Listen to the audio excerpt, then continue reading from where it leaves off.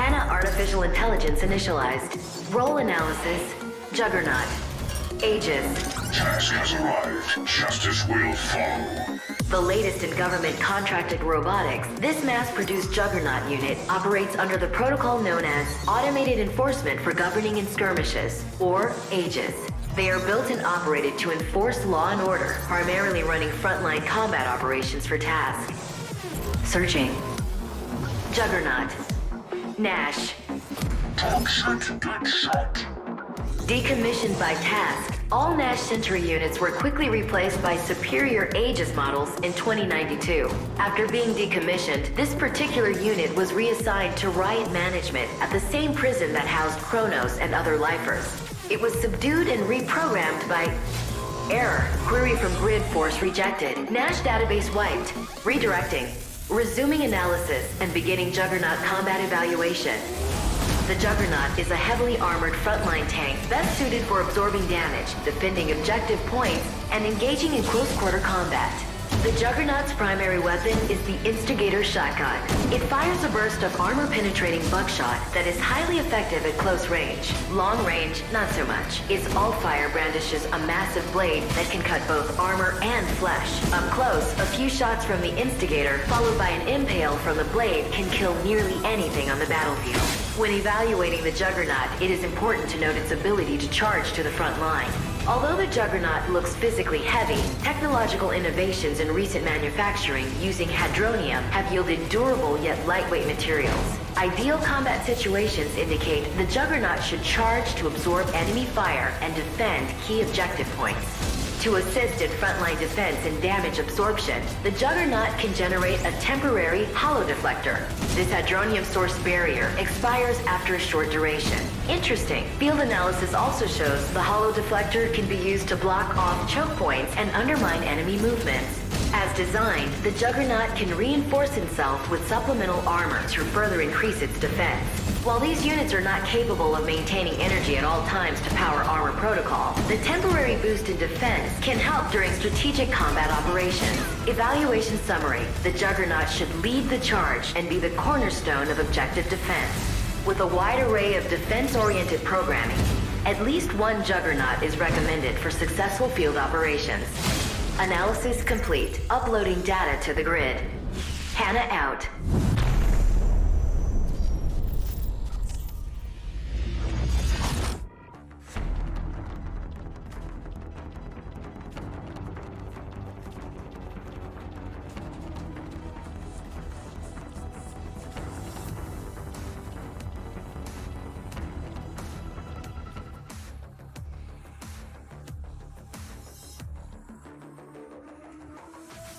This is Barcode with another string of art.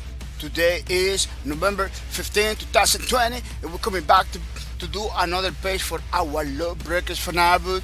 Unfortunately, today we're gonna continue doing the same page that we were doing not the last weekend, but the last time that we did it. So we are gonna see almost the same art. We're gonna finish it. We're gonna do some, detailing, shadows over here, shadows over there, making sure it looks good, Plus, we're gonna be talking about games. We are gonna be talking about the games that we already stream and everything, in order to do, to complete the whole 7-hour stuff, because the art today itself is not gonna be like a long, it's not gonna be a long stuff. It's not gonna take so much time. So yeah, and I don't wanna jump into another character in the same stream than doing one, because I wanna every single character in different separated streams. I don't wanna do like people, we just have to do little things over here. Let's jump into another character. I don't wanna do that. Red Hunting says I'm gonna say welcome to the stream to the peoples. We're gonna say welcome to the stream to the peoples, to second name. Welcome to the stream, second name. Hope you to come in ready to have some fun. You was the first guy today. Yeah, pretty nice, pretty awesome. I'm gonna say thank you to Ionilie. Welcome to the streams. Hope you coming ready to have some fun too, which is pretty nice, pretty awesome. I'm gonna say thank you to Ragnar6. Welcome to the stream. It's pretty nice, pretty awesome. Hoping you coming ready and to ramble and have some fun too. which is pretty good, pretty awesome. Ronaldo 6 says, I am headed to bed. See you tomorrow, Bakar TV. Oh, thank you for stopping by, Ronaldo 6. Thank you for coming. Really appreciate your support. It's pretty nice, pretty awesome. You decided to come to the streets today. Hoping to see you next Tuesday. Next Tuesday, Ronaldo 6. Remember, next Tuesday is gonna be our next stream. So I'm hoping to see you. It's gonna be Space Lords. So domicile, man, domicile is gonna be pretty awesome. You know, it's gonna be pretty nice. So hoping to see you Tuesday. Without mercy. Chaotic Jugger, thank you for the host. Chaotic Jugger, thank you for the host. I really appreciate it. It's pretty nice, pretty awesome. You decided to support my streams with the host. Thank you for the host, Chaotic Joker. Yeah, pretty nice, pretty awesome. And welcome to the streams. Hoping you're coming ready to have some fun, Chaotic Joker. Welcome to the stream. It's pretty nice, pretty awesome to have you here, man. It's pretty cool. Hoping you are ready to have some fun. Yeah, people are gonna say thank you to everybody, every single guy that came today to the stream. Second name, Aeon Life, Black Knight this is, you know, Chaotic Joker, pretty awesome, pretty cool. Really appreciate it. See people just right away, pretty early to call. Oh, the episode over here, too. People, the episode over here. So, and I say, welcome to the stream, Debbie. Welcome to the stream, Debbie. Hoping you're coming ready, you know, to have some fun. Because today is gonna be a long stream. Even though I came in pretty late, I'm gonna say sorry to the people. Sorry for coming late. You know, we're supposed to be at 5 o'clock. It's 6:20. Why have to wait too much sometimes? Sometimes I am in the middle of stuff, real life stuff. Sometimes I have to wait for my computer to give me the restarting thingy. I don't know if you knew. Every time I turn it on my computer, I have to wait because I don't want something like this. I'm gonna show you. I don't want something like this to pop up in the middle of the stream. Something like that in the middle of the stream. And Windows doesn't take no prisoners. Look, this is something that happens on my computer all the time. You know. Sometimes I turn it on. I want to do the streams. This message appears from nowhere. You know, what happened is I have to restart the computer without mercy. Sefilo, welcome to the stream. Sefilo, welcome to the stream. It's pretty nice, pretty awesome. Welcome to the stream. Sefilo. Sefilo. It's pretty nice, pretty awesome that you coming to the stream today. Hoping you are ready to have some fun. Today's gonna be a long stream. Cody Joker says, got my confirmation that my PS5 are coming on Thursday. I can't wait, man. It is crazy what's happening with the PlayStation 5. It is crazy. Yeah, people, this is happening on my computer. Every time I try to begin the streams, you know, I have to wait for this. It didn't happen today. Which is it's very. There is a high possibility that in the middle of the streams it pops in the middle of the stream. Why my computer is doing that? I don't know. I am not the only one, but it's doing all the time. Every time I turn it on, the Windows wanna to restart. I have to restart. You know, when that happens before the streams, I'm good. You know, but now today it didn't happen, so we expect to have this in the middle of the stream today, which is something that it is crazy. I don't know why computers does that. It's not supposed to force you the update, especially when those updates are like stuff that I don't even use. You know, stuff that I don't even use. I don't know why that situation is happening. I tried to look at it. I talked to Microsoft itself. That they send me, oh, do this, do that, but none of that works. I don't know what is the problem. The website kinda, when you go to the troubleshooting, kinda tells you like, oh, you gotta get another license. It looks like I don't know. I bought this computer from somebody else. It looks like he got like a no original Windows thingy, but I don't know that Microsoft should be a little bit more smart about that because instead of giving me the restarting every time, they should do like, oh, you need to get another license and stuff like that, something like that. Talk it directly because I don't know what is the problem. In my case, I believe it's my license is good because I bought the computer with a new license and everything. So I don't know what is the problem. The Windows itself doesn't tell me, they should give me something. They should have something to verify. See, I am licensed good, or so my license has some problem, or is the hardware problem or something. I don't know. They don't give me nothing. They just restart all the time without mercy, which is driving me crazy. Cody Jokic, are you still driving Nash today, but oh yes, Cody Jokic, totally.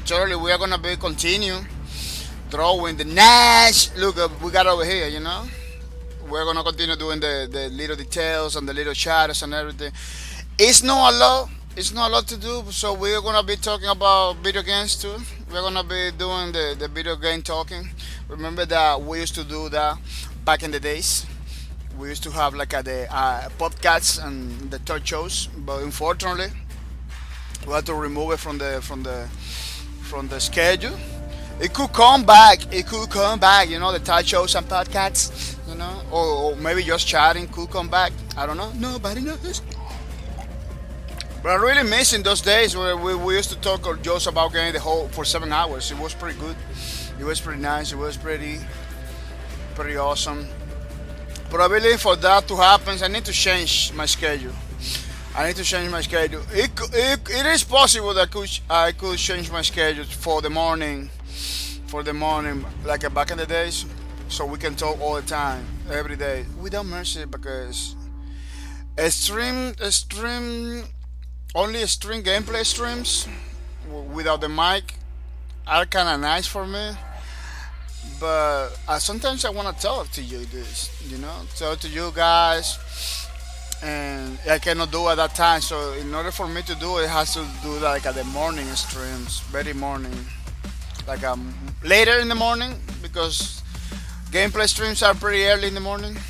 Cody Jokers, yeah, talk shows and podcasts. You remember that was pretty good. That we used to talk for 7 hours about games, checking out new games, checking out.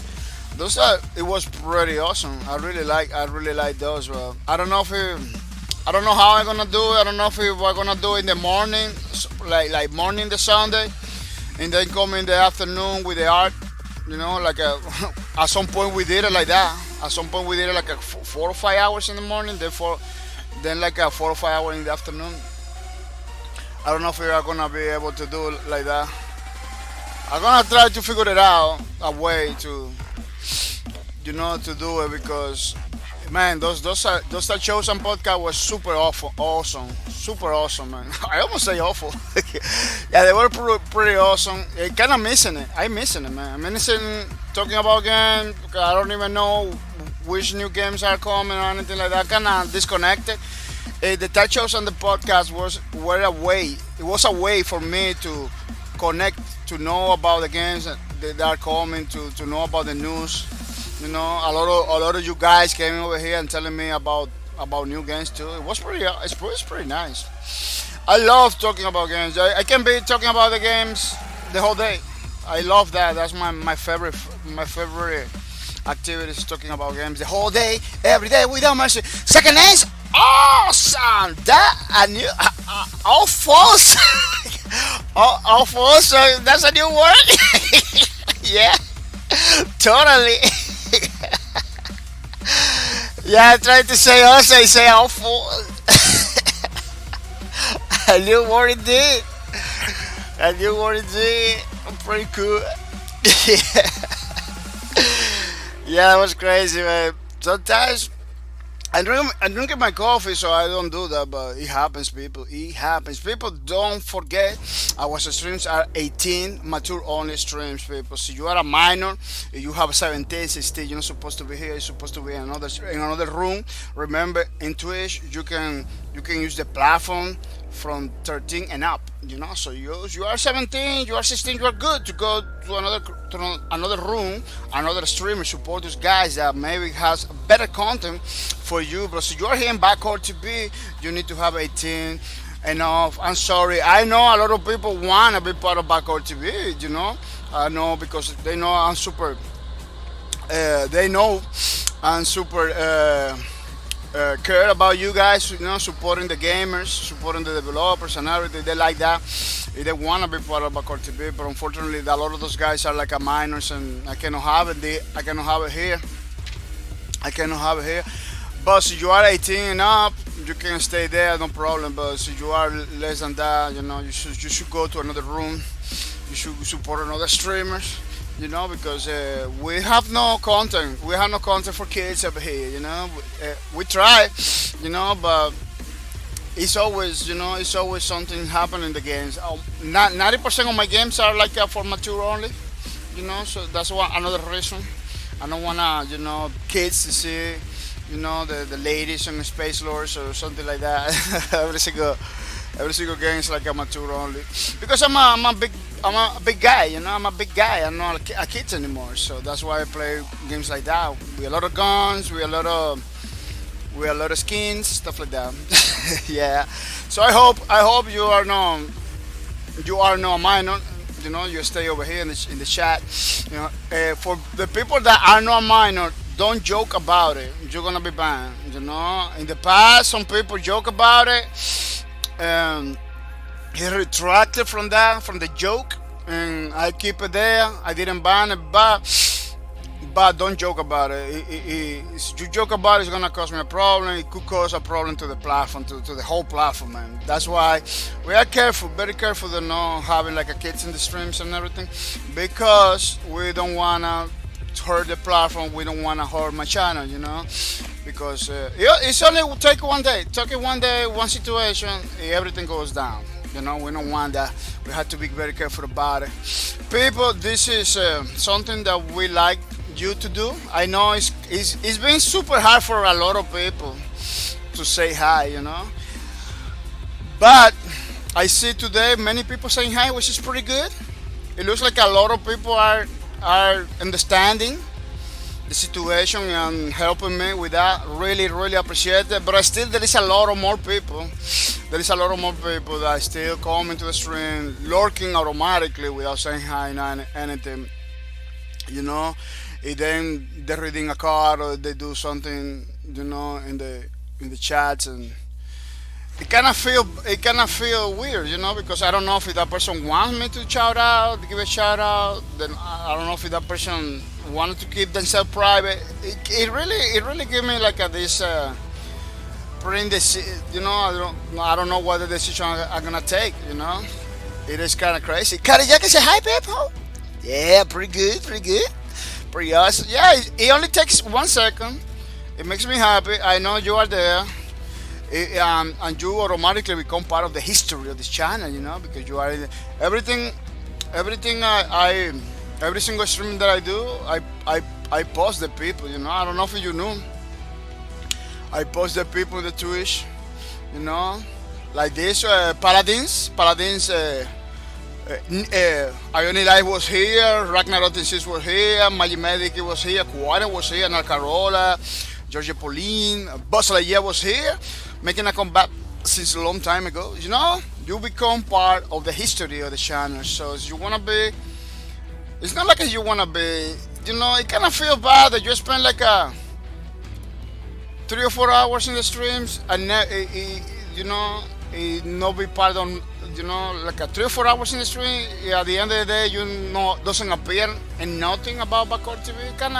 It's kind of waste of time, at least for me. That's how I see it, you know. So, one hi, you know, to the people can fix everything.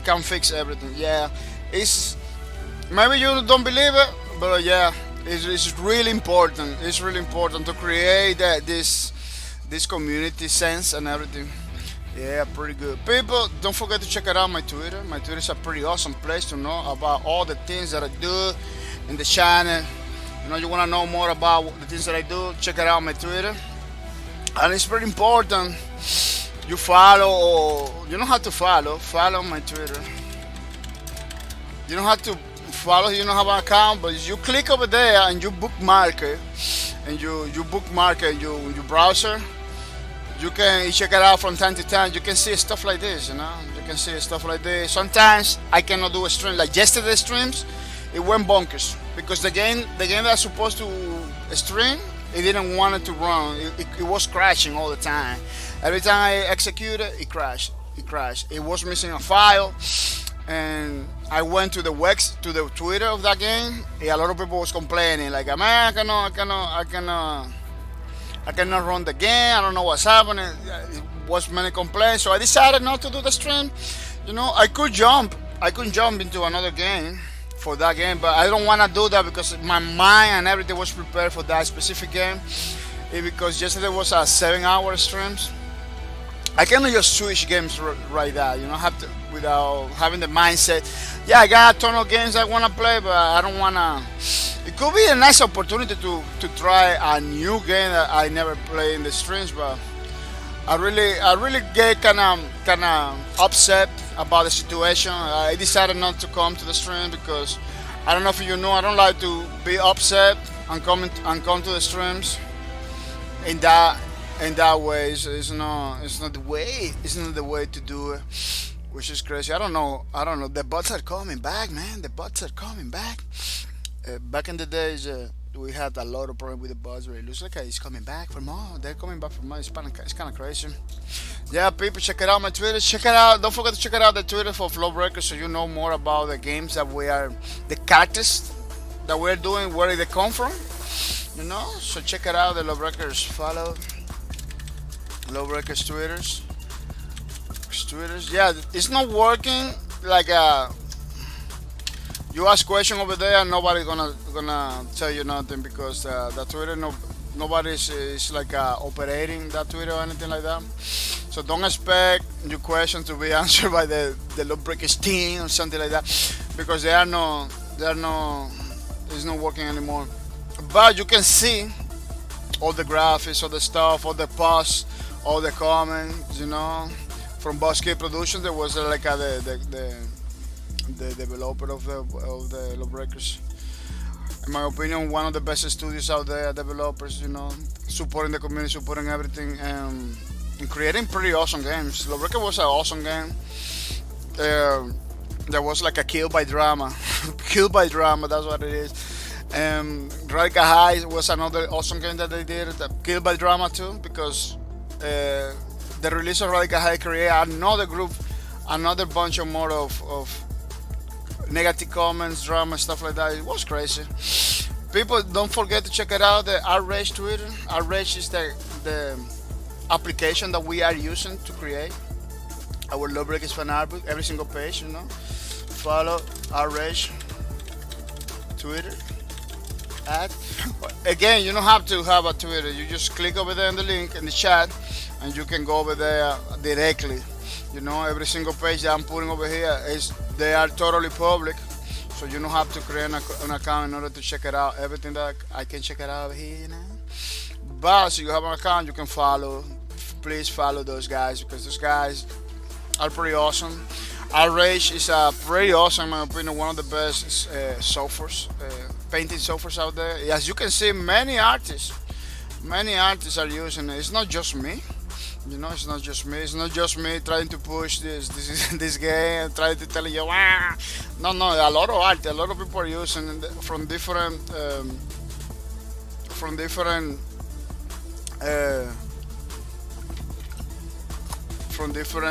skills, with different skills and different countries. They are using the software, which is pretty nice. People, don't forget to check it out, the Wacom tablet Twitter, which is it's a device, you know, device that we are using. Wacom tablet Twitter. Follow Wacom tablet Twitter, which is the device that we are using to create every single page for our Lawbreakers fan art book. It's a pretty awesome device. Kinda expensive because it's a professional device, you know. But that doesn't mean you cannot get it. You can get it from $60 and up. Yeah, they have $60 and Wacom tablets over there. You can check it out the stores, you know. Of course, those ones, those the ones that are like a 60 bucks and less than 100, those are doesn't have the screens on it. So you're looking for one with the screens. You need to pony more little monies. But let me tell you, the one that costs 60, it gives you the same benefits. It has the same features from the one that costs like a 2,000 bucks with the screen. You got the same benefits. The same thing you do in the expensive one, you can do in the cheaper one.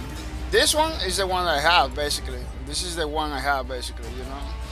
One of these, no screen at all. But you can look at the video like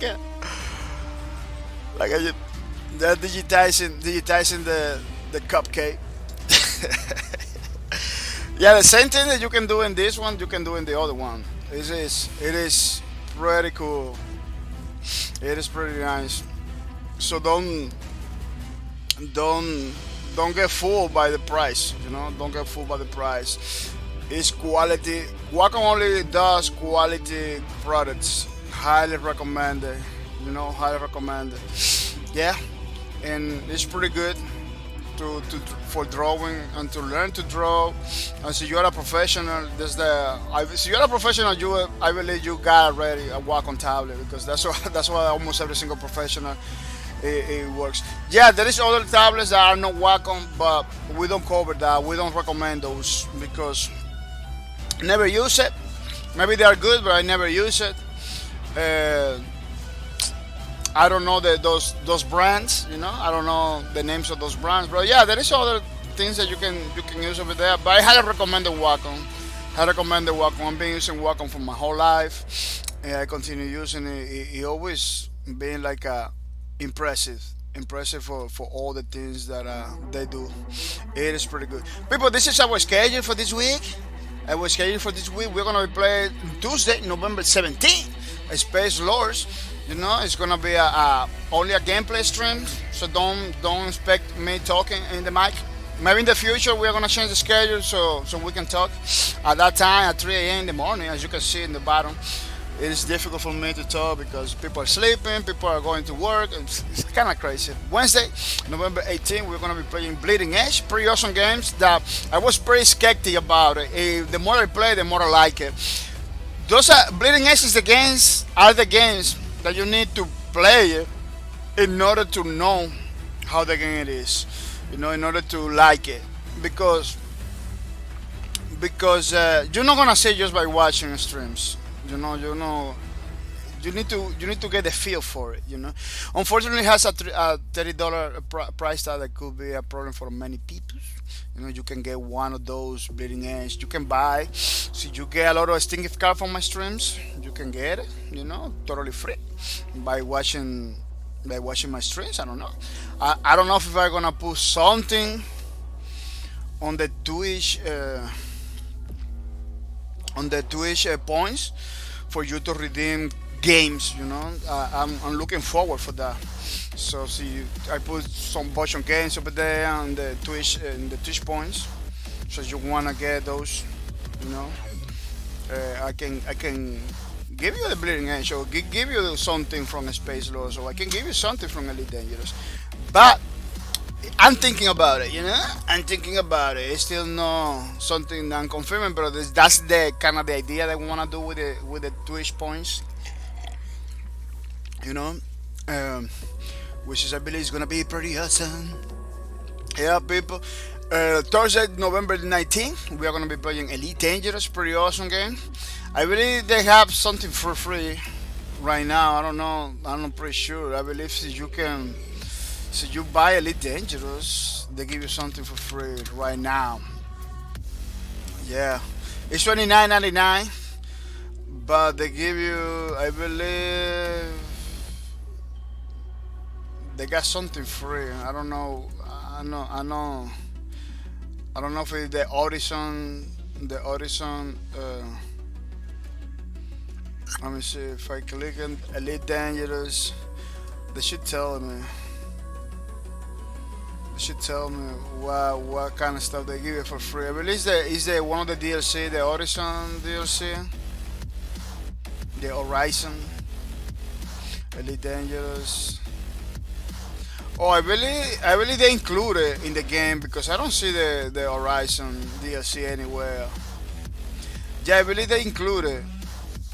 You know, Elite Dangerous. They include in the game now. Yeah, I believe that's what it is. Yeah, they include it in the game. Back in the days, you need to buy the Horizon DLC back in the days in order to go into the planet, bro. It looks like they include it in the game. Now you got Elite Dangerous and with all the features of the game for free. Maybe not the skins, but you can get the Horizon, which is pretty nice because you can land in planets right from the get-go. Now you don't have to buy another. Back in the days, I had to buy. A lot of people have to buy, but now as you get into Elite Dangerous, you can get every single content that they did for free.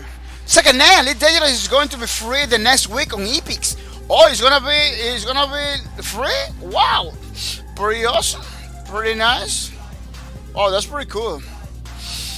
They're gonna be free on Epix. I highly recommend that you download it from there, check it out because Elite Dangerous is a pretty awesome spaceship game, and they coming with the Odyssey content, which is gonna make the game bigger. You're gonna be able to walk inside a station, inside your planets. It's coming with a lot of content. These people coming with a lot of content, so don't forget to check it to get a copy for free because it's gonna be pretty nice. Oh, that's a pretty good announcement right there. Let me see, Epic Games. Epic Games Store official. I believe they should put it over here, right? Maybe the free to play, free games. Oh yeah, coming soon. Look, the Elite Dangerous. Wow. See, highly recommend that you check it out. That you get a free copy of Elite Dangerous because that's not gonna happen. That's not gonna happen again. So don't miss out. Get a copy of Elite Dangerous. Maybe we can play together. Maybe we can play together because I play this game all the time. Yeah, highly recommend. Check it out, people.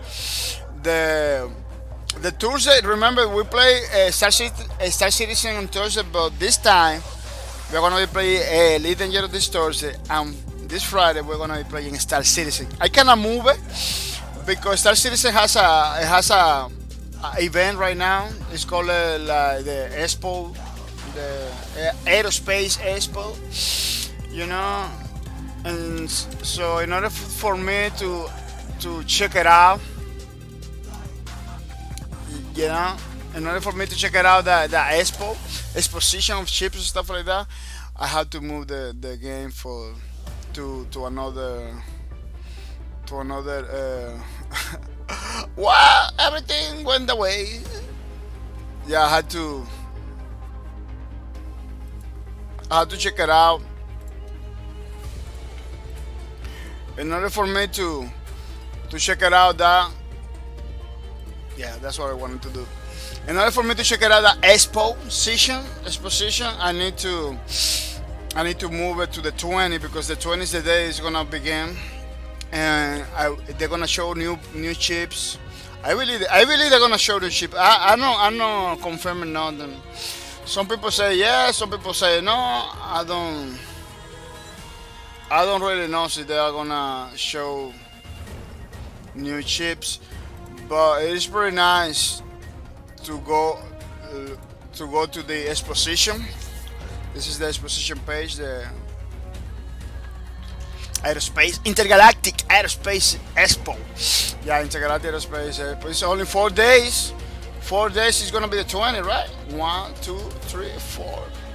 Oh, 20. It's more than 4 days. 1, 2, 3, 4, 5, 6 days. Oh, they're gonna begin 19. When this November 20? No, it's November 20. Yeah, November 20. Why they say 4 days? It's like a 5 day. Oh, because they are. Maybe it's this is the British. I believe this is the British time. That's what it is, maybe. I don't know. Nobody knows. Yeah, November 20, yeah. The same day that the Expos go, we're gonna be playing Star Citizen. Check it out, the Expo together. Unfortunately, I'm not gonna be able to talk. I'm not gonna be able to talk, but we're gonna be checking out, running around, checking out every single ship. You know, try every single ship that they put it there, and everything. Yeah, we are not gonna be able to fly away. I don't know. See the 100 plus ships to fly. I don't know if they're gonna be able to let people fly the ships in some way, shape, or form. But I'm gonna check it out. It's gonna be in Microtech. Microtech is a planet that has the ice. It's like always snowing and super cold. In that planet, we are gonna be. It's gonna be the event, which is pretty nice. You know, this is Microtech.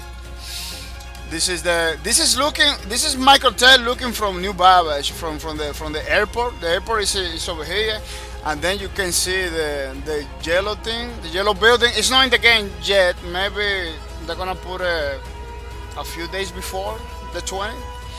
They should put that building right now in the game because.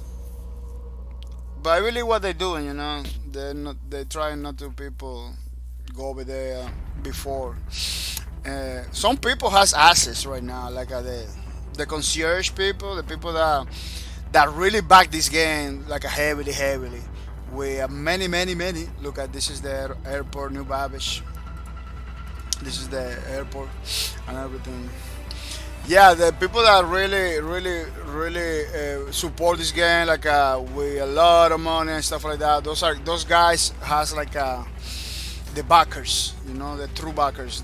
Those guys has like access right now. They can go over there right now and everything and check it out.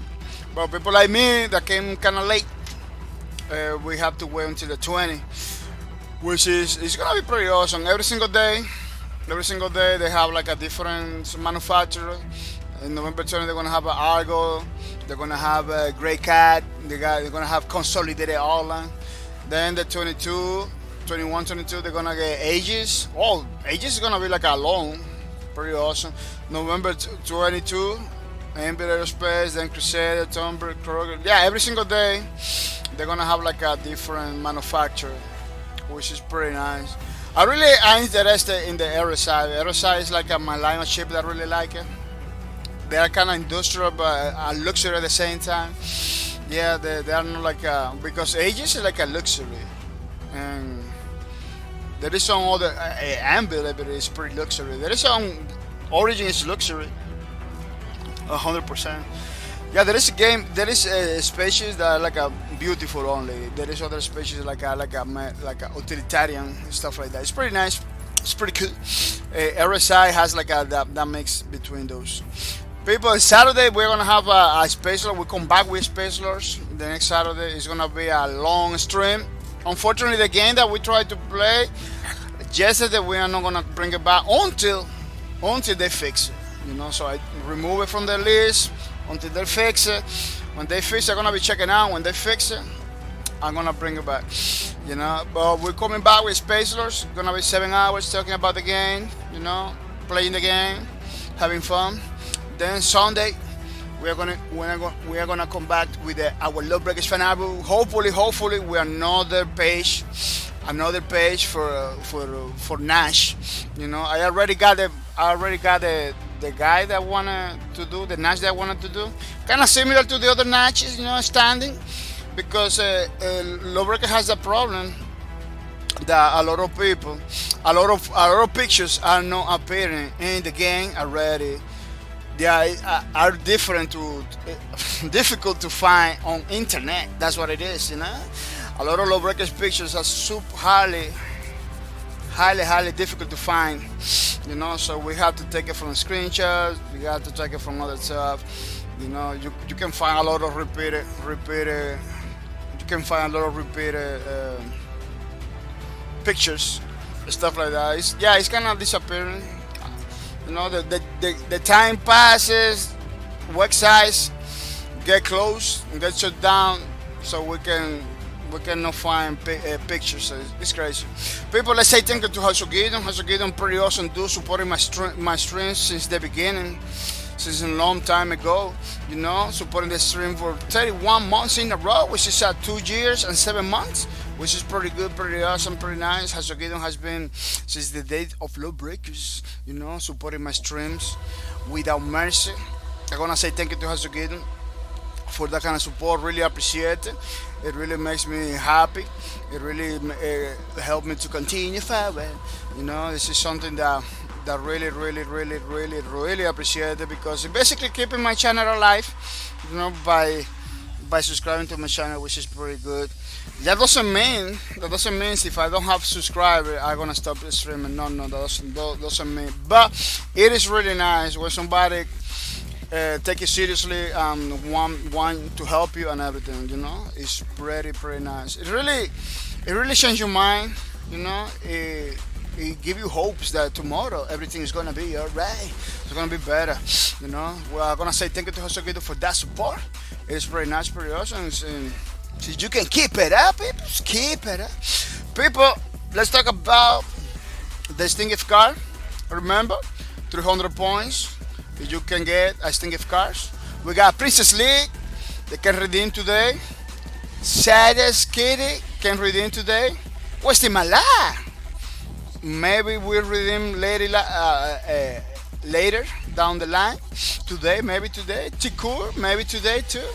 Second name is just right there. Second name is just right there. Maybe not today, but maybe during the week. Yeah. Fit is just right there. Fit kind of stopped coming. I don't know what happened with Fit. Fit doesn't want the card. Jetiseno, he stopped coming too. He doesn't have the car. He's pretty close to the car. Well, he told me directly, like, I came for you, not for the car. I said, okay, yeah, okay. It's nice, still nice, but I really like people to get stuff. You know, just to get stuff from the streams. That's why we do the card thingy.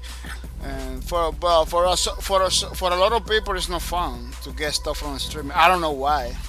You know, I don't know why. Cephalo, is you almost there? Maybe during the week. Oh, Locers, maybe during the week. Ragnarok in is just right there. Maybe during the week.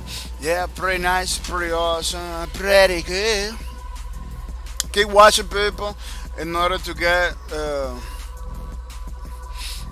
the cards from the streams.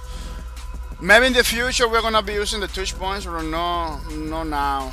I still researching and still checking out the points to see if we can use it, because we have to use it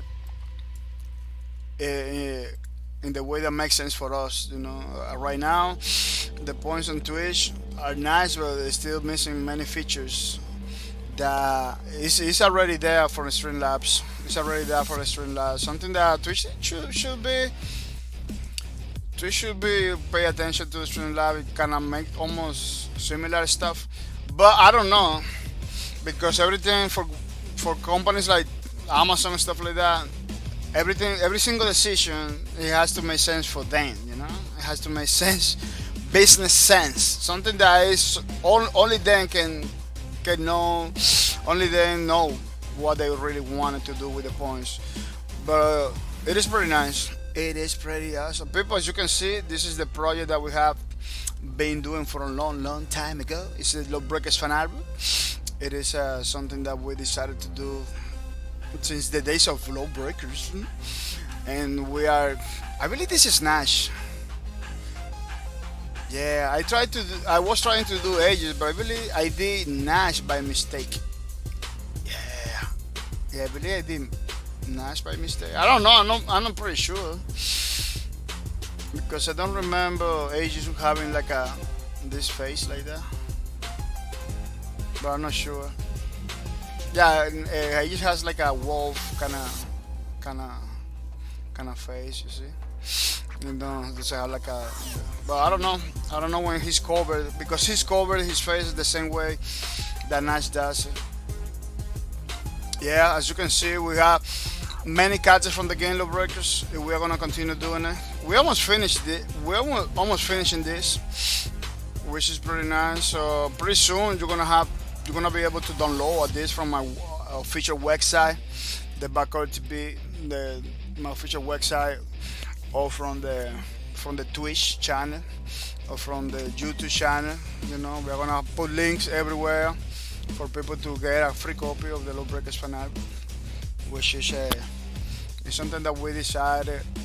It's something that we think is pretty cool to have it. You know, I always wanted to do like a fan art from Lawbreakers at that time. I couldn't do it. Because I was too busy playing Lawbreakers. But now that we are not playing Lawbreakers, we had like a little bit more time to do art and stuff like that. You know, instead of playing Lawbreakers, we do art. You know, in the same time that was dedicated to Lawbreakers. Remember, people, I put 760 hours in Lawbreakers. So for me, Lawbreakers was a pretty awesome game. Basically, the best game, the best first-person shooter out there. See, they bring it back. I'm gonna be playing Lawbreakers in the streams all the time. You know, like back in the days. But I believe that's why a lot of people was giving us hard time. You know, like, oh man, you're playing this game all the time. You know, why you don't play this other game? You know, because for some reason they didn't like it. They didn't want people to have fun like me, which is, I don't know why that happens in the life of the people. But I hope that the game makes a comeback. You know, there is a group of people in Discord. There's a group of players that used to play Lawbreakers. They have a project about Lawbreakers. They have something like the Paragon community did, that they create his own Paragon, something like that. But they're doing it from the get-go. You know, the characters and everything. Maybe the characters gonna be different from Lawbreakers, because I don't know if they can use similar characters. They're gonna act, if they're gonna play the same way like Lawbreakers, but they're gonna be totally different. You know, maybe the Vanguard is not gonna be Maverick or Toscanai. Maybe it's gonna be two other girls that are different, or maybe a man, a boy and a girl. You know, it's gonna be totally different, but they're gonna play similar to the original. That's why they're taking their sweet time. You know, they're taking the sweet time because they wanna do something that it became similar to Lawbreakers. Because the graphics are not in games like Lawbreakers. The graphics are not a problem. Those graphics you can replicate. You know, they didn't even have maps. More maps than Lawbreakers right now. They got different maps from Lawbreakers. Why? What is the problem with Lawbreakers? What is the thing that they have to tackle? It's the feel.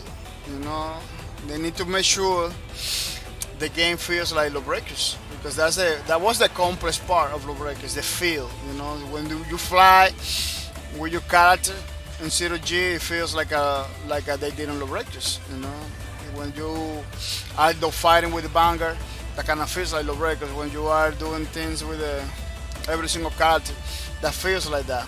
That's the difficult part for Lawbreakers, the feel, because that was the hook. That was the hook in Lawbreakers. The feel, how the game feel it, how you can do the maneuvers in the 0G and everything. You know, that's the hard part of Lawbreakers, the feel. You know, how the characters move in 0G, how the characters move every time they attack, and everything. It's not the graphics. The graphics is something that they don't have to do it the same way of Lawbreaker, you know. But the feel is what Lawbreaker is at. Something a lot of people didn't understand. People was like criticizing the graphics, criticizing the maps. At some point, people was criticizing the map. Like, oh, the maps are too tiny. Like, dude, this is not about the maps. This is not about the graphics. It's about the feel. You don't have another game in the market that feels like Lawbreaker feels, you know, with the combos and everything that the game was, you know. And that's why people like it. That's what people like it. But in order to find out about that, you need to play the game. It was something that a lot of people didn't want to do. Like, some people discarded the game from the graphics. Even though Lawbreakers, in my opinion, has a pretty awesome graphics, you know, pretty awesome graphics created by pretty awesome artists, You know, there is no game right now that has like those futuristic graphics like that has lawbreakers. The characters are pretty complex. Every character has his own set of animations. That was pretty nice. Like the Nash and the Juggernaut that has like an armor that kind of close the. Yeah, those characters was like a two characters in one. Two characters. It was like the open character, then the closed ones. So it wasn't no strange to see Nash or the Aegis in one way. They kind of transform, and then see in another way when they had something else. When the people activate the abilities and stuff like that was pretty awesome to see that in game all the time. Yeah, no, it's not like a super crazy shape that they change it, you know, but you can see it looks pretty awesome. It looks pretty awesome. Yeah, they have to try to nail the feeling. The feeling, I believe, is the most. They nailed the feeling of lawbreakers. If they make it feel like a was lawbreakers, I don't know if they're gonna call it lawbreakers. They're gonna call it another name. See, they nailed that. That's it, man. That's what they need to nail. Again, the characters on the maps doesn't have to be the same. Could be similar, but not the same. But the feel is the aspect, is the element that they need to pull it off. The feel, you know. That's what makes a lubricant bigger. You know. Unfortunately, a lot of people didn't get to check it out. A lot of people didn't want to play the game, so they didn't even know. There's a lot of people that bought the game. They don't even know what lubricant was about. You know, they bought the game.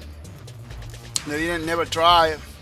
You know, they was waiting like, for more content. Like, dude, they're not gonna put more content if you don't play the game. You know, that's what really what happens. You know, people bought the game. They didn't never play it because they were pretty busy playing other things. Other people didn't want to play the game. Like it was too expensive, $30. I don't wanna deny, for a lot of people, $30 maybe could be super expensive.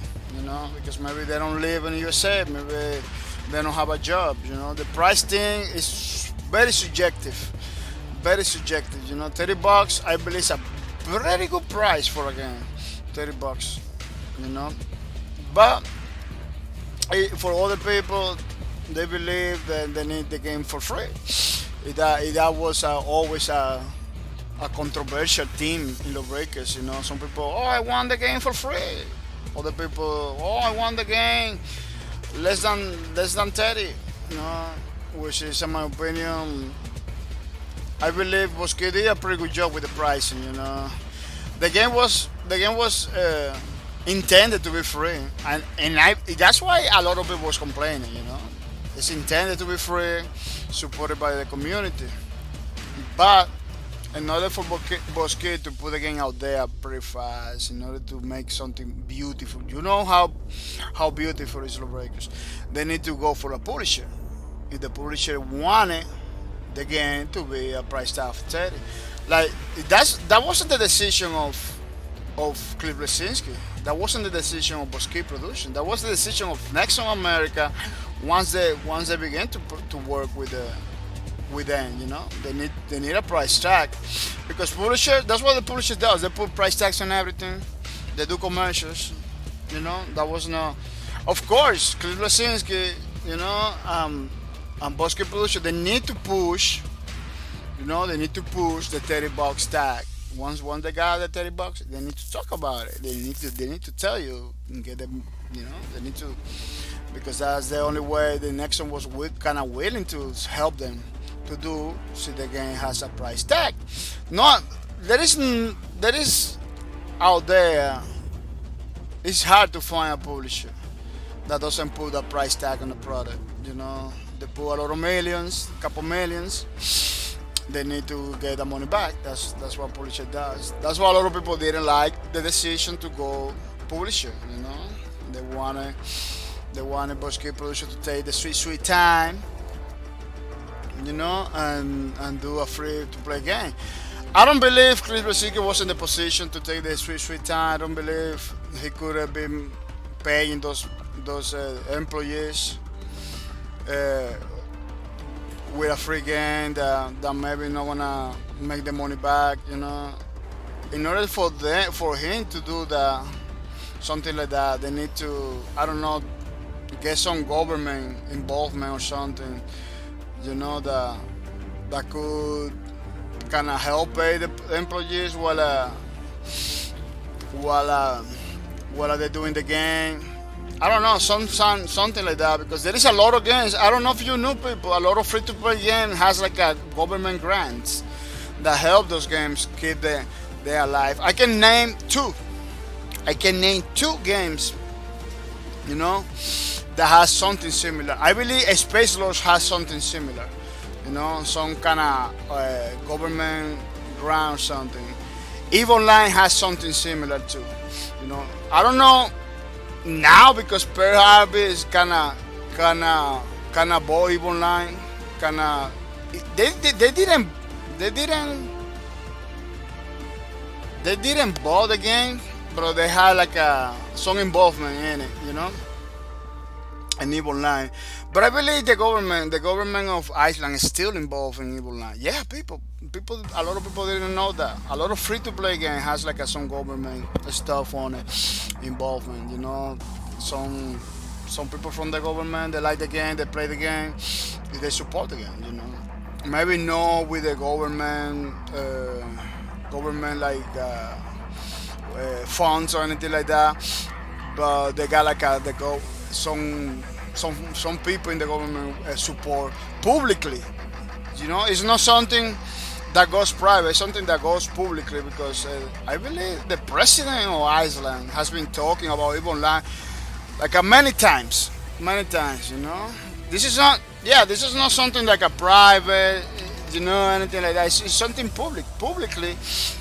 A lot of governments that kind of help the people. I believe it was again like over here in USA. I believe Amalur, how they call it, Amalur, the RPG. It has some government involvement too. Yeah. Oh look, it's the president of Iceland. This is EVE Online, and the president of Ireland is talking about the island. This is not the president. This is one of the developers of EVE Online. Let me see if I can put you over there, because it's almost on the end. Yeah. This is Iceland. Beautiful country. This is the president of Iceland talking, in the same video of EVE Online.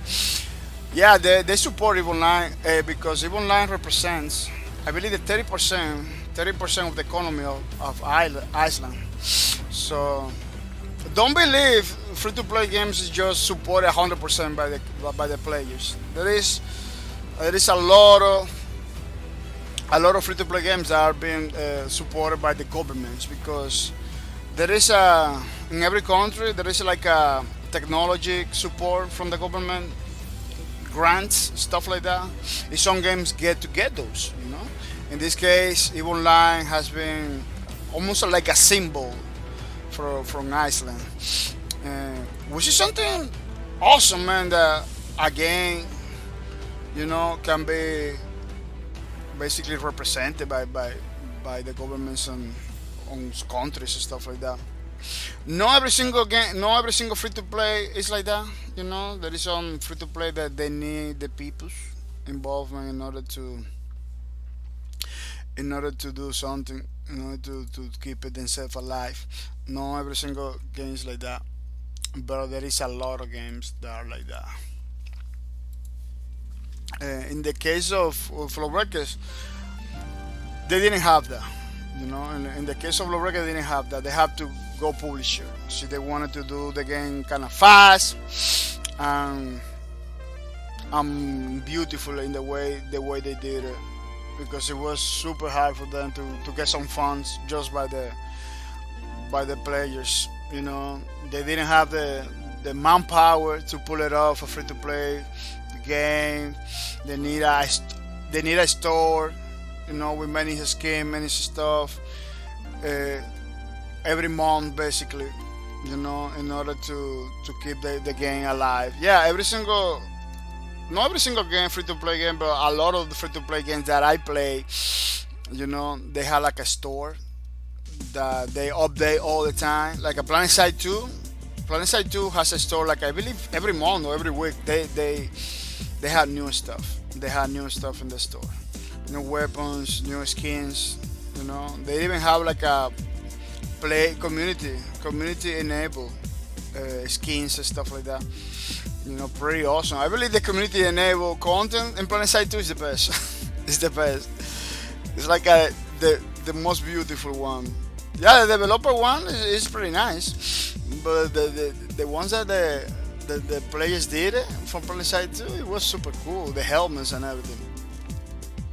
It's out of the league because they got like a more freedom to do whatever. If they got approved, they put in the game. That's it. It's a pretty simple system. I don't know if they still have it, that system, because it was like that happened when Tromelisa Ray was there. One of my favorite developers, USA developers. I don't know if they still have it, but when they have it, it was pretty awesome. It was pretty good. And so in the case of Blue Records, they need to have like the manpower and everything in order to keep those stores going. The game did has a store. Blue Records did has a store, but it was for currencies. You wanna get currency right away? You got the option to do it. I didn't feel the need to use it. The only way I could be using that store is if I want to support the developers, but I already bought the game, so it's like a kind of support right there. But I didn't have any other motivation to use it because the game, Lowreckon was giving you like a free money every time you log in. They give you like a free money and you have like every time you play a match, they was giving you like a skins all the time. Like a lot of skins all the time. Like you wasn't feeling it, the need to buy skins or anything like that. In order for them to do it like a free to play, they need to create that need. They need to give it less skins to the people, give it no currency at all, maybe less than 5. It was like a 50. It was a lot. 50 coins, something like that. It was a lot. They have to give it like maybe 5 coins every single time you log in, every single day you log in.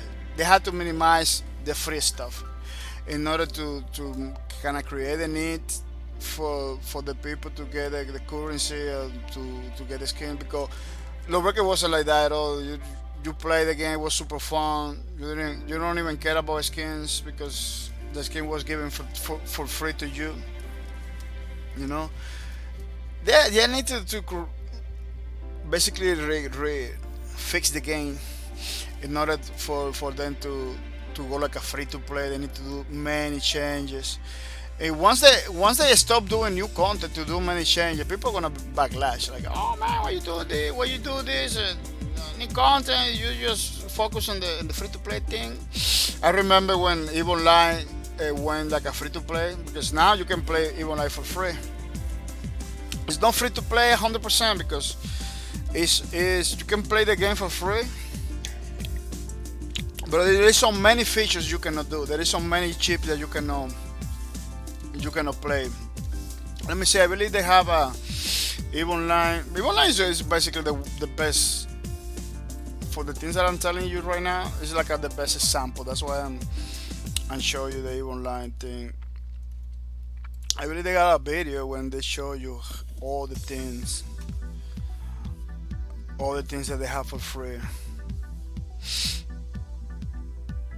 But I don't remember which one was.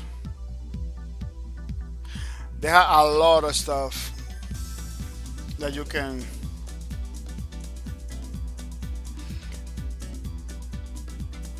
even our resources distribution. Yeah, I don't know. But they got a lot of stuff for free. Like a lot. Like I'm a subscriber of Vivo Online. I still didn't get.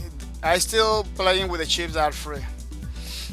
Even though I am a subscriber, like I didn't get to. I still not getting to play like. Maybe now I'm gonna get my first chip. My first chip that nobody can play for free. Maybe now. But yeah, there is a lot of other stuff. So you go play online. You can play for free for a long time without being. Well, they feel the need to do the subscription. Why do the subscription? Because online is more than a game. It's a project. It's a technology project. They innovate a lot. They have many little games that kind of help science and stuff like that to discover many things. Like they had like a project discovery that kind of led the players to do like a science prototypes and science stuff to help like the scientist community to discover like vaccines, planets, many stuff. You can read about it. So even life is not just a game; it's like a whole community of a science and it has like economical part too that you can trade and kind of change the market. But in order to do that, you need to be like a huge corporation. There is some corporation that kind of change the market all the time, which is kind of crazy. Yeah. So in order for lawbreakers to do that, they need to change a lot of stuff. People that doesn't know nothing about free to play or anything like that, they're gonna tell you, oh, this game has to be free to play, or this other game has to be free to play. But remember, people, in order for a company to go free to play for a game, they need to make money. They need to make money. Some free to play games make a lot of money, but no, it's not the case for every single one. EVE Online is making, I believe, more money now that it's free to play than before. Fortnite was doing pretty good, being free to play. There is many games that are free, they make a lot of money, So for lawbreakers, they had to basically figure it out because for every single game it's different. Don't believe free to play is doing it for every single game. Look at what happened with Paragon. Look at what happened with Gigante. Look at what happened with Hawkins. Those are free to play. Ghost in the Shell. First Assault was another free-to-play game. What happened with those games? They are no more. They are disappeared already. They are closed. They are closed. Why? They went free-to-play. People didn't support it. That's it. It doesn't take a lot. Look at what happened with Radical Heights. Radical Heights was praised like one of the best battle royale. Like the only battle royale that really is fun. The people was able to play for hours without feeling boring and everything like that. But Radical Heights was for me my first battle royale game. Like I sit down to play. Even though I knew about Fortnite and even though I knew about PUBG, and even though I knew about the first battle royale game from Arma, it was a mod for Arma 3. Everybody was talking like they report from the movie Battle Royale. It's a movie called Battle Royale. I believe it's a Japanese movie or Chinese movie. It's an Asian movie. I don't know which country it's from. That has the same team. Everybody was like, "Oh man, this Arma mod is ripping off from the game from the movie Battle Royale and stuff like that." Yeah, I'm telling you, when that was the only Battle Royale game. That was you can say they was better. They was like a before Battle Royale, or maybe the Wasteland mode was like the first Battle Royale in game form. You can say that because Wasteland is not Battle Royale, but it's similar to Battle Royale. You can make alliances and everything in Wasteland, but it's pretty close to Battle Royale. They see maybe, it was a game that that allows you to get into a huge map, survive from from the zombies, and kill the other players, just like a battle royale. The only difference the scene never ends. Battle royale ends every round. You have to come back, but the scene doesn't never ends. Like you get killed, you respawn with no gear again. You know, to begin building you. It's a pretty good game. You know, Battle royale was basically a DC with less features. You know, because in DC you can build, you can do many stuff that you can do like in Battle royale, like a Fortnite. I don't know if for you can build stuff. Yeah, the Battle royale right now maybe has those elements, but DC was like the first one. And the Wasteland game mode, there was another mod for Arma 3. Arma 3 was a military shooter. In my opinion, was the most complete military shooter out there. Even I played a couple times over here. Even military agencies use no, they don't use Arma directly, but they use a Arma engine for to train the one that uses the military has a lot of more stuff, but it's the same engine, same company, Bohemian Interactive, the developer that one. It's like a better version of Arma 3 for military, so a lot of military agencies use it because it's pretty nice. I don't know if you saw in the streams that I did. It was like a super realistic. You can down your side. You can shoot for the hip. Everything is like a super realistic. You run, you don't see you gone like in real life. Remember, nobody runs with the aiming. You know, like every single game out there. Yeah, because Arma 3 is more like a simulator, not like a game. And that's why I believe people like it a lot. You know, people that play Arma is always like is an ex-military guy or is a guy that is in the military right now. They know stuff. You know, always see like people doing strategies. You go see videos about Arma 3, you're gonna see like people doing like a real squad, communicating by radio, because Arma 3 has like a radio thing. Super awesome. Calling coordinates, you know, like a 360, 359, enemy 359. You know, everybody knows that. You go over there and check it out. The enemy over there is pretty cool. It has a map that you have the tools to triangulate the enemy position stuff. It's pretty awesome. It's like a true military simulator. A lot of vehicles, you know, fantasy vehicles like a prototypes and vehicles that are already not being used in the military, but are very close to the real ones, because they cannot put like a real military equipment in the game, you know, because there could be a problem. But pretty similar, you know, pretty similar. They got like a stealth bombers and everything over there. It's pretty cool. The mods community is pretty active. So it was a very crazy situation. Impossible to do? No. And Bosque just had to release a statement, you know, well, people, we're gonna go free to play. For that, we're gonna take like a few months with no content in order to do like a free to play content. You know.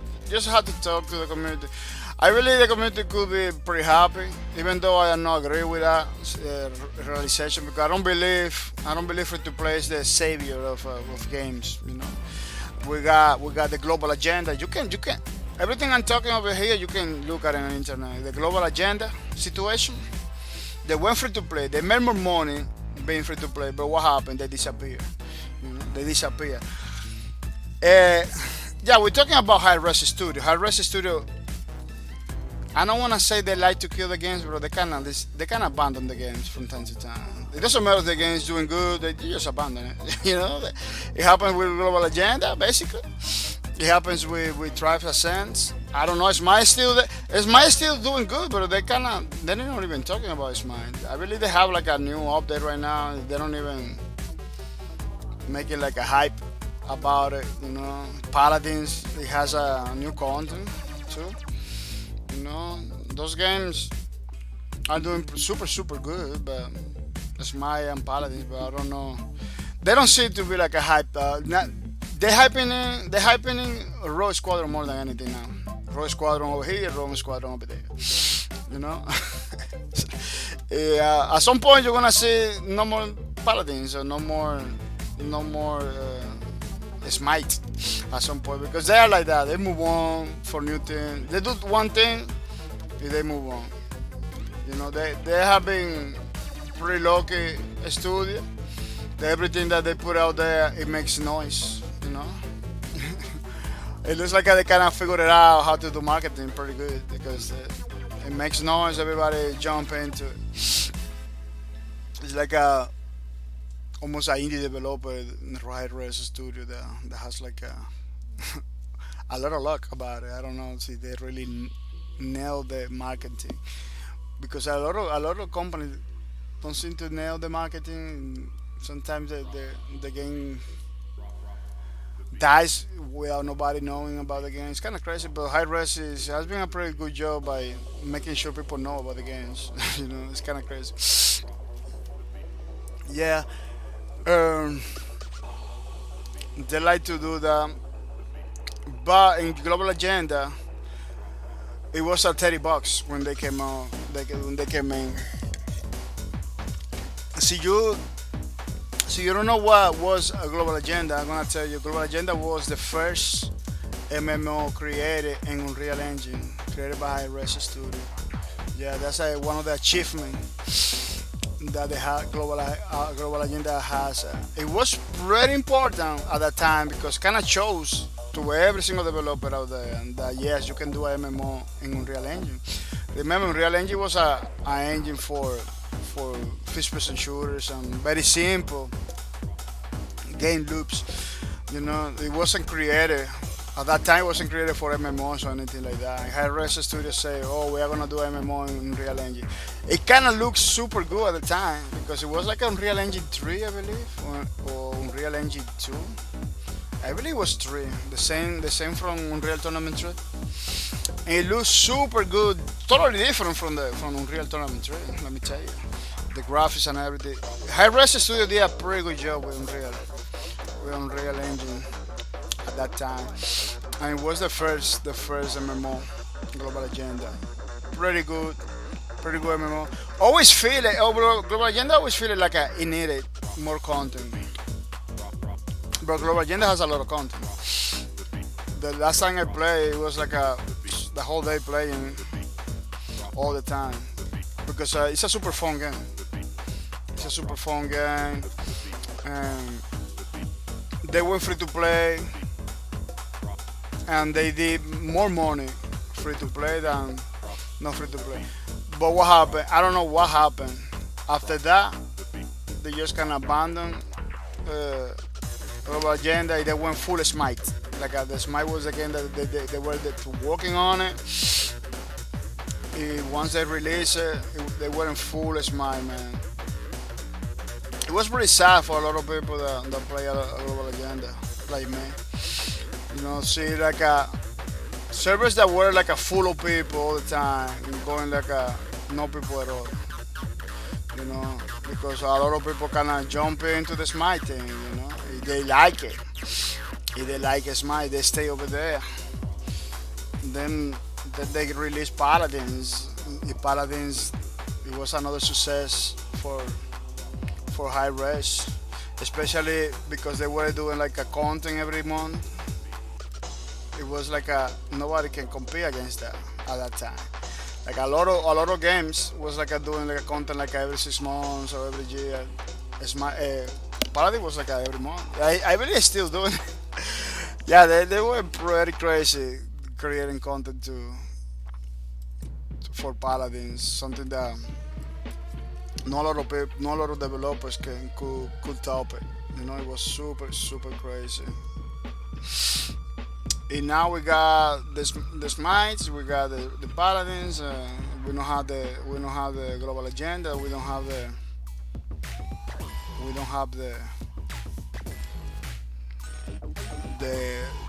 the tribes are saying anymore, which is super sad. You know, super sad. But it is what it is. You know, at the end of the day, companies need to do whatever they believe is working for them. And for us as a gamers, it's hard to figure it out because we get too invested in the games. We get we put so much passion in the games. Sometimes we don't want the game to go away. We want to keep playing forever. But playing forever is not a good idea for companies. Companies needs to make money. See, they're gonna make a game for people to play forever. They need to make sure they make money from it. You know, they cannot. That's the reality about it. You know, we can complain whatever we want, but that's the reality. They need to make money. When the money stop coming the way, you know, maybe Global Agenda did a lot of money when they began free to play, but after a while, maybe the money stop coming. You know, stop coming because that's what it is. People that already bought the elite package like me, because I bought Global Agenda since the beginning, way before they talk about free to play. So you need to shell out like a $30 in order to get it. It was pretty heavy, pretty good for us because it was a MMO for $30. While almost every single MMO out there back in the days, it has like a subscription based stuff. You know.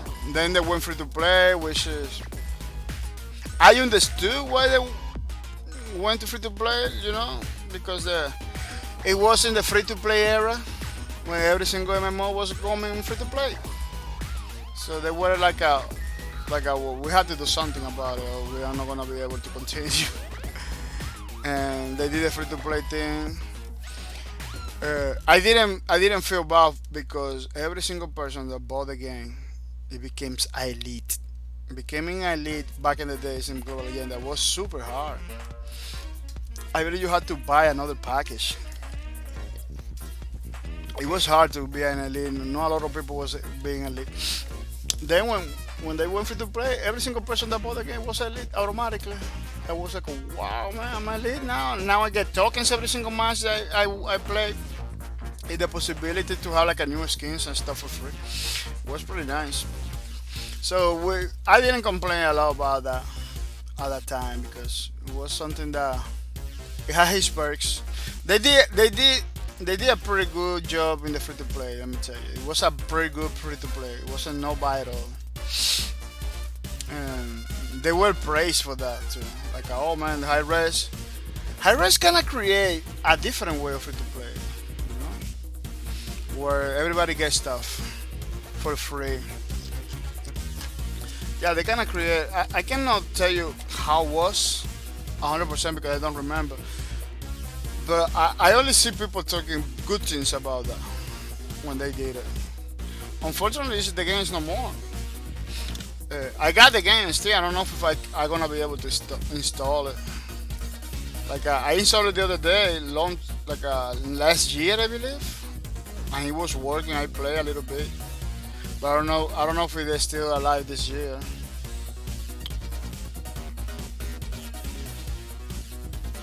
I'm gonna have to try to check it out to see if I can play. See if I can play Global Agenda. I'm gonna be playing a couple. I'm gonna be able to. I'm gonna be doing like a couple of streams. See I still play. Cause it's a nice game. It's a beautiful game.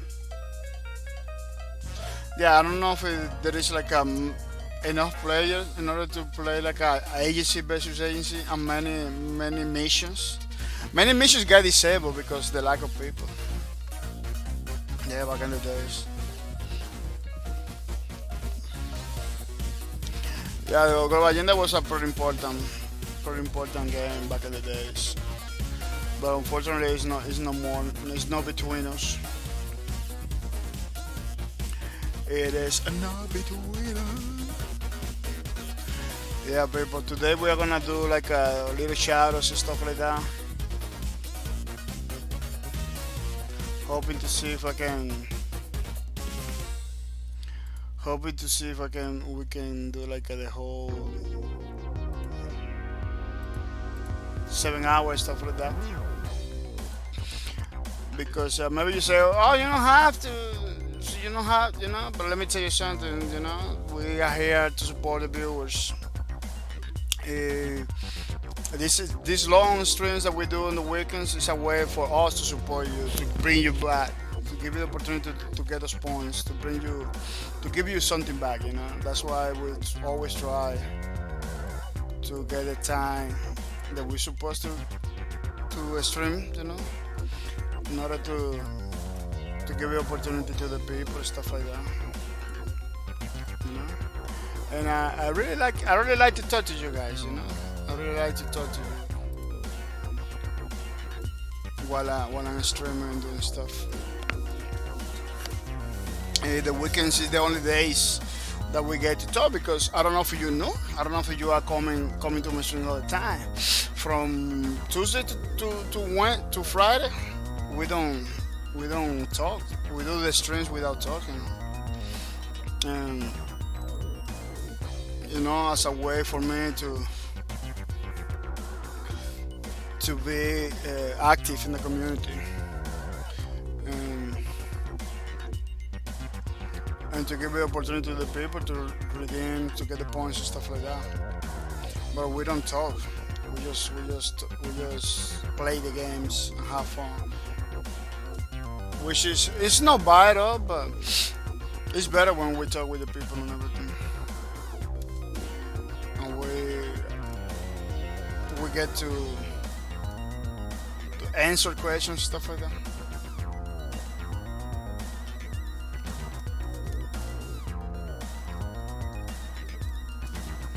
Answer questions, stuff like that. Which is pretty nice.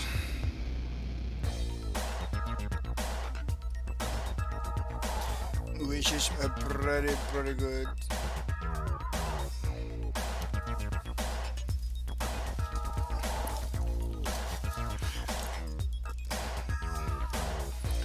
Let me see if I can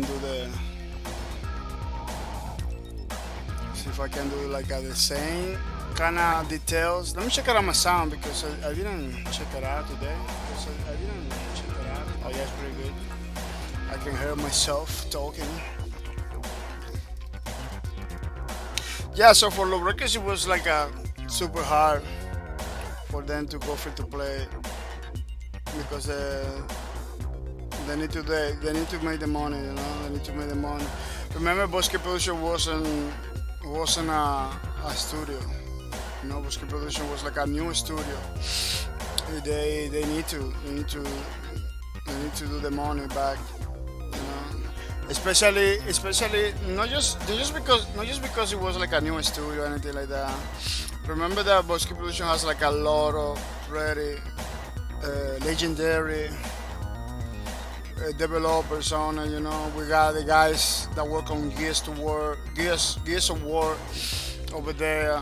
We got the guys that work on Fallout. The Boy father basically was working with them. You got a lot of very legendary American developers working in Low Breakers. Some way, shape or form, they need to pay that. I don't believe Cliff Lesinski, even though Cliff Lesinski is basically a millionaire and everything, I don't believe that he could be doing it like by himself, without any publisher or anything like that. At some point, way before they announced the publisher deal, I was thinking about I don't even know if they're gonna be able to pull it off without publisher, because they were talking about new gameplay. It was like Low Records is a new IP, new gameplay, new stuff, and everything was looking like an idea more than a reality. Then after they announced the publisher, everything began to look like a reality, because they began to do like events. I thought those events were like enough for people to know about the game, but the Lowbreaker situation was super different for any other game because people knew about the game. They just didn't jump in.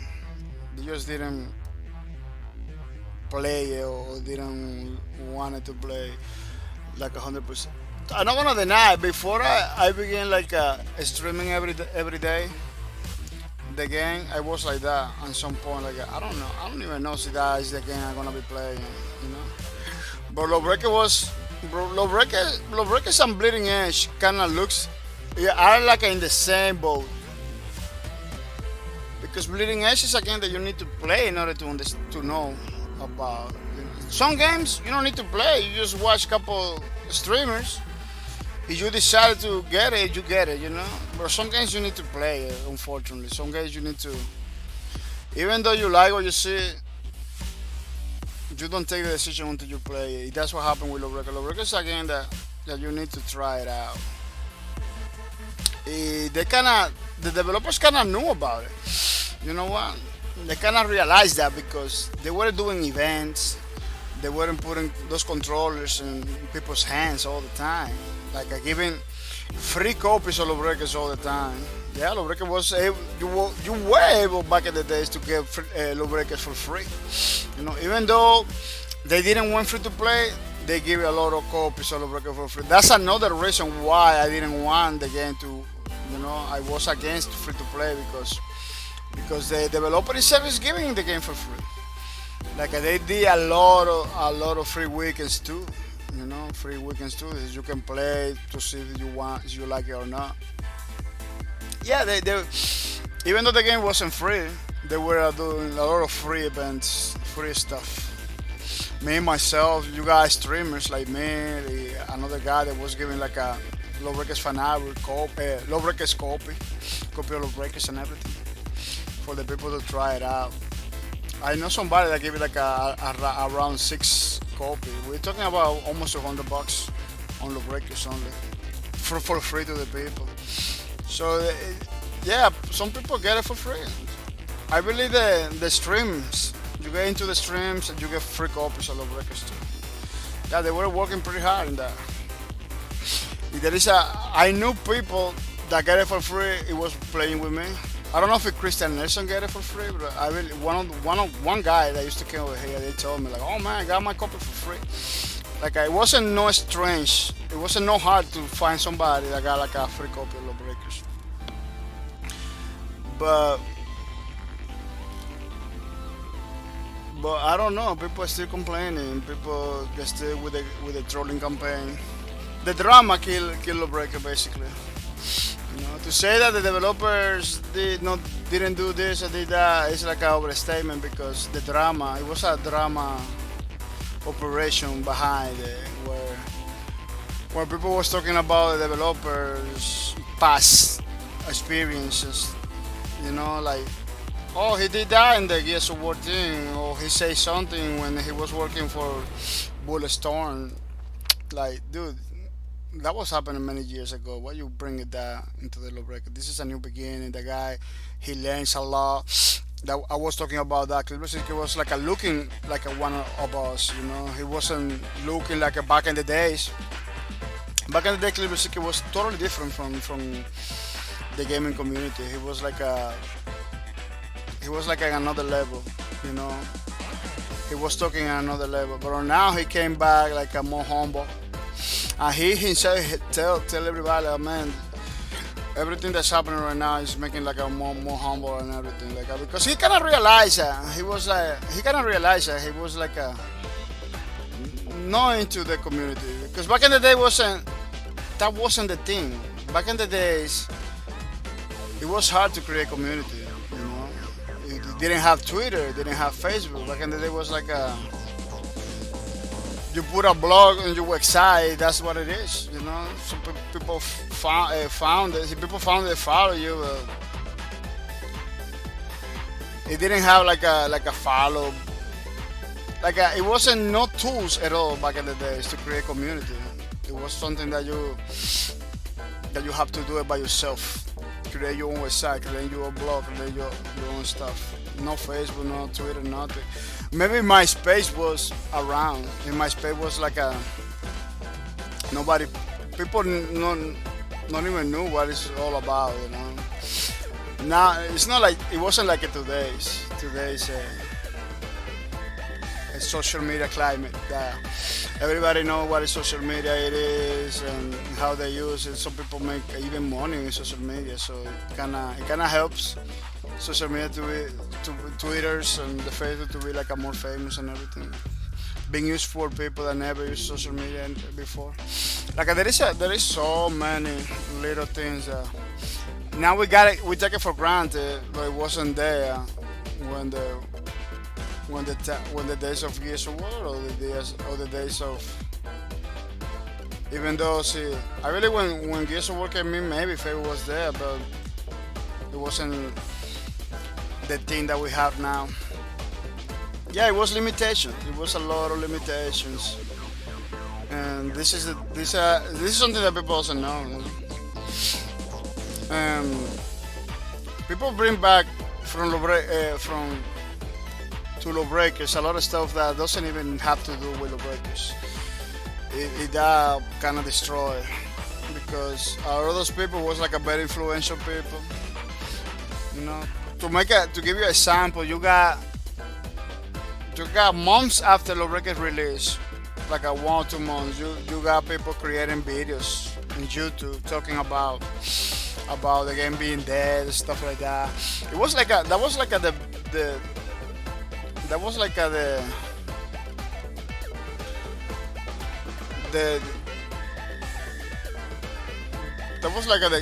worst, man. Like after the game release, that the community was like having fun, new people coming to the game. Some people, I'm not gonna say the name or anything, kind of decided to release the lawbreaker is dead video. You know, it was like so many people releasing stuff like that. Like, oh, nobody's playing or anything like that. Well, we weren't getting matches all the time. People was talking about like the game's dead, like you know.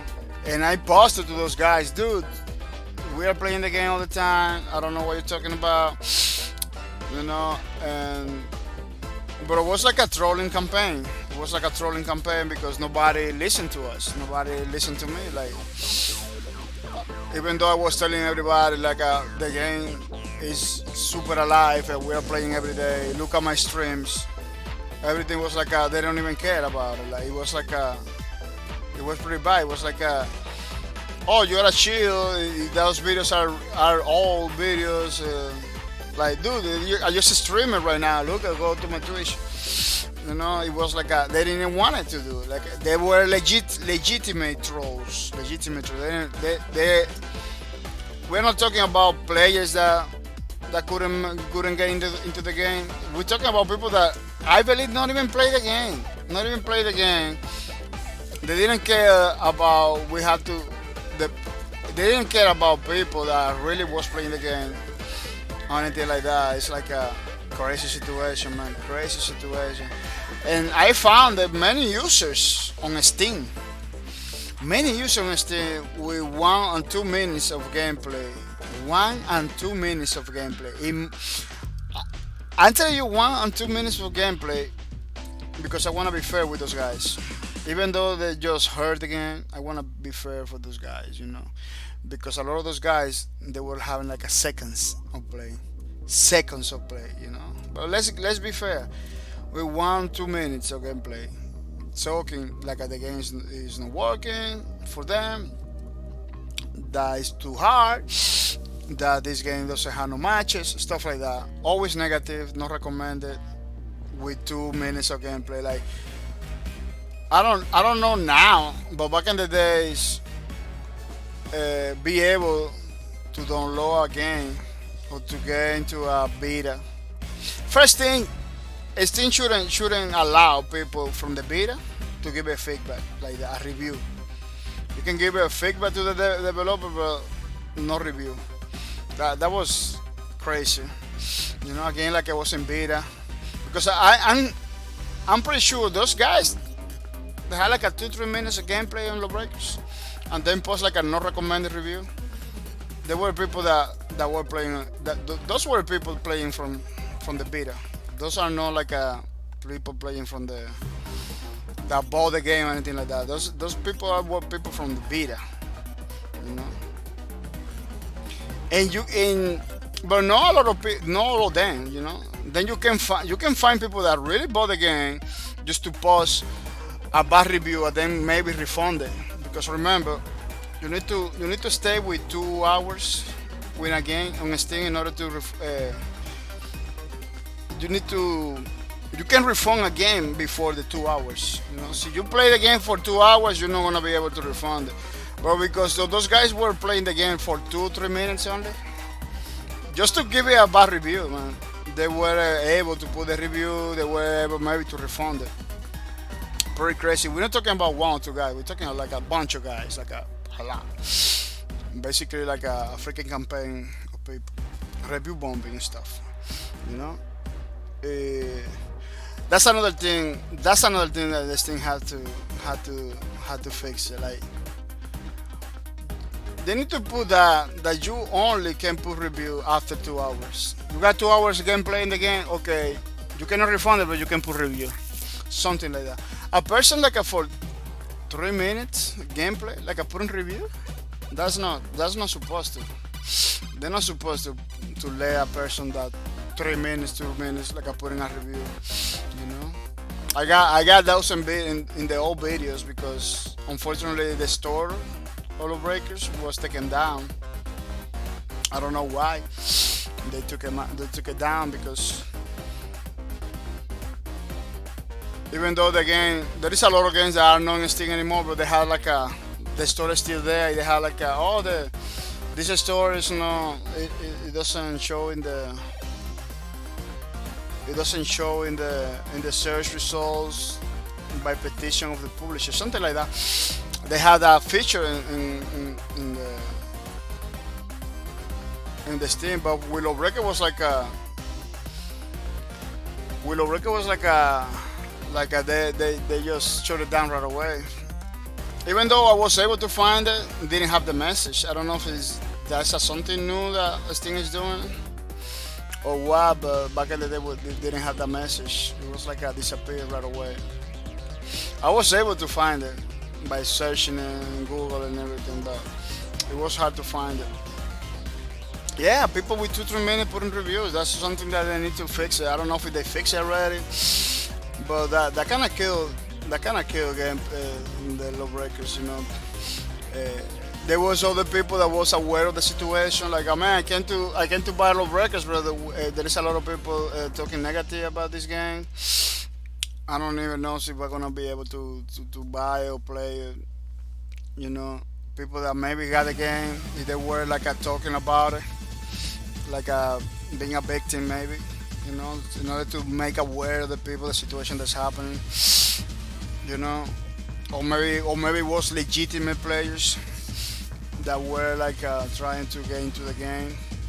But if you have like a 20 reviews talking against the game, you're not gonna be jumping into no games like that. It's just kind of crazy situation, you know?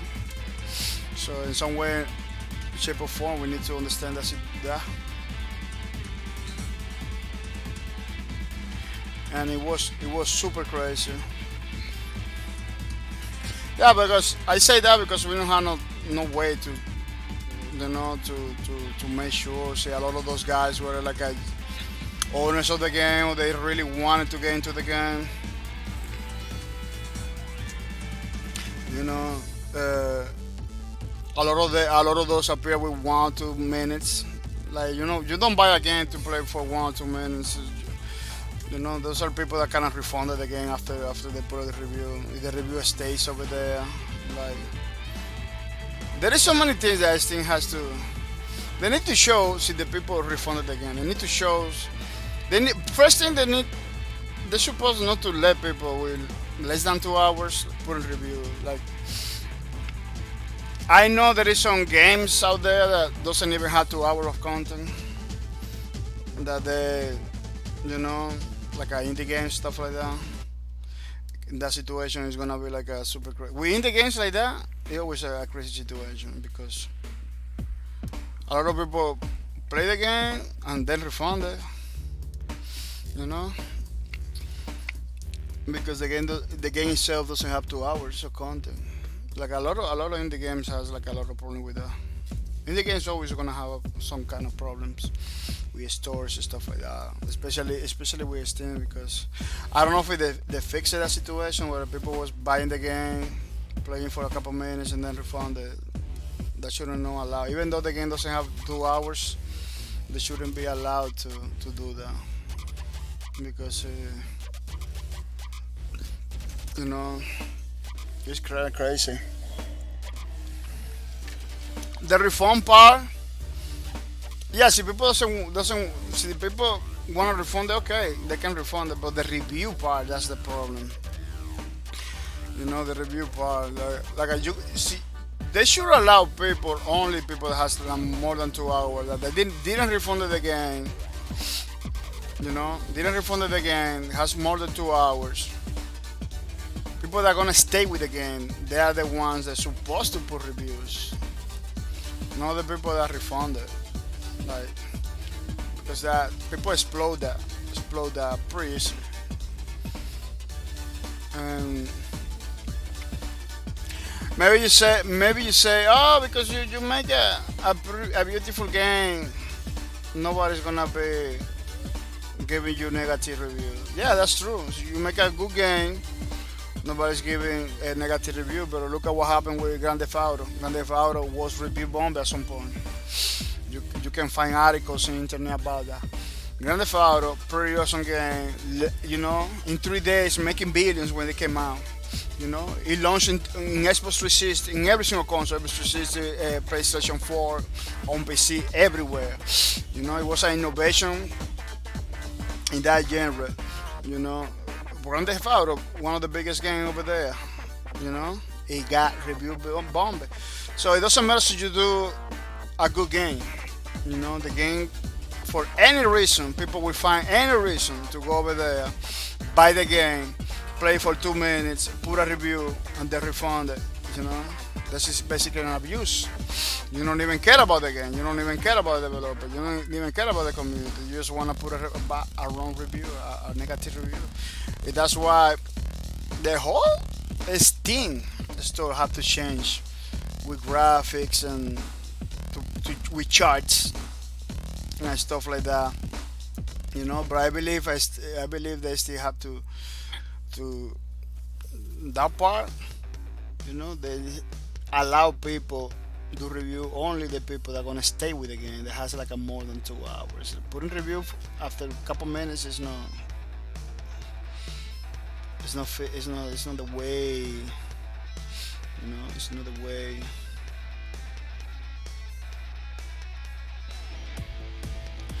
It is another ways. People really wanna take 1 minute only to get something to drink. And this time it's not gonna be coffee because my last sip of coffee I got it right here. So I'm gonna check it out to see what are my options because I wanna get something to drink. It is pretty hard to be talking all the time in the stream with no drink. With no drinks, this could be pretty crazy situation.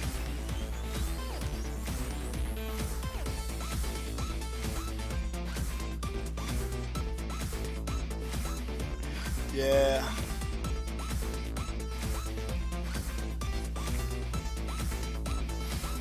Pretty nice.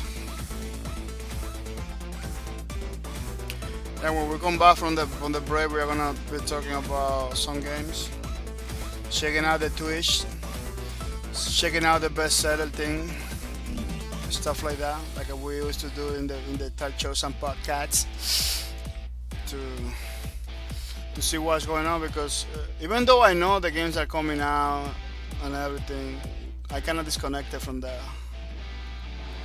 because we don't have a space. But I'm thinking about bringing it back. I'm thinking about bringing it back because I cannot deny it was super fun to be able to do that. People was asking questions and voicing their opinions and everything. It was a very good opportunity to know about new games that are coming out and stuff like that. Yeah, really good. See, it's looking different now. It's looking better. Yeah, the day that we began to do this, it was too late for me to kind of finish the same day. I cannot see the original artwork that I have over here. Say, man, I'm not gonna be able to finish today. It's too many things. It's already too late. Yeah, it was already too late, and it was missing many details, many little things. And I wanted to do it. I said to myself, no, it's not gonna happen. We're gonna have to leave it for another day. We're gonna have to leave it for another day because it was super crazy. Yeah, my bad was I came in too late. That's a day that I should have been skip it. But I don't want to skip days, man. That's the problem. I don't like to be skipping days. Like yesterday, I didn't have no game. That problem with that game, it kind of kills my mood. Like, man, I don't even want to string anymore because I tried man for hours. You know, install it, uninstall it, try it again, updating the launcher, download the launcher again. I was trying to. I said this is not gonna work. It's missing a file. I don't know why it's missing a file. I don't know why the developer doesn't know about it. I don't know. The last post that they did in the Twitter, it was like August. Wow, this is the last post. If people complaining about it, I cannot run the game. The last stream we did of that game, that was it. After that game get broke. After that stream, that was it was in that time, like in August, something like that was our last stream of that game. They removed it from Steam. They already removed it from Steam because that game was in Steam for many years. And for some reason, they removed it from Steam. I don't know why. You have to pay for the store in Steam all the time because I believe to put a game you have to pay like $100 and that's it. But it looks like it looks like you have to pay like a monthly fee or something or an annual fee to put your game over there because I see many developers leaving Steam or moving to other stores or putting their own store. And I'm gonna tell you something. Steam is the biggest store out there. You know, there is so many good stores like a GOG and Origin, and the Epic Games is getting good too. You know, but Steam is the way to go. You know, you wanna put in other stores, okay, but you're supposed to have it in Steam too. You got big companies like EA bring it back the games to Steam for some reason. You know, you cannot deny that fact. You know, we're bringing, EA that has all the monies. They bring it back games to Steam. You know, maybe in the future, I don't know, but maybe in the future you're gonna maybe see Blizzard games on Steam too. You know, because the times are calling for that. I don't know. Let me see. Is it StarCraft in Steam? I don't know if StarCraft is in Steam. Let me check it out.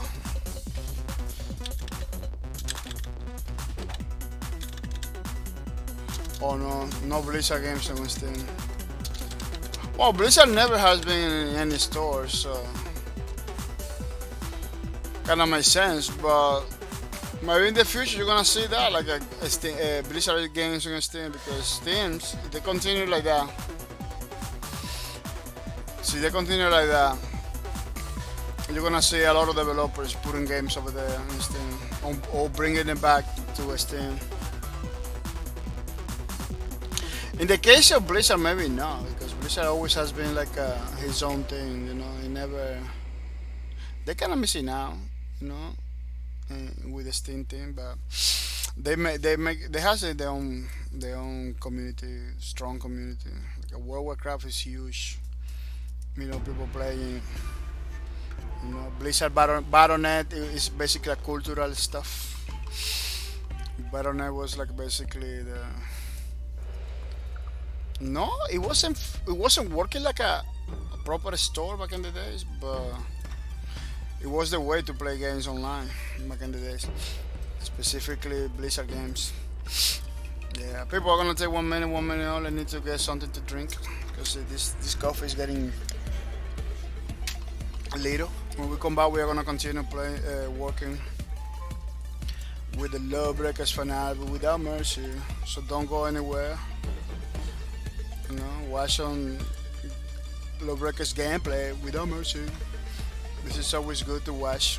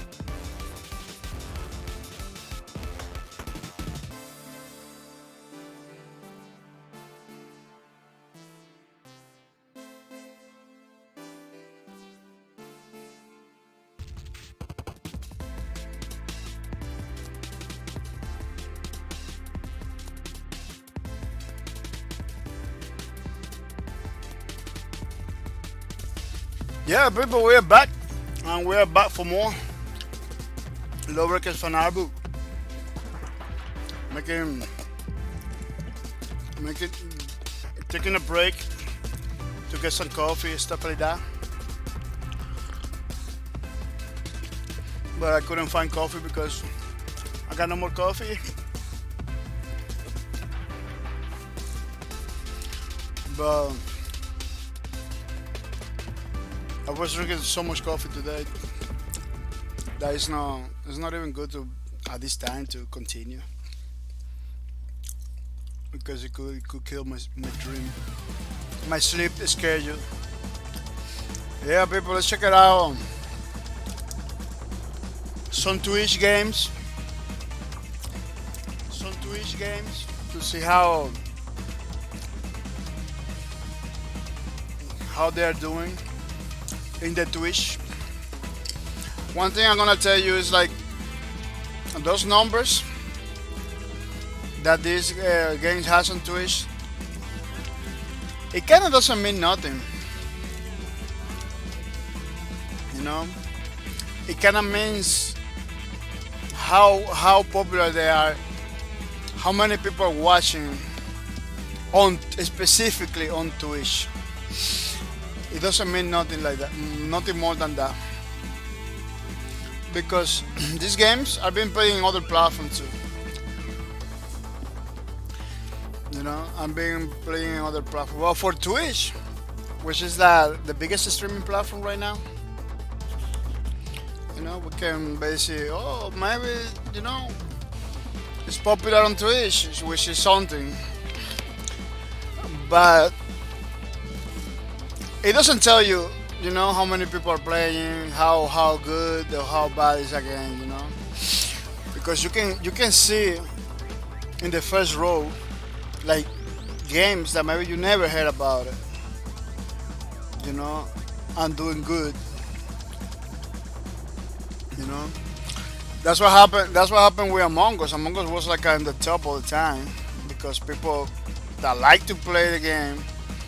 It having like a big super community, like a Ninja liked the game. He was having like he has a pretty big community. He was playing the game. The game was like at the top all the time, killing legal agents and stuff like that. Games that, you know. But I kind of hate when reviewers and articles kind of take these numbers to say, oh, this game is there or this game is not there. Like Twitch is not the whole. It's not the only streaming platform. It's not the authority to say, oh, this game is good, this game is bad. You know. So these numbers kind of doesn't mean nothing. You know, the Steam charge maybe. No, but on Twitch, it looks like a lot of people are playing Black Ops Cold War, but could be that a big streamer is playing. You see, Tfue is playing. That's why Twitch numbers doesn't mean nothing. You know, I like to see which game is in the top or not, but every time you have like a big streamer playing with huge numbers, it doesn't mean. Sometimes they don't even. Sometimes some streamers you don't even know that they play those games, or they don't. You don't see them playing those games no more. Like they're playing 1 or 2 times. That's it. They don't even part of the community. They can boost any game to the top. You know, it's a way for the game to have some publicity, basically. XQC is playing Demon Soul. That Demon Soul is the new one.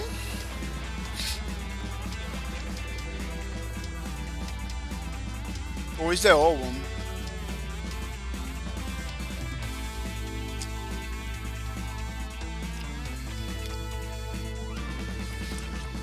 The graphics looks nice. I believe this is a new one, I believe. The PS5 maybe. But I don't know. I'm pretty far away from the Demon Souls community. But it looks kinda nice. Call of Duty Modern Warfare Warzone in the top two, in the first line. Kinda competing with the new one. Well, this one is free. This one is like at the Warzone is like at the Battle Royale of Call of Duty, which is pretty nice. Grand Theft Auto always in the top, League of Legends always in the top, just chatting, killing everybody without mercy. I really just chatting is pretty a lot of people say, oh, but just chatting is famous for this and this, but every time I came to just chatting, I see like a guys talking, you know. It's not like the reason just chatting is not famous for the reason that people say it is famous. It's because just chatting is easy. You just have to take your phone, whatever, and just go for it, you know. But you see, in the top, you're chatting. In the top, you're chatting is just guys talking. You know, this is like a news. This is Hassan. You know, it's just guys talking. It's not like it's because this reason or that reason. Something I don't look at Elon Musk chatting Bitcoin, talking about Bitcoin and Ethereum. Like, it's not every time I go to your chatting, you just see guys talking. Like, I don't see why people claim to say like, your chatting is becoming a problem because there is a lot of ladies over there doing streams, but yeah, there is a lot of ladies doing streams, but no, I never see those ladies in the top. I always see like a guys and people from another country, which is super crazy. Apex, look at Apex new content. It doesn't even. It's in the top. It's like almost in the third row. Almost in the third row. Which is kind of crazy because it has new content. The streamers that I'm playing are pretty famous streamers. Mark Pi and TSM Imperial Hall from the Team Solomid. So are people getting tired of the Apex Legends? I am not getting tired of Apex Legends, but they kind of give me a pretty good excuse to not continue playing. That's why I don't even bother to play to come back to Apex Legends, because they give me a reason, you know. I wasn't having the super time, you know. I was having fun, but I wasn't having like the time of my life, because Apex Legends has a problem. When you shoot the guns, you don't even know if you're gonna hit something. I don't know if they kind of. They need to fix that, man. There is something going on right there that nobody's talking about. Yeah, you shoot, you don't even know if you're gonna hit people in that game. This is some laggy, some delay kind of thing. I don't know if it's because the bullet drop is too high for some guns or why. What is that? But it's kind of crazy. It is kind of crazy.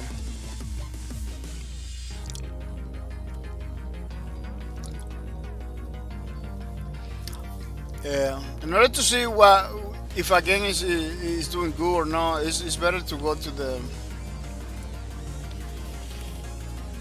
the charts on Steam. The stats, they call it stats. Let me see if I can get it.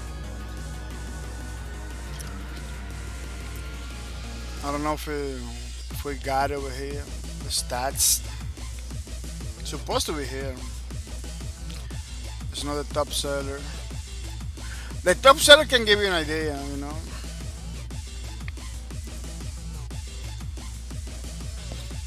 But these stats are super hard to find.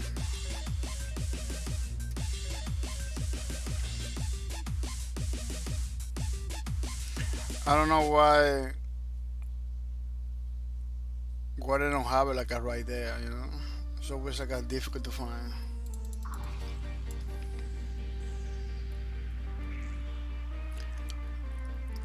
Top seller new release coming special virtual reality.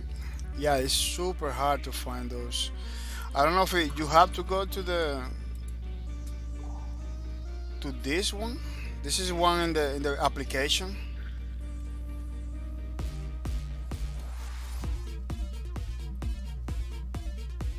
Oh yeah, you had to go to the application in order to get this. I don't know why. Have to make sure they know who's looking at it. Counter Strike, Dota, Destiny 2, Counter Strike. This is like the always all the time like a Counter Strike, Dota, Destiny 2. You see Among Us, yeah, doing pretty good. See over here, you can see how the game is doing good, how the game is doing. So you go to the Twitches, you can see basically what game could you stream, you know?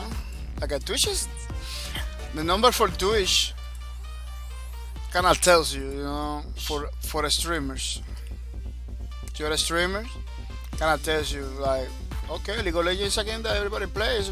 You can do good over there, so you do good. So you do good in the game, you can do good as a streamer over there, or maybe you're never gonna be watched because you're gonna be maybe throw it to the bottom. You know, it's kind of can take decisions, you know, to know which the game that people are playing, you know, which the game that people are interested, and then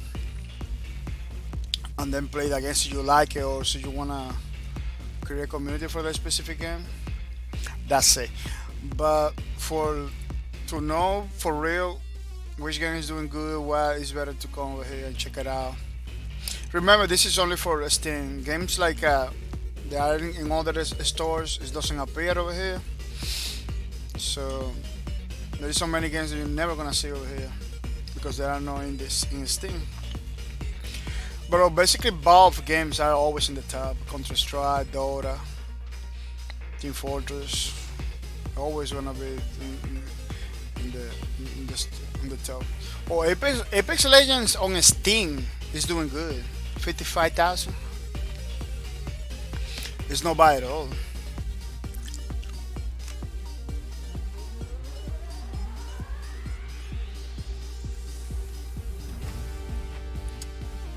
Payday is doing pretty good. Even though Payday is like a pre-old game, still doing good. What is this? Source SDK based 2013 multiplayer. Oh, Half-Life 2 Deathmatch. Wow, people are still playing Half-Life 2 Deathmatch? That's crazy. Look at the number. Number's pretty nice. Ark, Rush, Grand Theft Auto. This game has like a pretty good community. Warframe. Warframe always been for me like a game that has been struggling to get like a good numbers. They got good numbers, but for the amount of content and quality that the game has, those numbers are like a little. But this is our Steam numbers only. I don't know if Warframe's been playing another store. 7 Days to Die, pretty good. Football Manager killing many awesome games. Without Mercy. War Thunder. Yeah, games that has like a big numbers like that. You could do good as a streamer with those games because a lot of people are having interest on it. These numbers over here is kind of crazy. 7,000, then you have 8,000.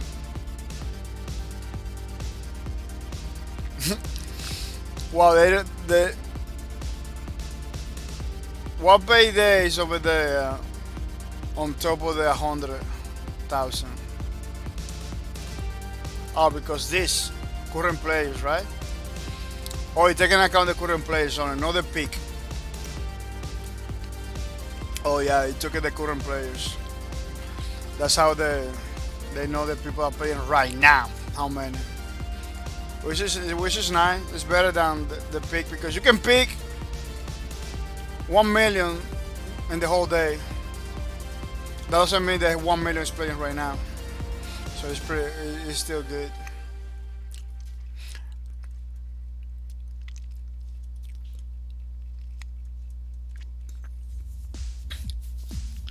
Yeah, this tells you a lot about the gaming community, man. You see always the same games on the top, the Dota 2, Destiny 2. That's why you see a lot of people trying to make like their own Destiny 2. You know, at some point they were doing like their own Dota. You know, following the trends. You know, Counter Strike, Valorant. Is Valorant over here? Valorant isn't over here. It would be nice to have Valorant in Steam and kind of compare it with Counter Strike. Because there is no way to see that, no. It's a Riot game. Riot Games is like a Blizzard, they have their own stuff. Could be nice to check out the numbers of Valorant compared to the Counter Strike to see. I don't believe Valorant has these numbers. Counter Strike is killing it. Farming Simulator. Pretty good. Yeah, the games I'm playing are not here. You're not gonna find Bleeding Edge over here. You're not gonna find the Space Lords over here.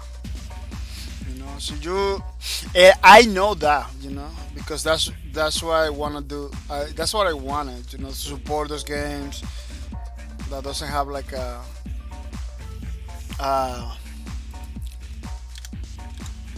Machines. They used to put the numbers in the games back in the days. I don't know if they still putting the numbers in the page. Yeah, they used to put the people that play. I believe in Community Hub. I believe. Let me see.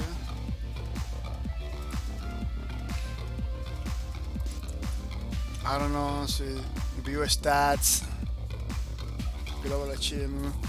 Yeah, they used to put in green the numbers of people playing.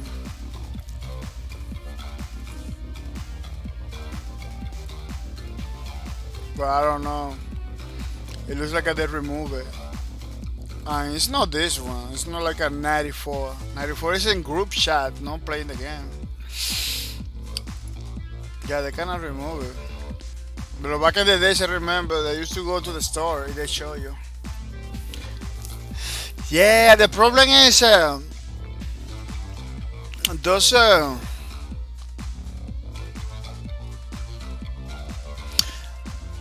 StreamDB and Stream Charts doesn't gonna give you like the real number. They're always gonna give you like approximate number because they don't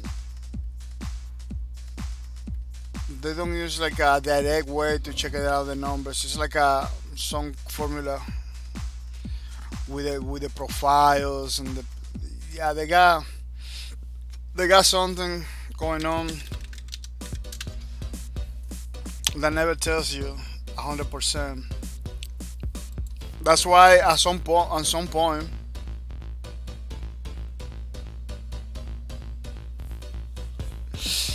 they say they give you a better inside, but I don't believe it because I remember when this thing kind of put something private, all of those service 22 in game. Yeah, it's basically the games that I'm playing never gonna be having good numbers because that's one of the reasons I'm playing it, to try to see if we can get better numbers, try to promote the game, create community about it. But if you are a streamer, if you want to be part of yeah. Cephalo say check SteamDB for play the count. SteamDB says 22.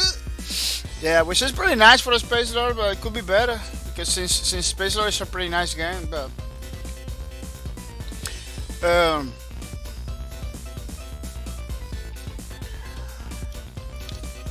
But that's the reason why I play those games, because it's to create community and to support. I don't believe supporting famous games. I don't believe that is the way to go. And unless you wanna be part of unless you wanna be part of a bigger community. You wanna be part of the bigger community. Yeah, you should go with a bigger player count situation.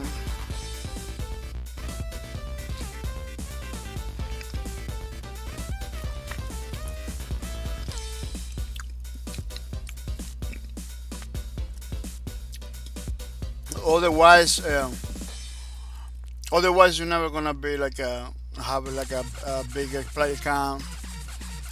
As a streamer, it's gonna be pretty hard for you to create a community with little games, little communities.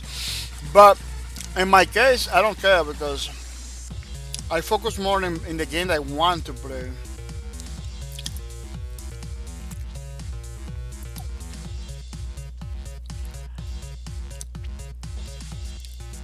They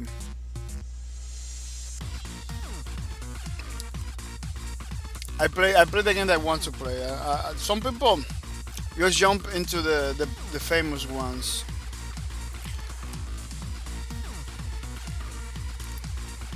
But I don't like to do that because they do it they do it no matter what, if they will like it or not like it. I believe the worst thing, in my opinion, the worst thing the streamer can do is to play a game that they don't like it. I see many streamers being sad for that reason. Like, oh man, I'm gonna stop playing this game. I don't even like it. That's a situation that I don't wanna be into it. I try to avoid that situation. Like, that's not the way. That's not the way I believe it's supposed to be. I try only to play games that I really like it. Even though those games are like a small communities, and everything.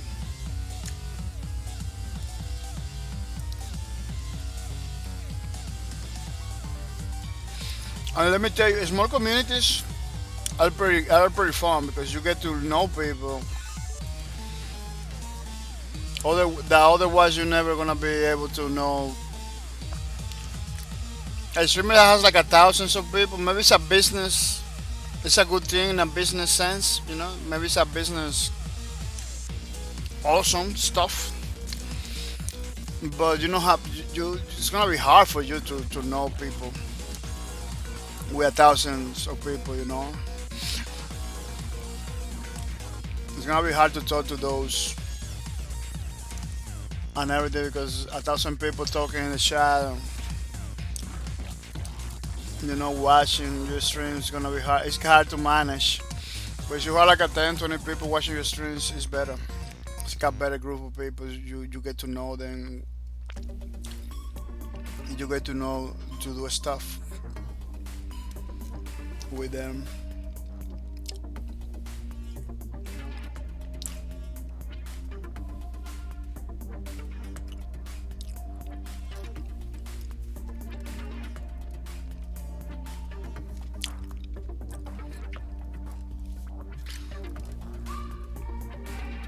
Yeah.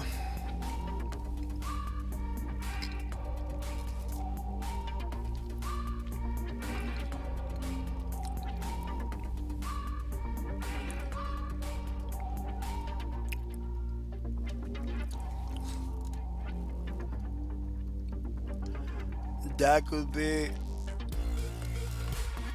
a way to know is by playing games that have like a huge communities. So unfortunately, none of those games I really like to play. Like, I never get into Counter Strike like 100%. Counter Strike, I'm not gonna deny it's not a good game. It's a good game, but Counter Strike, I believe you get you didn't get back you didn't get into the game like back in the days when they came in.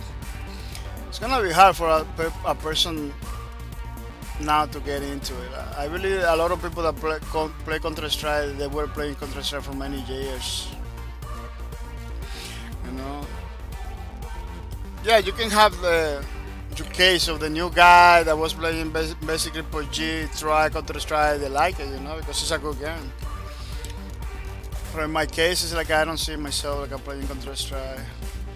And I got it. It's a game that I got it, but because I was having a plan to play in some way,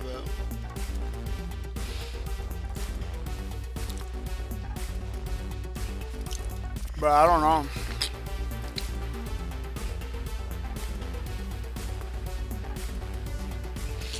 The the game is fun, but in its own way. Counter Strike is a fun game, but in its own way, it's like kind of serious gaming thing. Like almost everybody is playing over there. It's like a talking each other and taking it like a super serious level.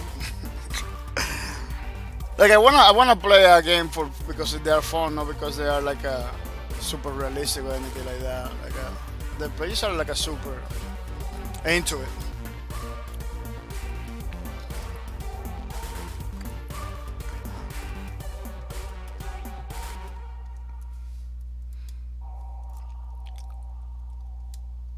But it's a nice game. I'm not gonna deny. It's a nice game, and the numbers tells you that that's a pretty awesome game. Between shooters, is one of the best.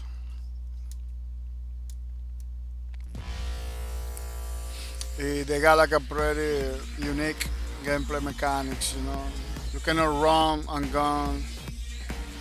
You need to take your times. It's a picking. It's like a picking simulator. When you have to be looking at the enemy all the time and making sure you can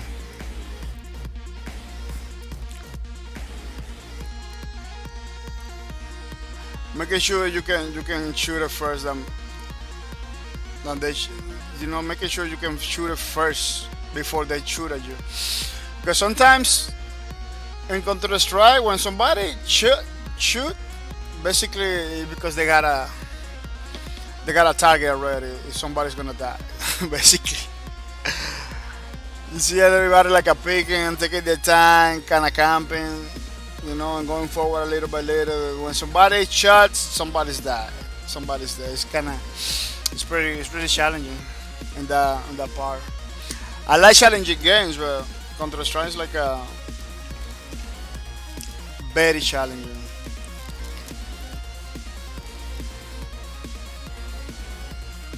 Almost in like a too much challenging kind of stuff. It's kind of crazy.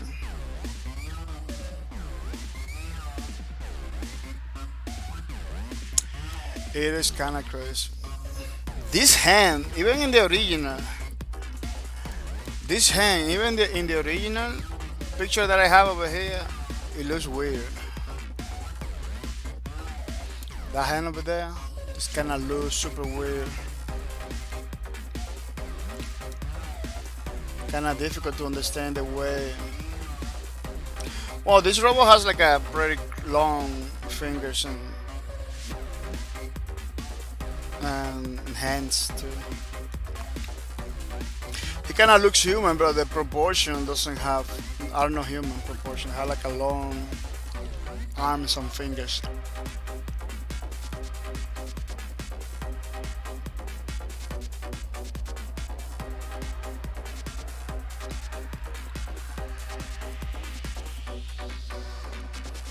Yeah, it's kind of difficult to figure it out.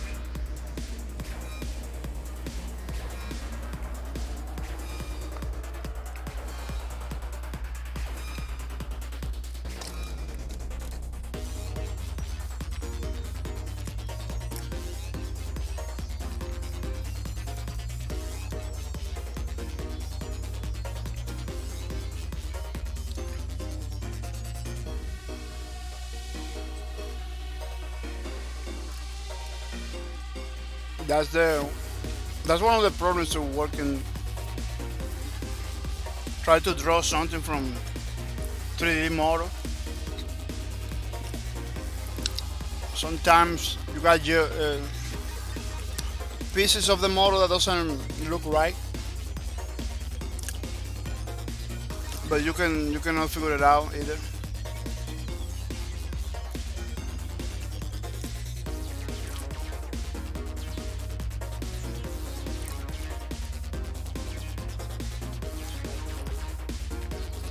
And then you have this situation where you don't even know what you have to do over there.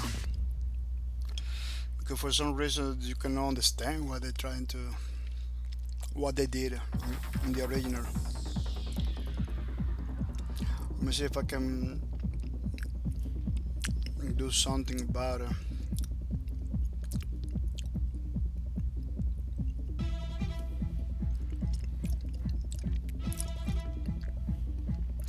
And do something that kind of looks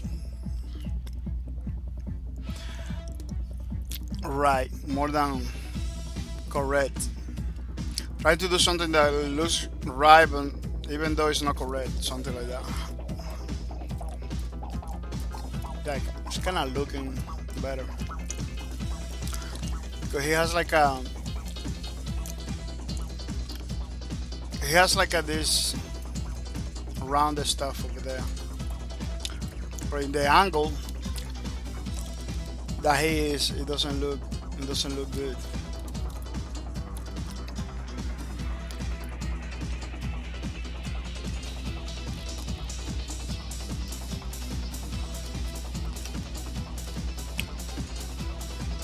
Try to do something similar.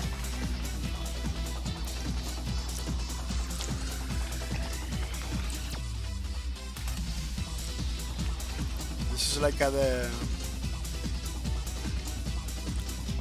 big finger, the thumb. This is the thumb. I cannot see in the original, but I'm kind of recreating it, kind of doing it.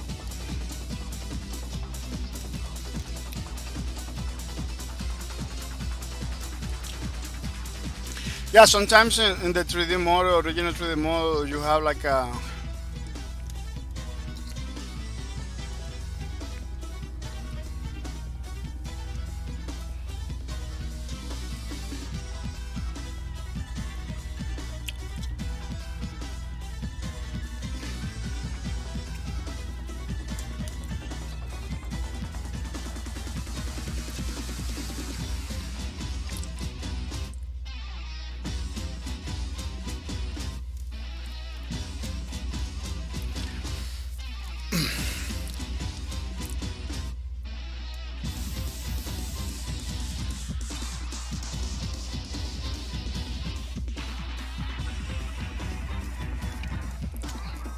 this is basically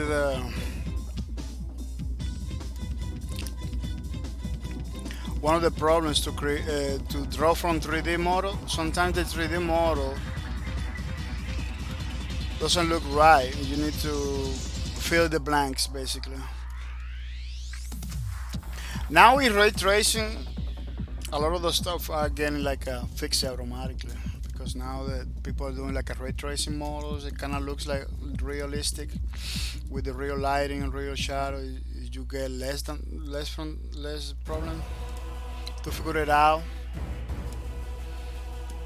the shapes and everything of the model. But ray tracing is something that is gonna make video games pretty boring, let me tell you. You know, I really like innovation. I really like new technologies and stuff like that. I was using ray tracing for a long time ago because this is not new technology. This is basically for games. It's a new technology. For 3D models, is not. Like ray tracing was used in programs like AutoCAD for a long time ago. Oof, long time ago, I remember. I was using it when I was doing like AutoCAD stuff. I was using ray tracing and stuff like that. But in games, kind of kill it it's gonna ray tracing is gonna killing the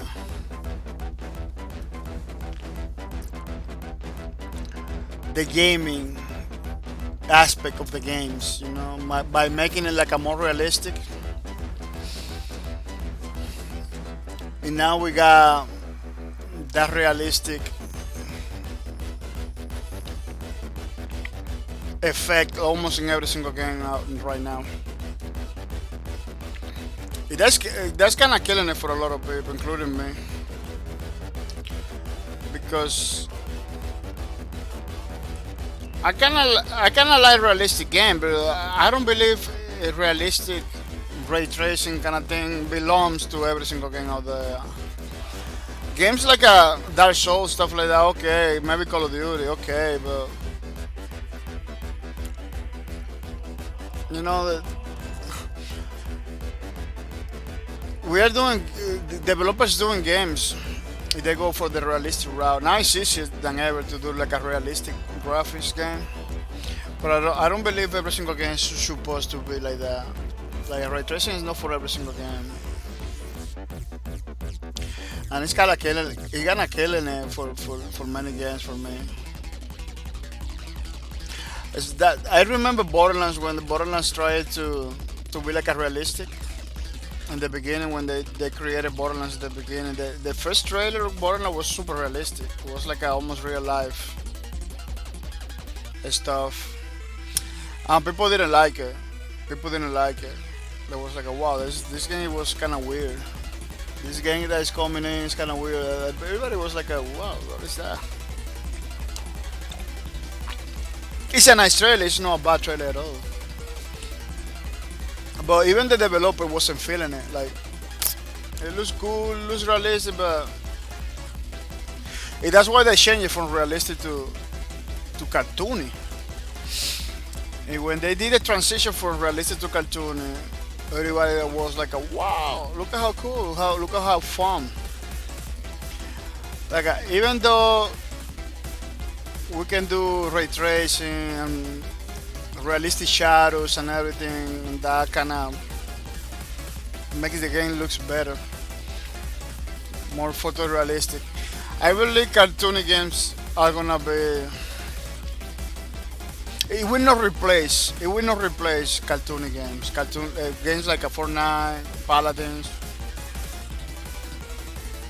stuff like that. It will not replace it because.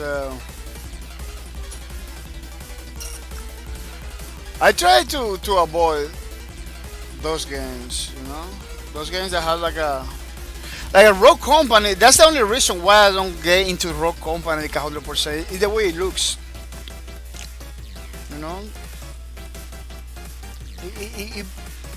It's trying to be realistic, you know, in a fantasy kind of fantasy, James Bond, you know, agency versus agency, basically a global agenda with better graphics because it was created by it's published by the same Hi-Res studio. I don't know if it was created by the Hi-Res studio, but it's like a Paladins with more graphics. It's like you don't want to play Paladins because it's cartoony, play Rogue Company. Basically, that's how I see it things. Which is good in that way, you know. We got cartoony games. Let's do a less cartoony game, you know. I can give you that to them, but that's the only reason I cannot get into it. Like, kind of try to be realistic, and if they move too fast, those matches go super fast in Rogue Company, which is fun. It's just nice. It just doesn't go with the graphics. It's like those guys are like on some kind of energy. Or something because they go super fast. They feel like ninja. Every single one of them is like a ninja.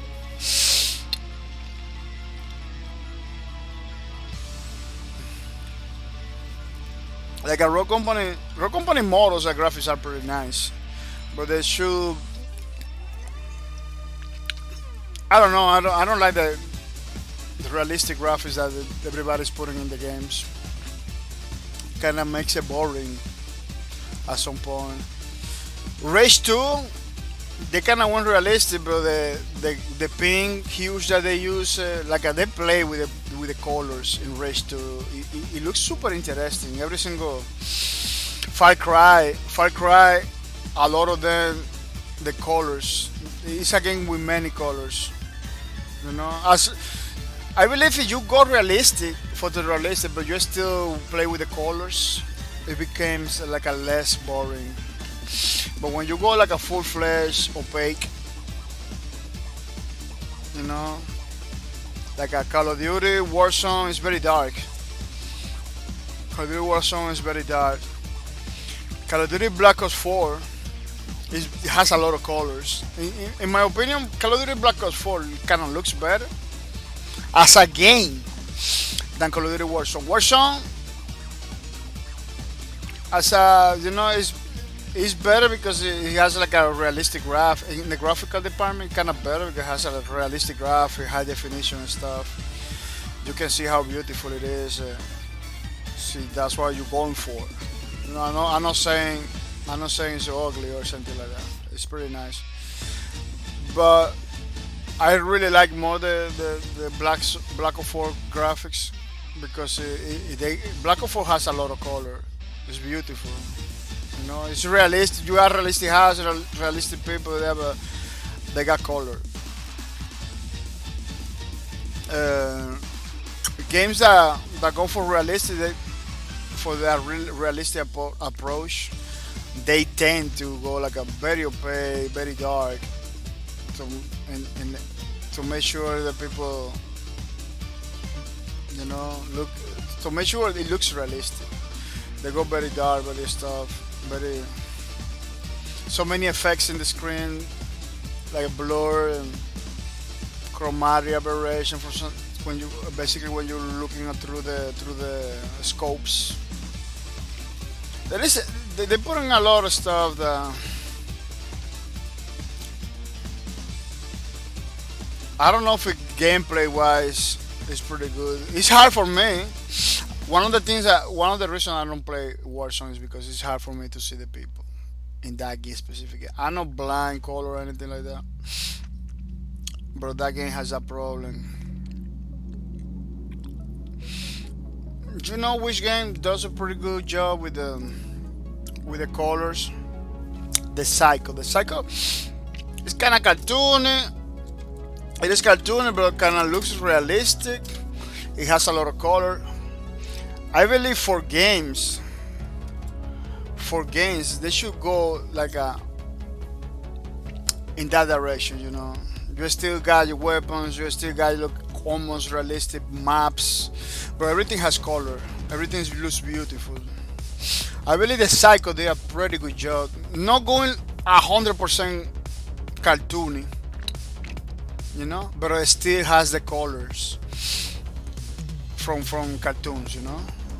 Even though they are not like, you know how beautiful it looks. You got the reds, you got the blue, you know how it's not so dark.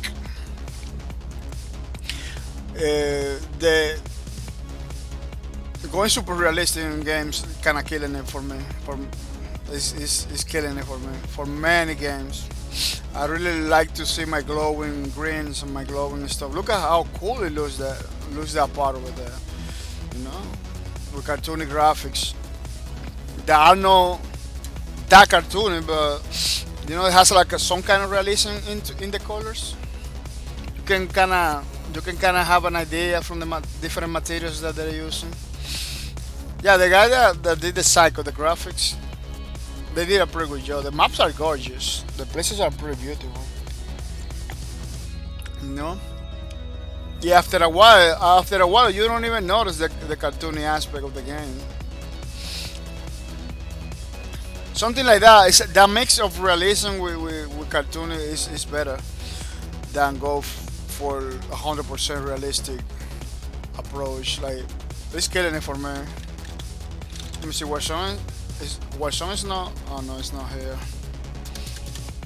Which game? Rogue Company? No.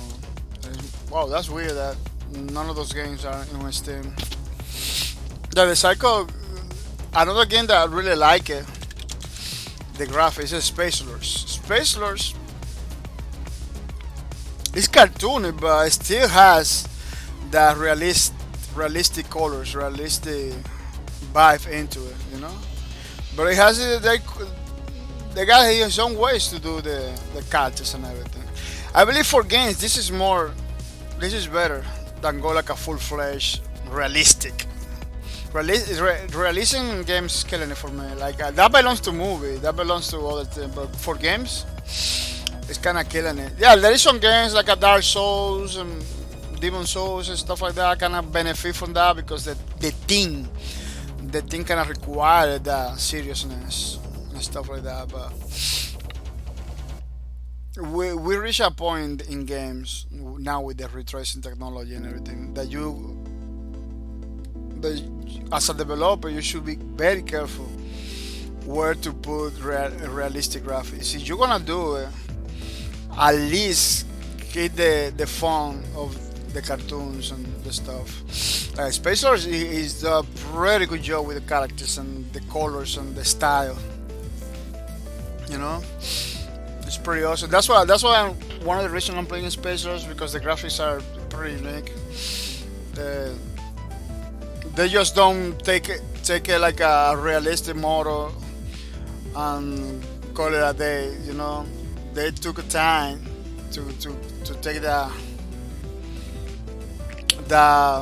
approach. Planet Side 2 is an old game, but I believe Planet Side 2 has a pretty awesome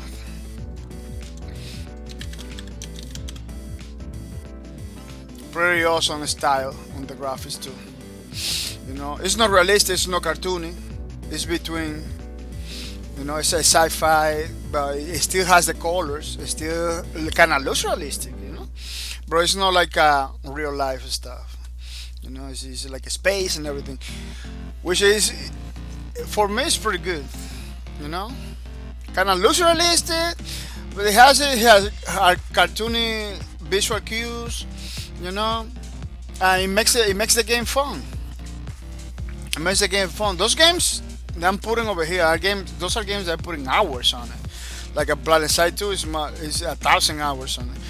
You know, it's the same with Lawbreakers. Lawbreakers doesn't have like a straight up realistic approach. You know, even though Lawbreakers has very realistic characters. They are not boring because they are sci-fi characters like a robots and people flying, you know. So they had you know, Provenza is like pretty good, you know. It has a cartoony cues, you can see people glowing and everything, but they're kind of realistic. It's not boring at all. It's not boring at all. But when you got games like, I don't know, because the game that really want you to check it out are not in here in the Steam. Are not here in the Steam. Yakuza, they do a pretty good job, you know. They're kind of realistic, but they don't look like a super realistic. You see, Yakuza, they did it pretty good too. Sega, they did it pretty good. You know, those characters are not like a super realistic either. So it's still fun. They keep it fun, you know. But basically, the big offender is Call of Duty. Call of Duty is I don't know if the Call of Duty that we have over here in the Steam are a good sample, because Call of Duty Black Ops 3 is a pretty good. It's a Call of Duty that people still play, you know. But I don't know if yeah, because the graphics kind of old. It is near to celebrate. This is CGI at all. This is CGI. This is no gameplay. Yeah, Call of Duty Black Ops kind of break it from that. I believe Modern Warfare is like a more serious color and stuff like that.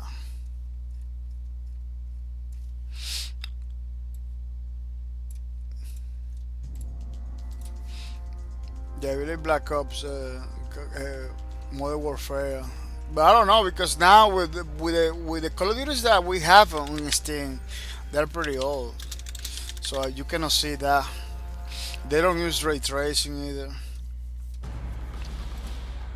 You know, this Call of Duty was good, but the graphics kinda, the realistic graphics kinda. It's not like they make it boring, but it's a game that you don't want to play like a 2-3 times. It's a game like you play campaign once, that's it. You know, but it's kind of hard with this one because this one it doesn't have the ray tracing graphic that the games are going now. You know, it is good. You know, I kind of fit the team, kind of fit the because Call of Duty is kind of based on real life history and stuff like that. Yeah, yeah. I believe as developers, as long as you keep the color going and the gaming cues going, I believe you're gonna do something awesome.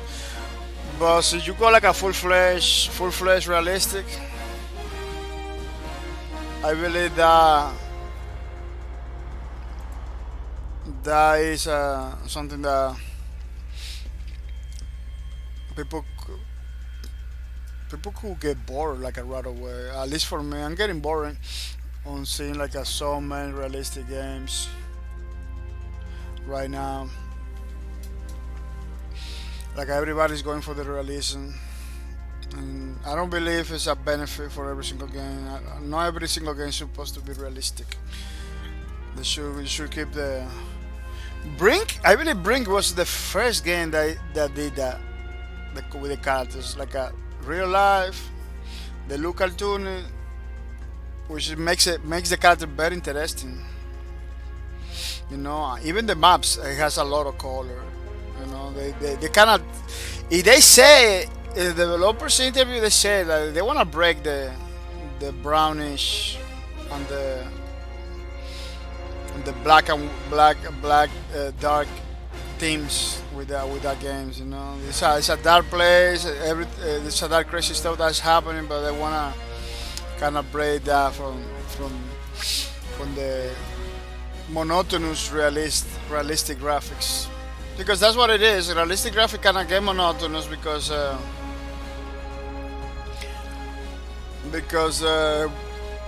that's what we live. That's what we live. You know, as a player, we live in real life. We live in real life. We got those graphics everywhere. Like everything is realistic. So when you play a game, you don't want to continue like looking realistic stuff, anything like that. You basically, when you play a game, you basically want to see eye candy. You know, pretty colors and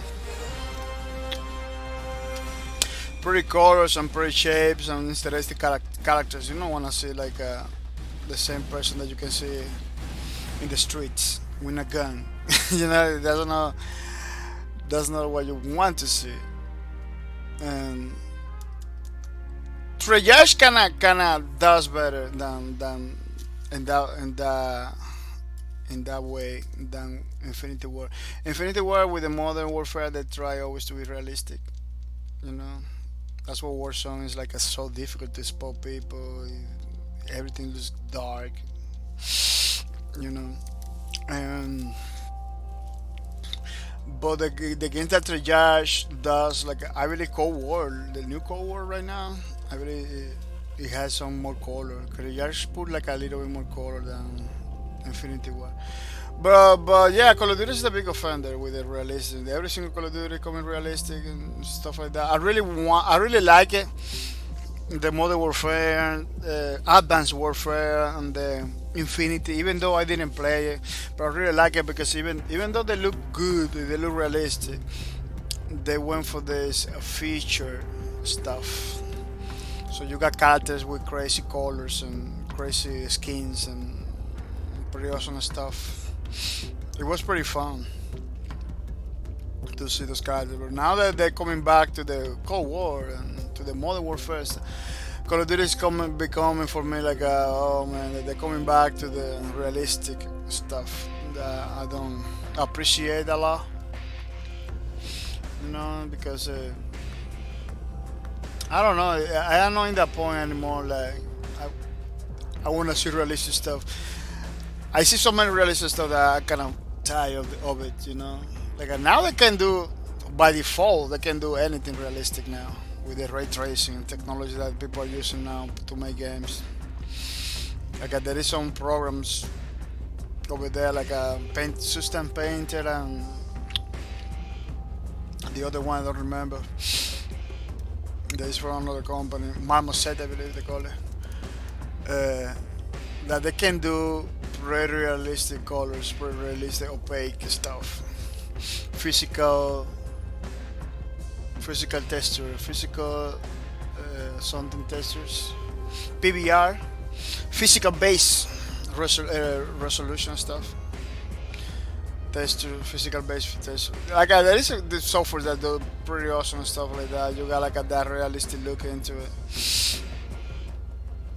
I am more like I'm getting, even though I didn't like it at some point, cartoony stuff because people was every single game was going cartoony. After Borderlands, almost every single game was going cartoony. Like almost every single game was going. Even Valorant that just came in the other day is still going like a cartoony and everything. Like what? So many cartoony. Dora, League of Legends.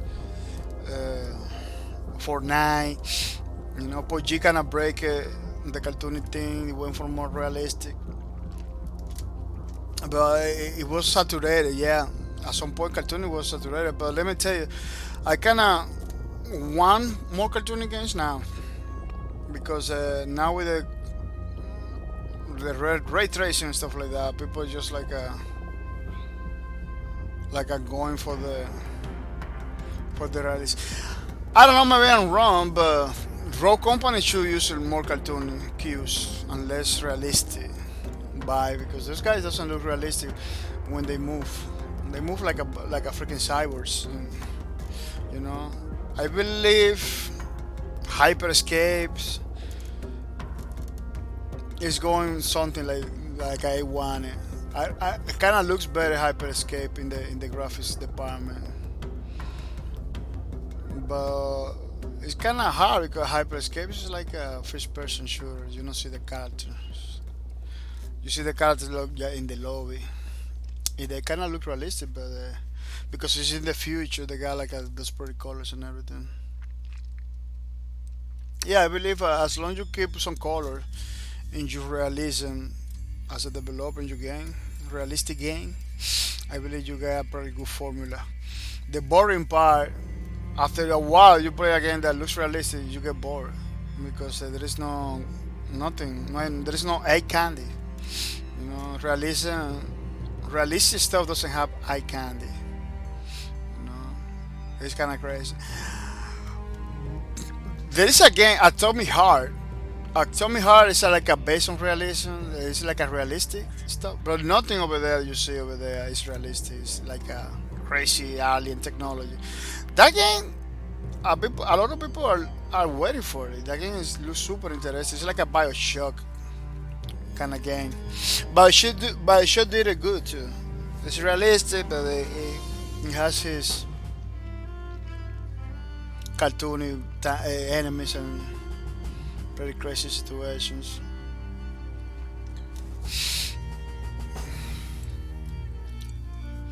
Arma 3 is like that. It fits the theme, Arma 3, because Arma 3 is like military shooter. Kind of fit that, We cannot complain over there.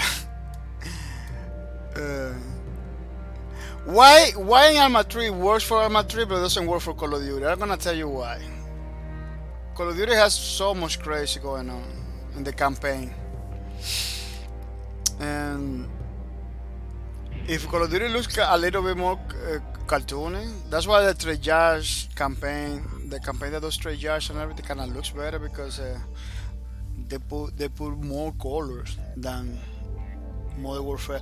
Modern Warfare, the campaigns, almost every single Modern Warfare, they go like a super realistic. The graphics are totally different from the other ones. Maybe some people cannot spot, right? Spot it kind of looks more realistic. eh, they're still doing like crazy jumps, crazy stuff, and I don't know, it kind of looks ridiculous when somebody's doing like a crazy, almost, crashing in the plane, stay alive, kind of stuff. It's not quite in the. Maybe they want to make it like a movie stuff, but it's not even look quite like movie. It kind of looks weird, like like it kind of it looks realistic, but they don't do realistic stuff. Kind of clash. It's very subjective. You can totally have a different opinion, but this is something that is subjective. It's too difficult to maybe for somebody else to agree with me because it's totally subjective. Graphics and stuff like that are pretty subjective. That's why a lot of those games has like a art director to make it less subjective and more objective. But even though it's something that everybody has gonna have a different opinion in that matter. This part over here is too empty. It doesn't have a lot going on. Yeah, the robot has like those triangles and stuff.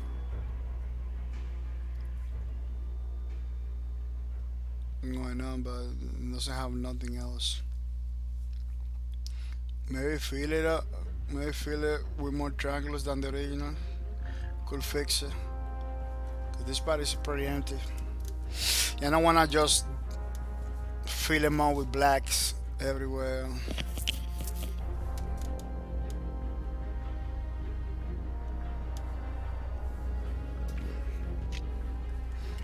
Because that's something that I try to avoid with every single character that I do. Is not like a black and color a day, That's what I'm trying to do. But it looks like it's gonna work. Yeah, looks like it's gonna work.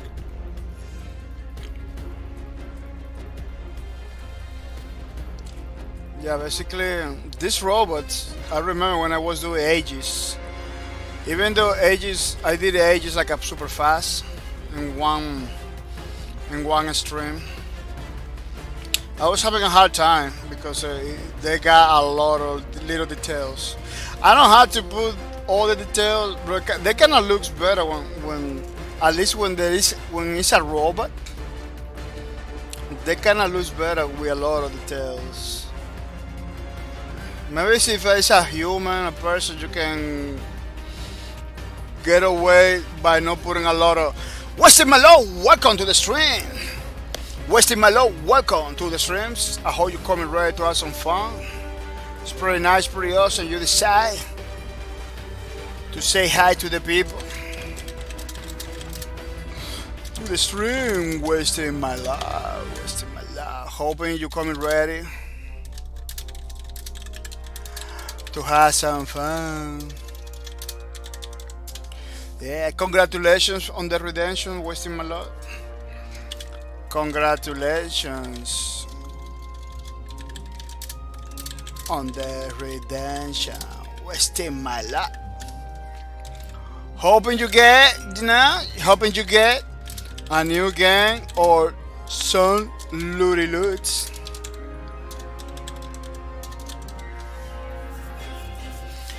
Hoping you get some games on some looty loots without mercy. Yeah. Pretty good stuff. Yeah, I believe it's not gonna look that bad because that part over there was like a nothing going on. And well, in drawings, in every single drawing, doesn't matter if it is a robot or is it a person. Depending on the character or depending on the style you're using, sometimes it's good to put a lot of details. Sometimes it's not good to put a lot of details. That's why you see a lot of anime that are pretty simplistic. They look so good, you know, because they don't overboard with detail. But sometimes you see animation that has like a lot of details. It's amazing too. Like it all depends on the. I believe it also has to do with the themes and the kind of character that you're using, or the kind of the type of character that you're using, or that you're creating.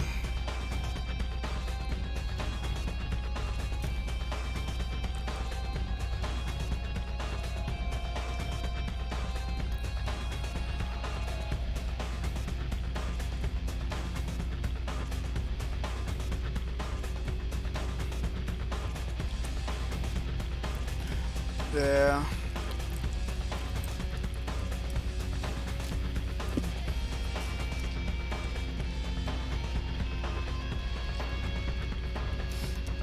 Yeah, it all depends on the character that you doing. Like a lady characters kind of try, at least in the face, they tend to have less. Artists tend to have like a less details. But when when it's a man character, they put a lot of detail in the face, kind of, to make sure people uh, kind of get the idea that it's like a kind of old dude and everything. The young boys doesn't have a lot of details. It's the same way for the old girl, young girls. But sometimes you got old lady and old dude. The old lady you can do it pretty easy, at least on the face, without putting a lot of details. But the old dudes, you need to put like the beard and a lot of details going on in order to make sure people understand that it's an old dude or it's a dude. Even doing old people, you can do that. But see, you're doing like a very realistic, artistic stuff. Yeah, you need to put details when you're doing when you do cartooning, not that much. But when you're doing like a realistic stuff, yeah, you need to put a lot of details. People remember that we are not doing like a one-to-one copy of the original. Maybe the original has a little details over here and over there, totally different from the original.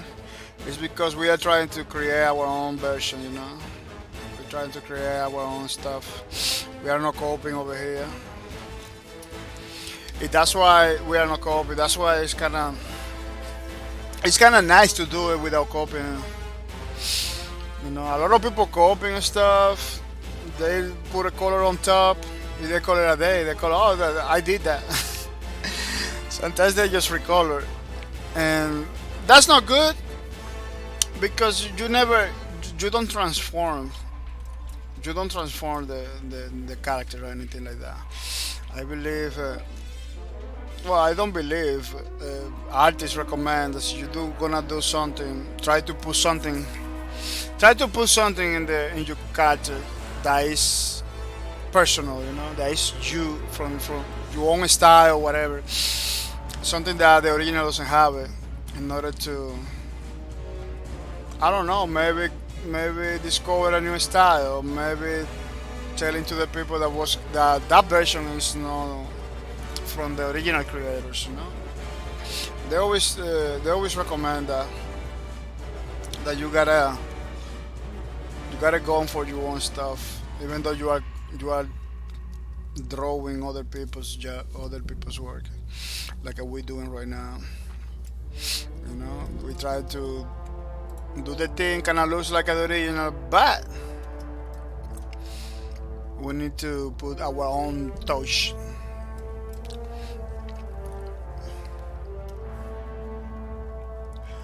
Putting our own touch.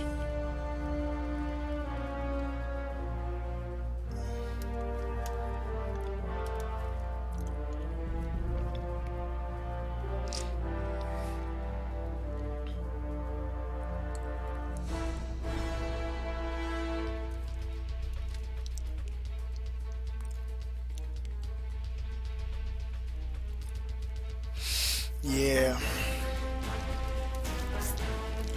Next next Sunday we're gonna be doing the another position, another character for this guy, another page for this guy, for Nash. Today we decided to continue doing this one because this one was like unfinished the last time that we did it. It was totally unfinished, man.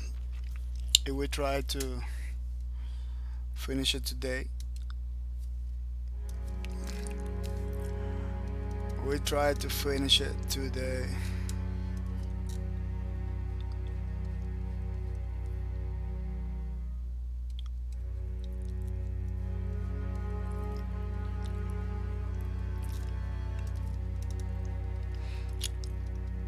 That I believe we're gonna be able to do it.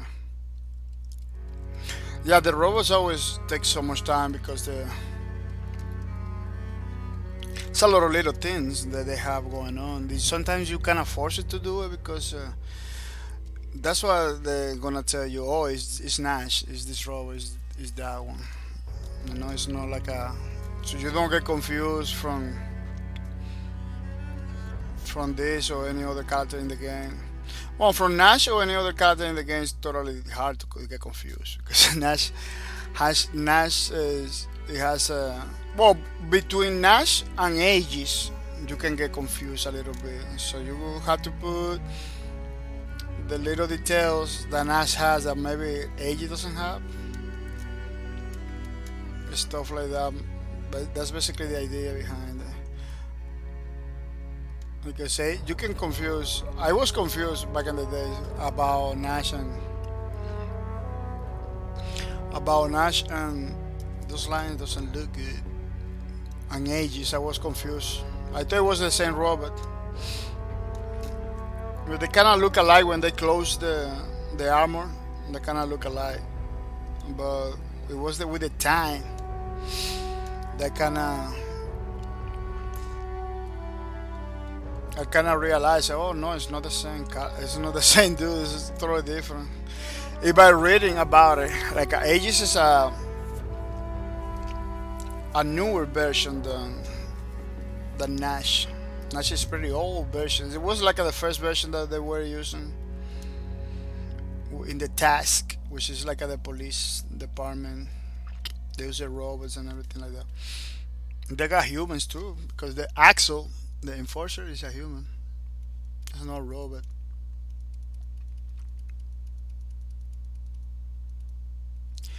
It is not a robot.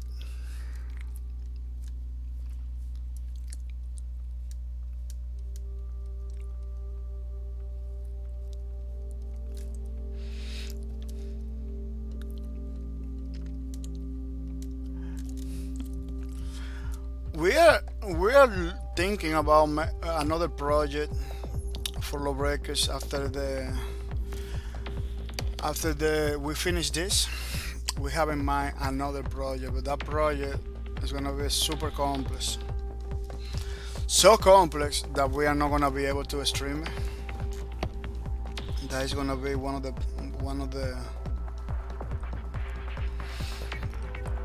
the things about that project, that we're not gonna be able to stream it. We're gonna be able to show the progress, but not to do like a whole stream about it because it's gonna be kind of complex. It's something that I'm gonna have to do in my spare time, you know. But the Domino Rising game that we have going on, that is gonna be free for you guys too. That one we are gonna stream it. It's gonna be a little bit problem to stream it, but because it's programming basically, you know. Even though we're not gonna stream the programming parts, it's more like the artistic part, like the concepts, the 3D modeling. See, we have to do like a character or something. We're gonna do it in streams. We're gonna have to do a building or anything like that. We're gonna do it in streams and stuff like that. It's more the artistic part. And then we're gonna do the programming part by myself in private, and then show you. Let's say we're gonna do a soda machine. Let's say like a vending machine. We do all the artistic part in the stream, and then I program it in private, and they show it in the next stream, something like that. It's gonna be like a focus more in the art of the Domino Rising than in the game itself, which I believe is gonna be pretty nice. You know, it's a way for me to continue with the project because we got so many projects and stuff like that to do. If we are, the only way for me to do is to bring it into the streams, basically. It is no.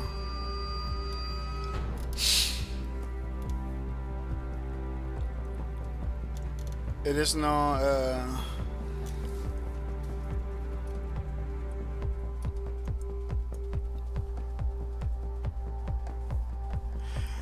It is not something I can do outside the stream, unfortunately.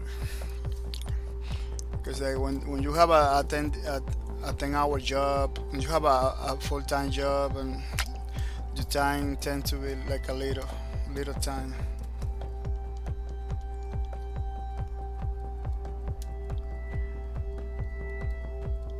And it's something that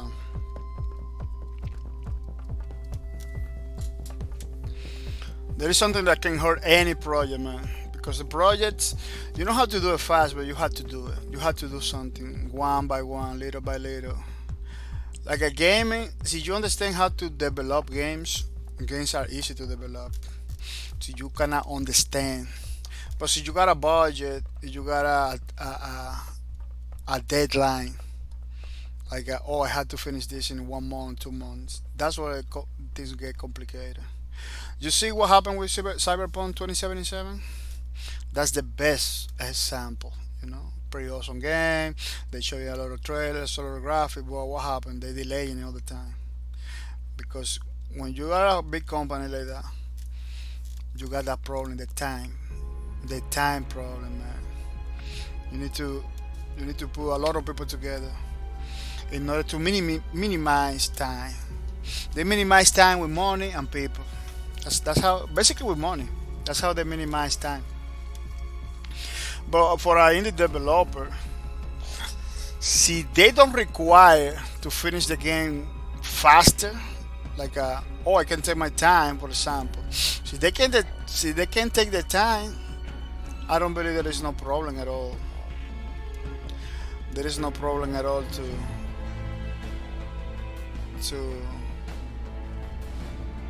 take the time, you know, month after month, and do his own thing.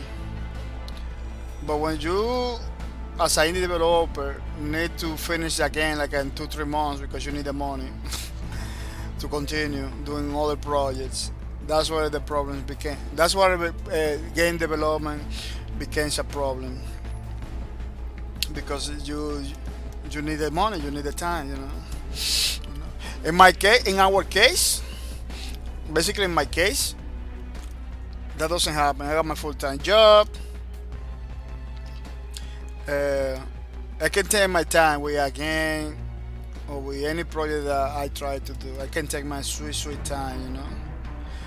I spent 2-3 years because I don't know needing the money because I got my full-time job.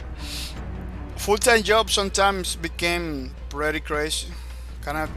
So you don't know how to manage your time, and you kind of don't fight against. So you don't fight against the being tired or sleepy. Also, you don't know how to fight that. It could be a problem, you know. Because I'm streaming right now, bro. Because I like to stream and everything. But you know what? I kind of wanted to stay in the bed sleeping. You know, in some way, shape, or form, kind of feel tired all the time, feel tired all the time, you know. But, so you like streaming, after a couple hours of streaming, you kind of feel better, you kind of feel motivated. You kind of forget about being tired because I don't know. I don't know what is that. It's like a psychological tired. Tired. Sometimes you want to do stuff, but you kind of feel tired. Even though you just came in, even though you just sleep a lot. Like I sleep good today, yesterday and today. Because I didn't do the stream yesterday, so I sleep the whole night basically normally. Um, and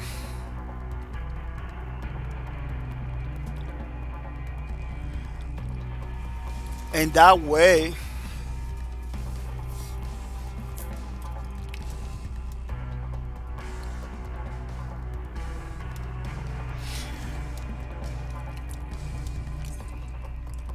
you kind of feel better. But sometimes I sleep well. Yeah, I don't want to like do grocery shopping or anything like that. I kind of begin to feel tired. I believe it's a psychological stuff. Once you fight a little bit to stay away, the sleep goes away. You don't feel tired in the body or anything. You don't feel tired physically. It's not like a physical tiredness. It's like a psychological tiredness, which is a kind of crazy situation. Yeah, the streams helping me to awake. Back in the days, I used to be like in the morning. That's why I was talking earlier that maybe we are gonna come back to the morning because in the morning, I can stream them. I can wake up in the morning. Well, my streams from Tuesday to Friday are in the morning, but pretty early in the morning. We're talking at 3 in the morning, 3 a.m. in the morning after I came from work. I do it like that because it's easy for me. I came from work, I already wake up, I already motivated to do the stream, but I cannot talk because it's too early. But if we put the streams at 9 in the morning or 10 in the morning, it is hard for me to wake up at that time. But taking account that we're gonna come back, I'm gonna coming back from the job, go to bed, sleep a little bit until 10, 11 maybe, and then begin and then do the streams. It could be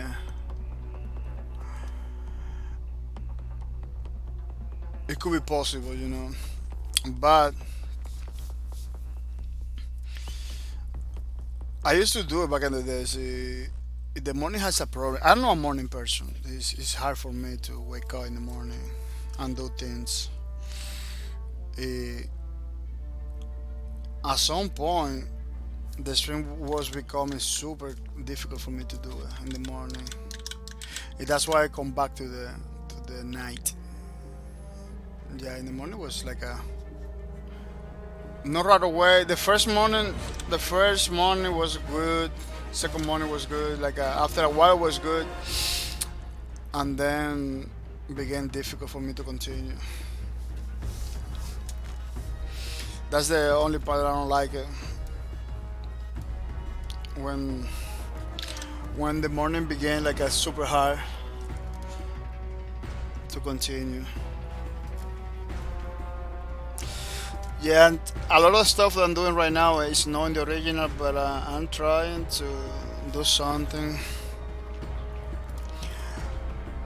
that kind of looks like the original in that part of it there without having to leave the whole situation right there like pretty empty.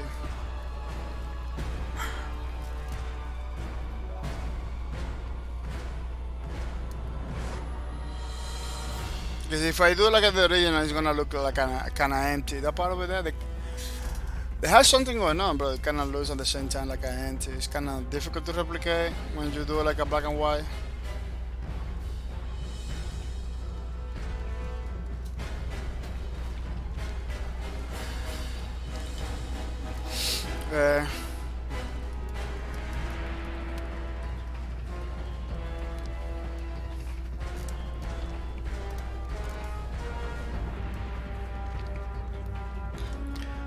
Pretty awesome.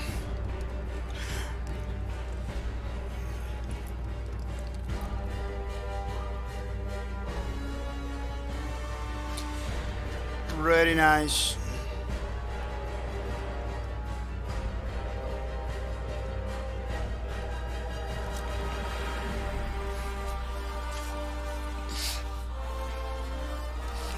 I don't know, maybe if I take like the Y and make like some lines in the back, something like that, and over here something similar to the original thing has, the original design. We can make a little bit busy.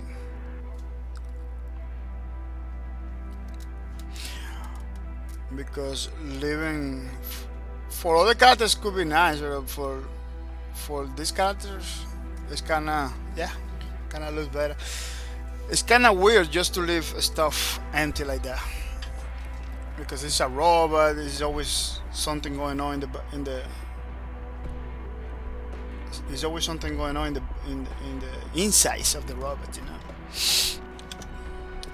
The picture, the original picture that they have over here is kind of, it's not difficult for that to do it because it's a 3D model.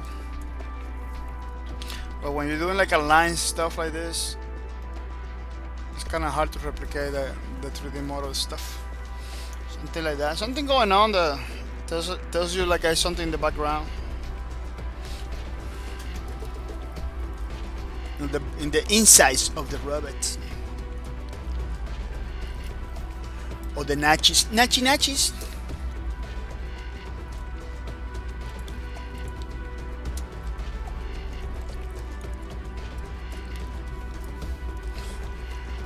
Playing with this guy, it was pretty awesome, but very risky because I don't know if you see in Bleeding Edge, in the game I'm playing Bleeding Edge, everybody, I play with Zero Cool, which is a healer. Everybody that see me right away, they go for me to kill me, because they know I can make a difference in the game by healing my whole team. Something similar happened with this guy in Lawbreakers. Like once the enemy saw you with the Juggernaut, they always try to. They always try to kill you right away because they know the Juggernaut can kill people like in a couple shots. It was like a 1 or 2 shots, and then with the impaler, with the knife, because the gun that he has like a knife, a huge knife. You know, let me see if I can show you the gun that he has. Call it impaler, I believe they call it. The Breakers weapons impaler, I believe. I'm gonna see if I can find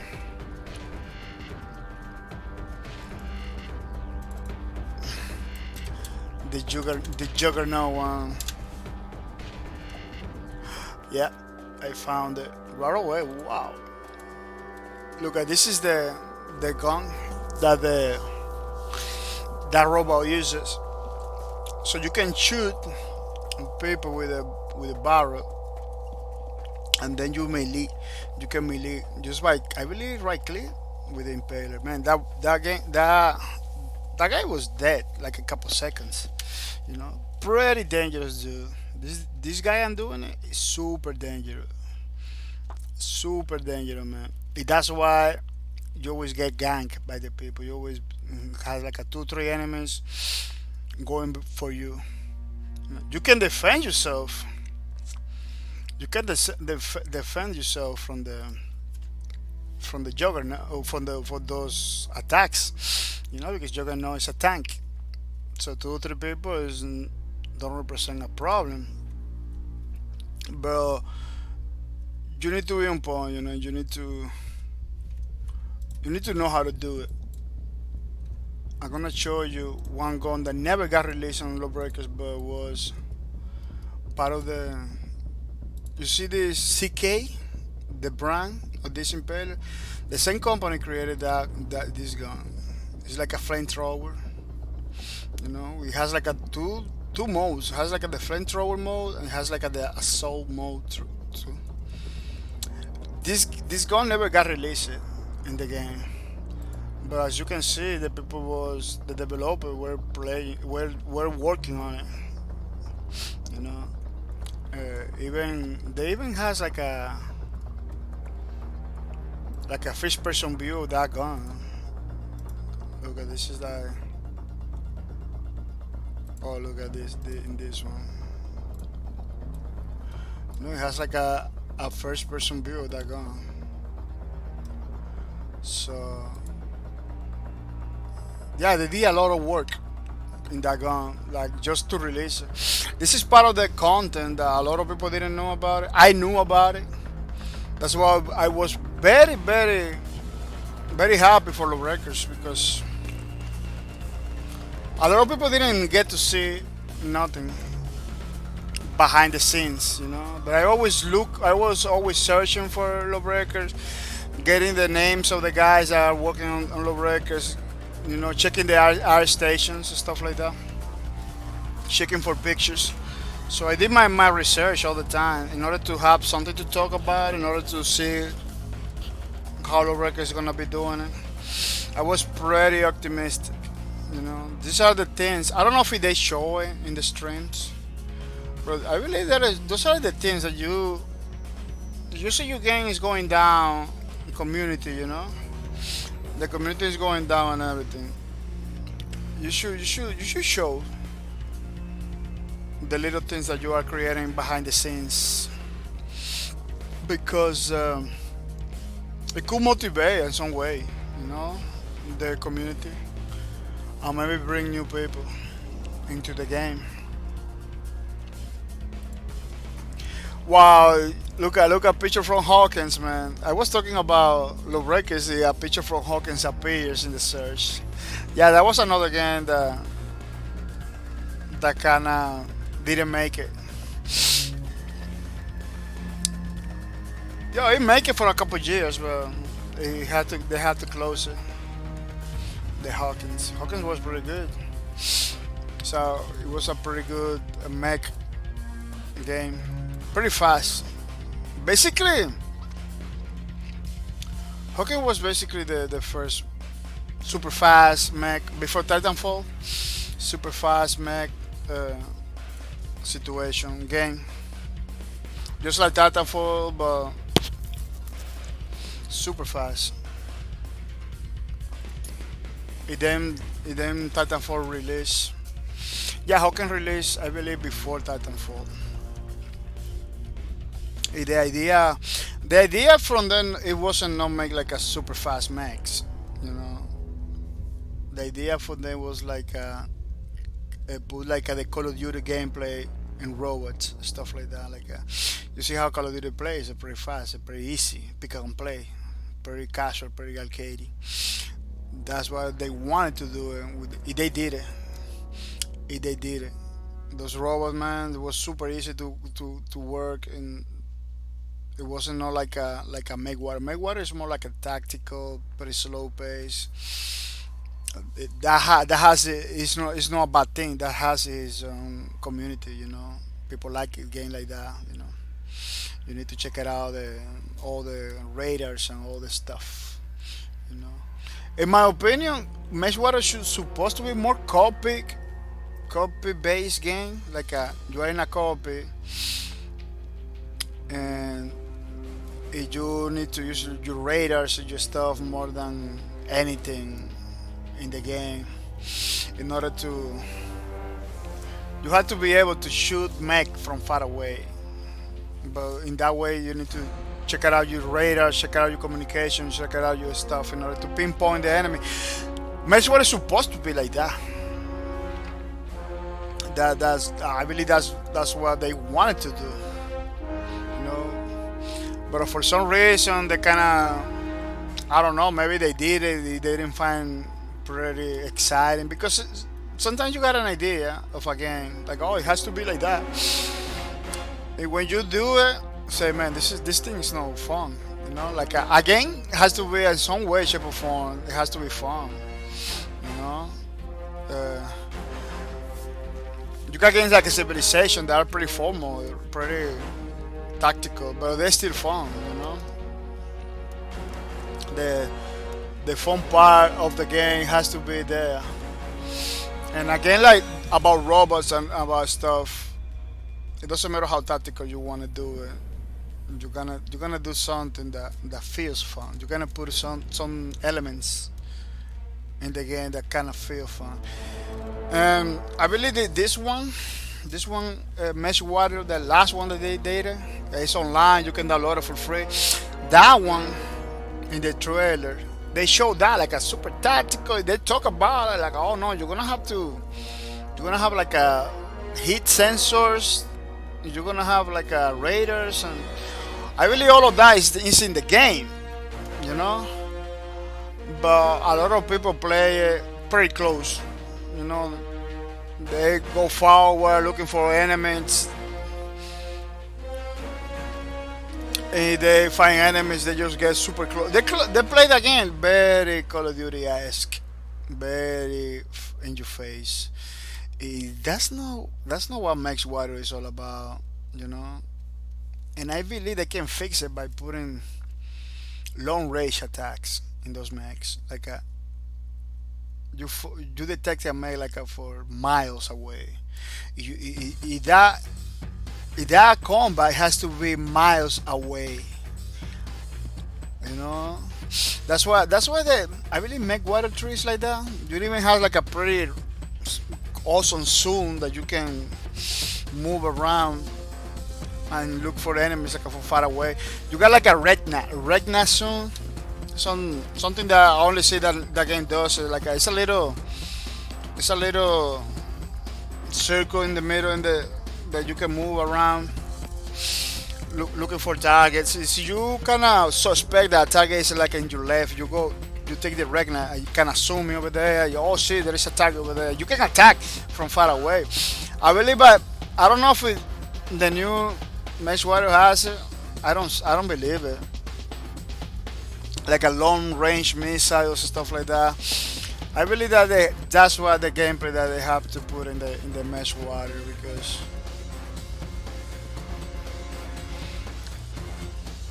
I believe that's how Mesh Water is supposed to be. Like attacking people from far away, basically sniping people. Not like being in your face. You know, maybe you can put like a one or two. You can put like a one or two mech that works like that, like a pretty mobile and get into other people's face. But you cannot make it damaging. I believe that they have it there.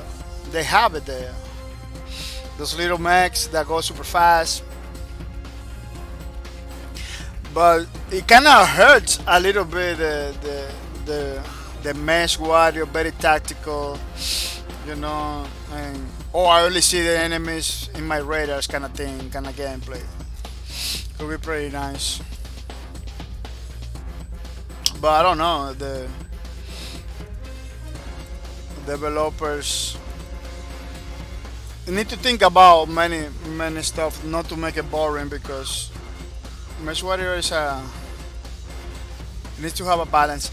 Hawkins, for in the other hand, Hawkins, even though it was a mech combat stuff, more like a Japanese mech stuff. Even though they were like super tactical, they were super fast. Like Hawkins was fun from the get-go.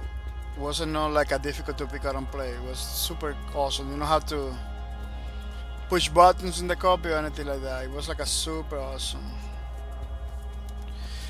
So Hawkins didn't have that problem to make it fun, because it was fun since the beginning. Mesh Warrior, on the other hand, is like a more tactical. Mesh Warrior, I believe, is kind of BattleTech-y. You know, BattleTech is super tactical. You know, BattleTech has a problem. It's like a tabletop game that A lot of people don't like the tabletop, aspect of the BattleTech. It's a good game. That's BattleTech basically give it like the proper mech water combat, because those mech, believe it or not, a lot of those mech supposed to be like artillery, supposed to be long range attack, with intercontinental missile, ballistic missile, stuff like that. Like they're not supposed to be pretty close one to each other. They're supposed to be far away. Like you're getting attacked from a guy behind three mountains, stuff like that. For that to happen, you need to give the tools to the player to keep the distance while be able to attack, like a motivator to attack people from far away. So you need to create every single mech like a sniper, missiles that go for the attack from far away. It cannot punish people that are too close to each other. Like I see you are a mech that, let's say, demolition with only missiles, stuff like that. Those missiles, it needs to hurt you. So you throw it like pretty close to you, to another enemy. Like as you are pretty close to an enemy, you throw that missile pretty close. You should take some damage from the explosion, because you're not supposed to be that close to the enemy. Stuff like that people knows, they should punish people that are very, so everybody keep the distance. In the BattleTech that we have over here and right now, they got classes that, okay, you get too close, you're gonna get pounded. But those little mech warriors that are like super fast, but not everybody does it like that. It's like sometimes you get this big, I believe they call it bushwalker or something like that. You got this big mech sometimes in the middle of your base, in the middle of the enemy, killing everybody. The little ones doesn't even have a chance. It's like cannot break the thing, I really getting damage from your own weapons is something that has to be. I don't know if it is in the Max Rider. I don't see that. That kind of says you, okay, you can attack the enemy, but you need to be a certain distance in order for to throw that gun. Like a certain guns, certain weapons in the mech supposed to no function, so you are pretty close to the enemy, something like that. They had to do some system like that in the game that kind of keep the flow of the battle in the tactical way.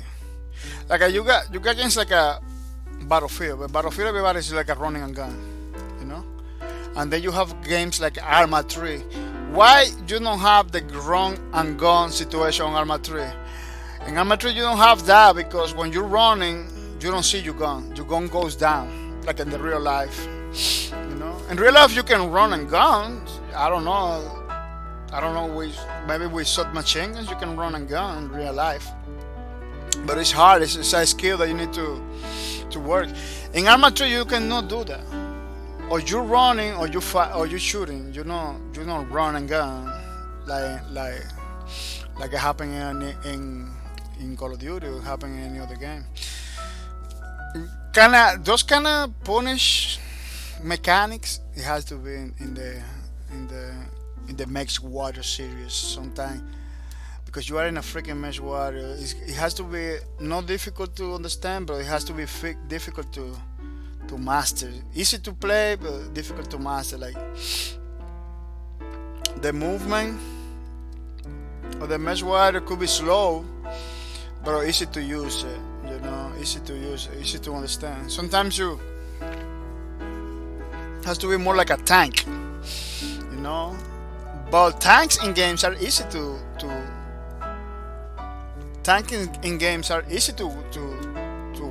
play with. In BattleTech, in Mesh Water, Mech Water, so many mech games. It's kind of difficult to go forward on that one. I believe you can lock the cockpit. You can turn the way you look at it, and then you can unlock it too.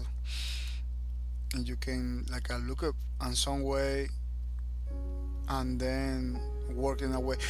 Like a games like a Battlefield has time. They do that automatically. You don't have to push a button to lock unlock. Like as you wanna go forward and looking to the side, you can do it. Why Mesh Water games doesn't do that?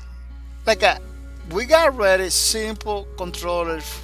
You know, I'm not talking about speed. I'm talking about being able to look around like a tank, because mech water is supposed to be tanks in another way. You know, it's artillery, heavy artillery stuff. And I hope they kind of realize that, and do that, because when I got an account, I never use it because my first impression of mech water, I used to play Mesh Water 3 pretty good. I believe it's one of the best Mesh Water game. Mesh Water 3 was the best. Pretty awesome. Even though it's a super old game. But I didn't get that from Mesh Water, the online. The one that Piranha did. Like I didn't get that. I didn't get the feel. Mesh Warrior Online. Yeah, I didn't get the. Yeah, this is the channel from Mesh Water Online.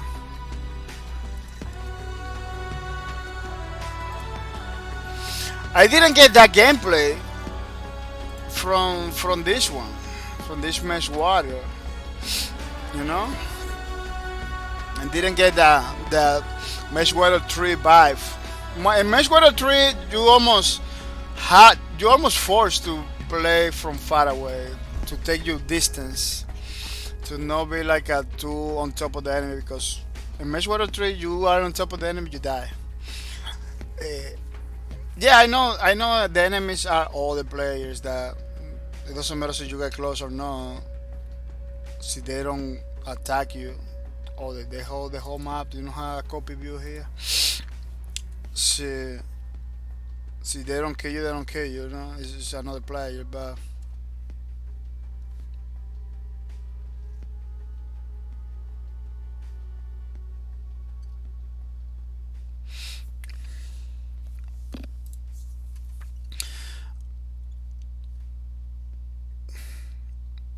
something that they need to do is like not able to play outside the copy. I believe some people can play outside the copy. Can play like with a third person view, something like that.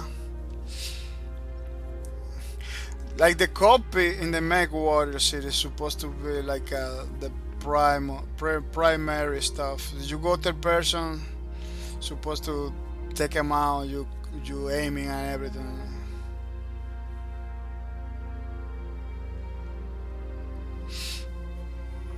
They're supposed to be the main gameplay is supposed to be in the copy.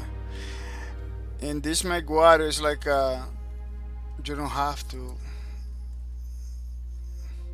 I found the Mesh Warrior online gameplay kind of shallow compared to the Mesh Warrior 3. Mesh Warrior 3 is an older game. They kinda didn't take no cues from that. I don't know if it's the same developer, but they can fix it. Yeah, they can fix it. They can fix it by kind of forcing people to play in the copy. With, you know, when they try to get third person, maybe they disable all the aiming and stuff. They can fix it by making sure some mechs, not all of them, some mechs are like only long range attacks. You know, so you want a big I don't know. So you wanna be like a close and personal with the enemy, you shouldn't be able to do it. Like I don't see Max Water like a game that for you to be close to the enemy. It's a game that you need to use all your radars, all your stuff, all your instruments in order to detect and to suppress the enemy. It's not supposed to be like a run and gun situation. But I don't know, I believe the run and gun situation is what keeps the game alive.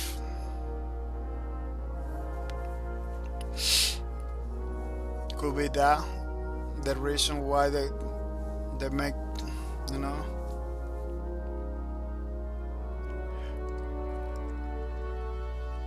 Yeah, I didn't find the gameplay that kind of like in Mesh Warrior, in this Mesh Warrior. Like as you have to manage your resources. Mesh Warrior is supposed to. So you're running, you cannot shoot lasers because running take energy from your lasers. Uh, uh, Over here in Mesh Warrior, you can run and shoot at the same time. So you got bullets. Yeah, you can do it.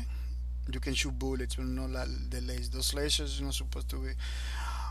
But I believe the game got broke when once you like you can upgrade you power plant stuff like that. That's why I am against upgrading games because you cannot break the game just by upgrading some stuff. You know. Oh, I'm not able to do something in the game, but if I upgrade this, I can do it. That's totally broken the game. You're not supposed to be upgrading power plants and chill nothing. Every single mesh warrior is supposed to have his own stats, and no grade nothing. So if you wanna be a long range mesh attacker, so you wanna play long range, you're supposed to use a specific mech. So you wanna play very close and personal, you're supposed to use another mech. That's why you see sometimes mech that's supposed to be far away from you, pretty close to you, because they can upgrade, they can change the weapons, they can customize the mech in the way they want it. And I believe that's one of the you're not supposed to do that with mech warrior. Like a customize you make the looks, you can customize the looks of your mech, but you're not supposed to customize the weapons and I believe the restrictions that you put in the game are the element that are gonna make Mech Warrior like a better. It's the restrictions you put in the game. Not having many restrictions in a game like that kinda kill it. At least for me, kinda kill it for me. And sometimes you see a mesh warrior that you can kill it right away. You cannot kill it because they have like a shield upgrade or something like that. That kind of change your gameplay right there. Or you got like a mesh warrior that you believe is gonna take a lot of bullets. Doesn't take a lot of bullets because they make it different, faster. Yeah. So for some game customization is not. I'm against upgrading and customizing that in that aspect in many games because I really kind of kill some games. I'm being lucky in Space Lords. You can customize the weapons and the damage and many things. I'm being lucky not finding people with many upgrades in Space Lords. It looks like people are not using the upgrades all the time, and I really. It really is kind of good thing, because you are still especially is more like a skill-based game more than upgrading things, They put it there. The system is there for people that want to use it, but I don't see nobody using it. Almost nobody using it.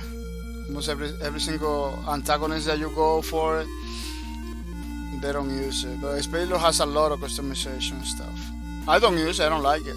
I don't like to customize my stuff that much, to the point that people doesn't even know how it's gonna approach. That's my main complaint for every single game that has like a upgraded cars and stuff that you can use.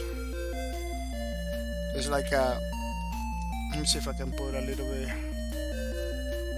It's kind of OP.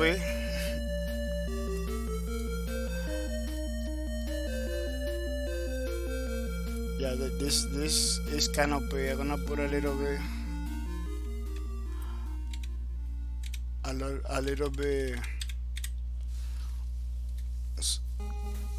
quiet because it's kind of big.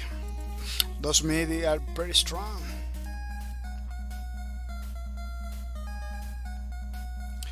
People really are gonna take 1 minute only. I'm gonna have to get something to drink and check it out the house and everything in order to continue doing this lubricant fan album. It's looking better. It's looking better than before. Before it was like a what? Yeah. I figured it out to see if we can put a little bit more details in the legs. The legs are kind of clean. I wanted to put a little bit more lines in the legs. Yeah. Yeah, when we come back, we're gonna do that, so don't go anywhere. Coming back in a few minutes.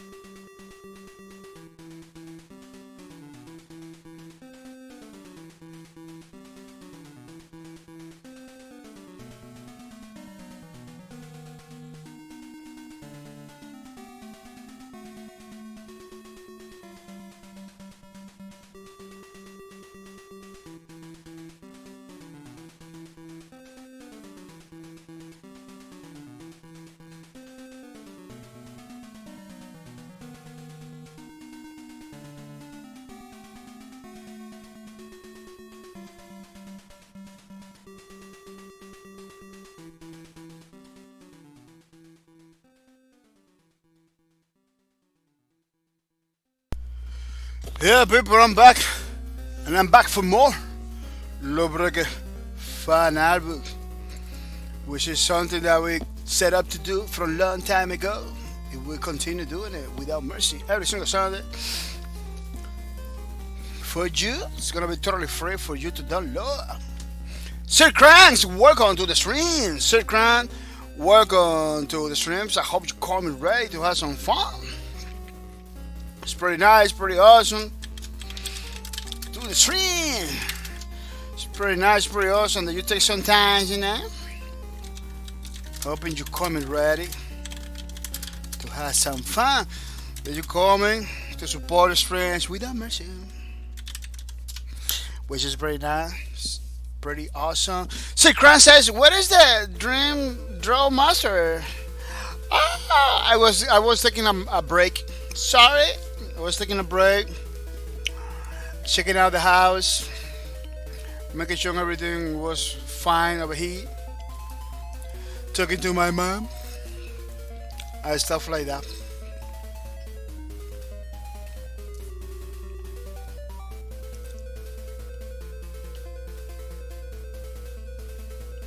And stuff like that. So I don't know how long your break will be, brother, but I got to get some rest. Oh, that's okay. That's okay. That's okay, man. I really appreciate that you came over here and say hi. It is nice to see you, Mr. Subscribe. It is pretty awesome. Yeah, you don't have to be the whole string over here. You know, I really appreciate it. Just by you coming and saying hi in the streams, I really appreciate that. I don't expect nobody to stay in my streams longer. I don't expect people being super active. I don't expect that because I always say that the viewers needs to consume the stream in the way they wanna consume. You know, I kind of require. You know, I kind of feel happy when people say hi. So you already did. So it is fine. That's the only. That's the only thing that kind of. That's the only thing I kind of want people to do is like a say hi to the people. That's it. Something that it takes like 1 second. It doesn't cost any money. But I'm kind of failing. There is a lot of people, yeah, that's coming over here saying hi and everything. But still people that doesn't understand what we're trying to do over here. They just becoming a stranger day by day, and it's not good when you're becoming a stranger. But as long as you come into the street and say hi to the people and everything, I'm kind of that's it. Kind of feel good, you know. Sir Crown says, "Have a good stream and see you later." Thank you, Sir Crown. Thank you, and thank you for the biddies. Oh, pretty awesome. Thanks for the biddies. Thank you for the biddies. Sir Crown. Really appreciate it. It's pretty nice, pretty awesome. Remember, if we meet our bit goal every, if we meet the bit goal, you know, everybody over here, 5 people from the 5 people, the first 5 people from the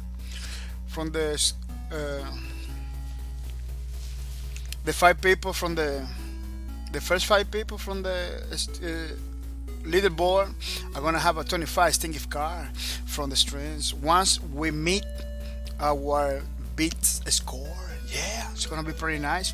It's something I don't talk a lot about it, you know, because I try to be like a more organic, you know. Maybe people, maybe let the people get interested and ask the question why we have a big goals over there. But the big goal is for that, you know, is to give you more stuff. That's what we do, to give you more stuff, and it's calculated. It's calculated for that reason. So I don't believe I don't get nothing from that big goal. It's more for you guys. It's more for me to be able to do something for you, basically. That's what we do.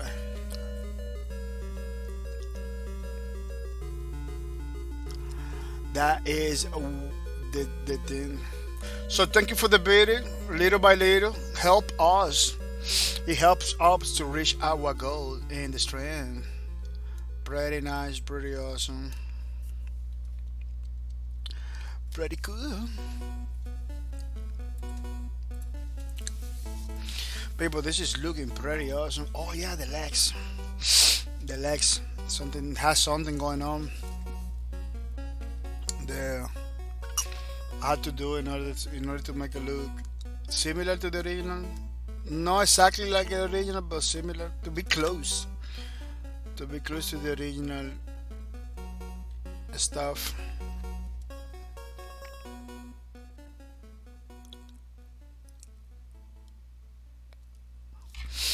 Which is pretty awesome. And over here too.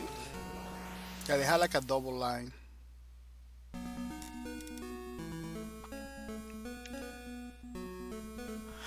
That I kinda ignored, but I had to do it in order to make it look more like in the way it's supposed to.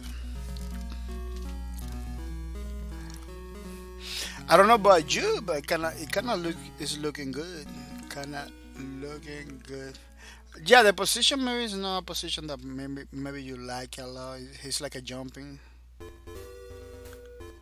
It's like a jumping with a gun. Like shooting the gun, jumping at the same time.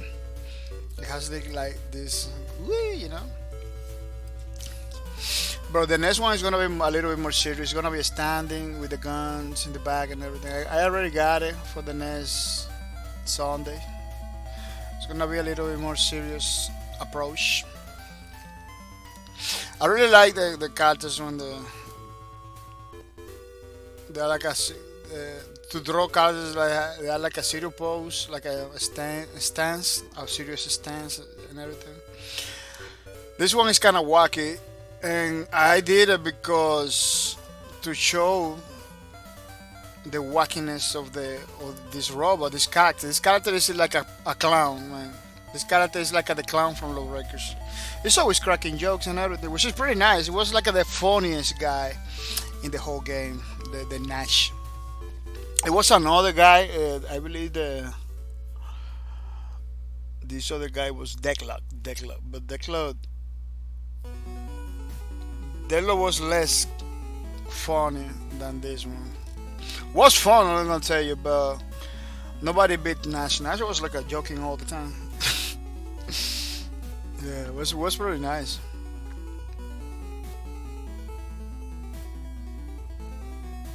So that's why I did this one because, and I believe that's why Bosque Production did the original concept here like that to show how wacky and crazy could be that character.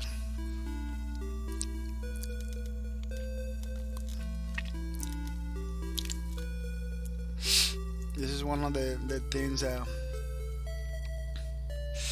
some point they should do it to tell the people how the character was.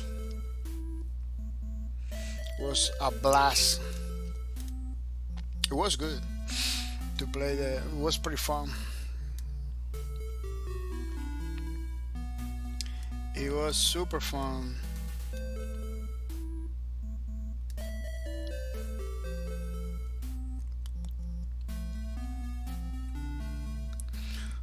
Super fun to play with the Nash.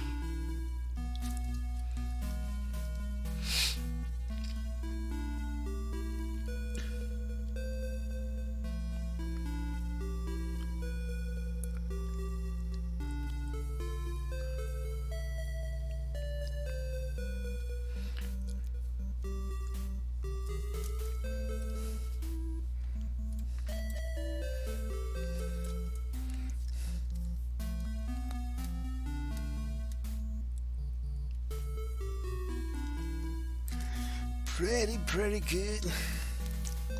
The same thing I'm gonna do with this leg, because this leg has like a more lines. They got like a main lines, and then they got like a other lines.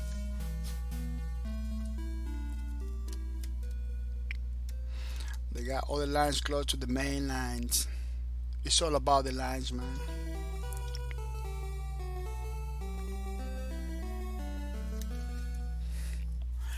It's all about the lines.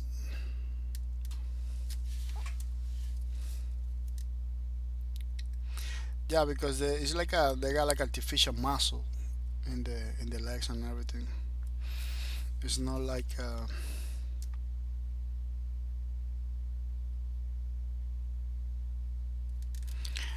it's not like a real muscle. It's like artificial thing. It's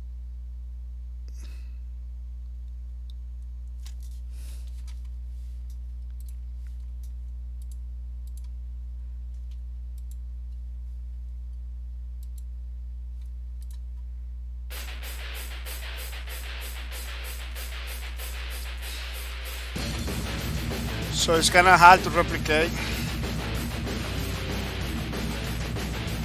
But I believe if we do the line, we can get closer to the real looks.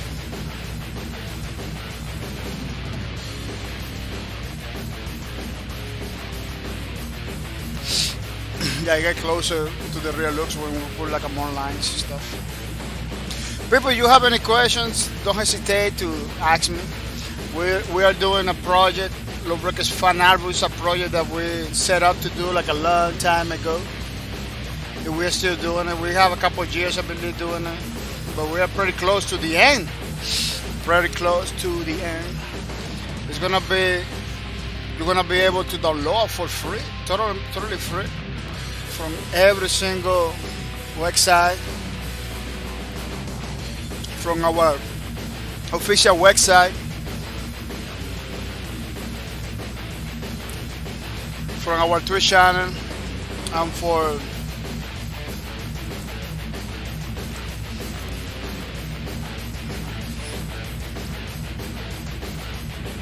our official website, for our Twitch channel, for our different channels. It's gonna be pretty nice. It's gonna be pretty awesome. So you play the game, so you didn't play the game, you know, it doesn't matter. This is not just for the low breakers players. This is for everybody that wanna have it, one copy. They're gonna have it. I'm posting many of the characters that are already done in my Twitch and my Twitter. So if you wanna grab one of those, I don't know, to put in your mug and to do something, to do a t-shirt about it and everything, you can go and grab it, you know. I don't guarantee it's gonna be like a high resolution nothing, so you need to maybe give it a high resolution, see if it is required for whatever thing you wanna do with it. So you have a channel, you can use emojis. Those emojis you can use it. It's gonna be pretty nice. This is for you, dudes. This is for the peoples. This is not for me. This is not for me. This is for you, people. So if you see something that you don't like, you feel free to tell me to see if we can change it. You know. So you see something that you like, you know, go ahead and get a copy from the love breakers. But now it's still not available.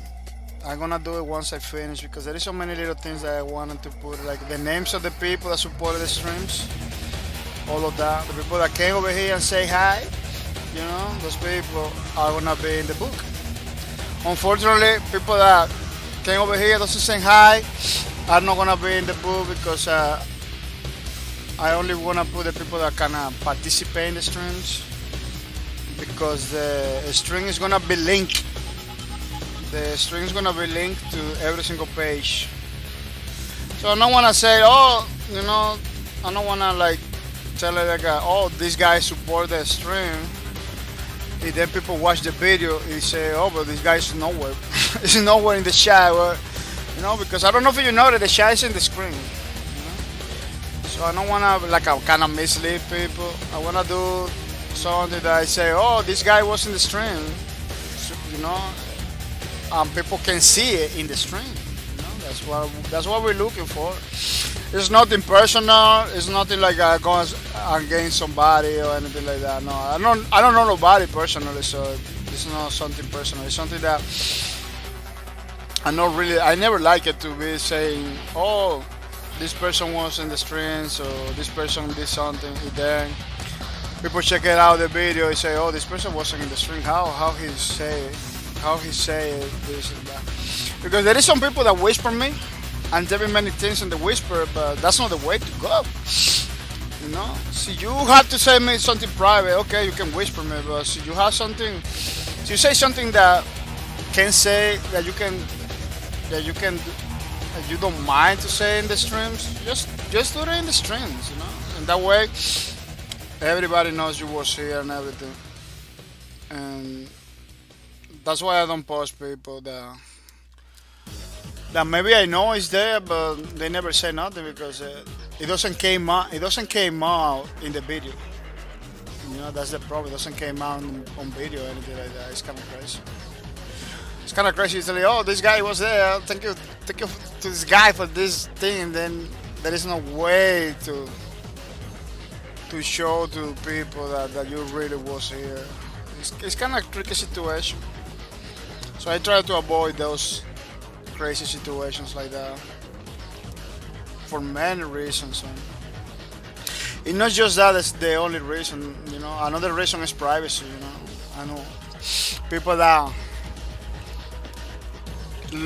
people that came and lurk in the streams and everything. I try to respect that, you know. I try to always respect the lurk, because it's a support. But a lot of people that lurking, because they don't wanna they want to be private, you know. They don't want to be public in some way, shape, or form. So we need to understand that. Unfortunately, the people that doesn't say nothing, that keep themselves private, that they just wanna there, supporting without participating. A lot of people are gonna missing out on many of the projects and stuff that we are doing, because I only put I only put the names of the people in the credits. I only put the names of the people that participate. It's something that is kind of required for my streams to participate a little bit, just by saying hi. But it's not enforced. It's not enforced. I don't enforce that. It's not like a banning. Some man, back in the days, used to be people banning lurkers. Back in the day that was a thing back in the days. Like they went through the list, bam, bam, bam, people like what? Yeah, back in the day was crazy. But that's never gonna happen over here. Never gonna happen over here. Because at the end of the day, I want people to consume the content the way they want it, the way they want it. I believe that's the best approach. That's the best. All that we can do is like to let the people consume the stream the way they want it.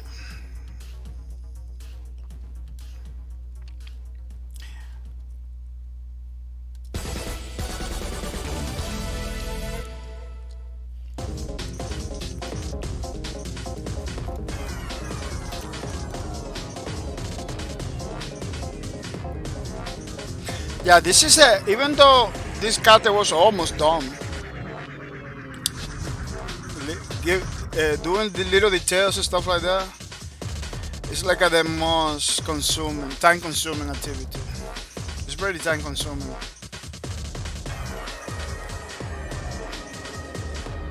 So that's one of the reasons I couldn't finish because it was too late. I came late that day.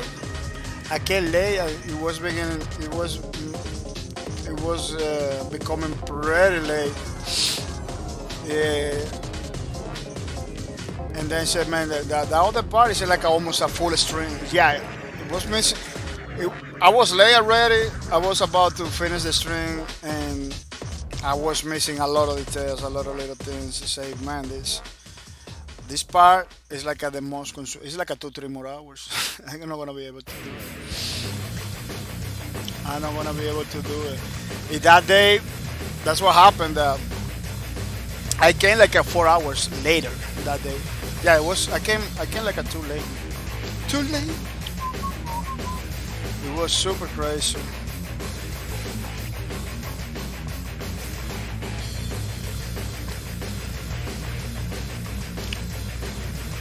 It was super crazy.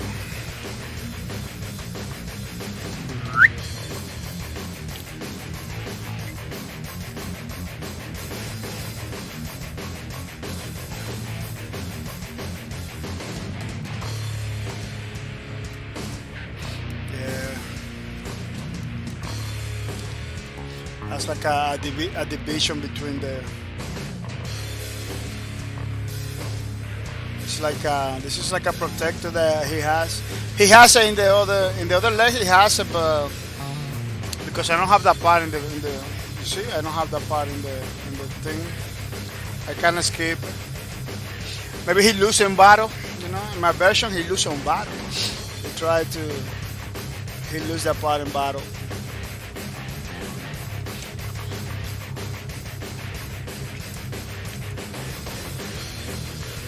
That's why we don't have it here.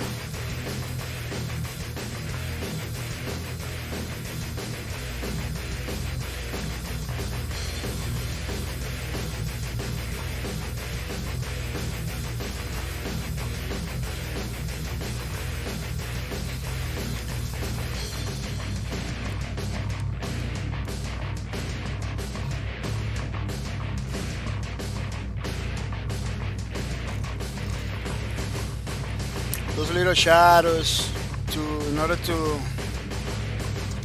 to make sure people can understand better the piece are very important to make it look better, to make it look the character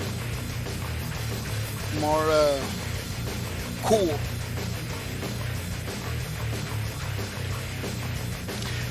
Cool is like a, we use that word, but it's kind of difficult to explain. You know? It's a very subjective stuff. Something that is cool for me, maybe it's not cool for you. You know, it's a very, it all depends on the person.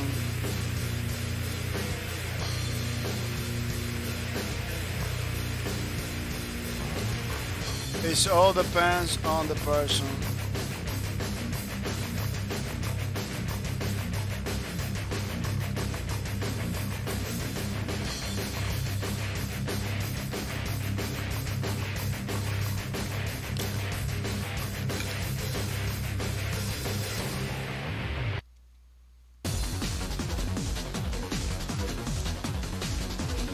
It all depends on the person.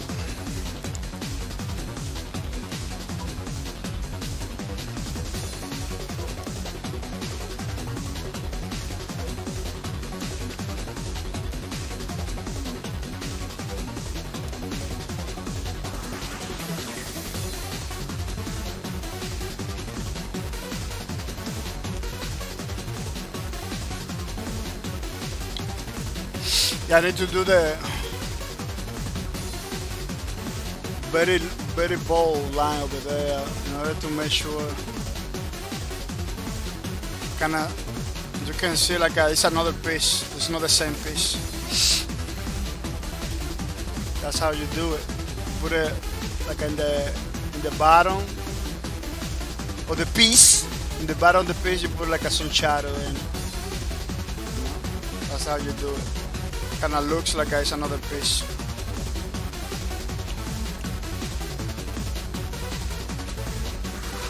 I can't wait to have another Wacom tablet, like the Wacom tablet system. I want it. I can't wait to get that because it's gonna improve my drawing like a many. Gonna be faster. Yeah, I can do the same thing with this Wacom, but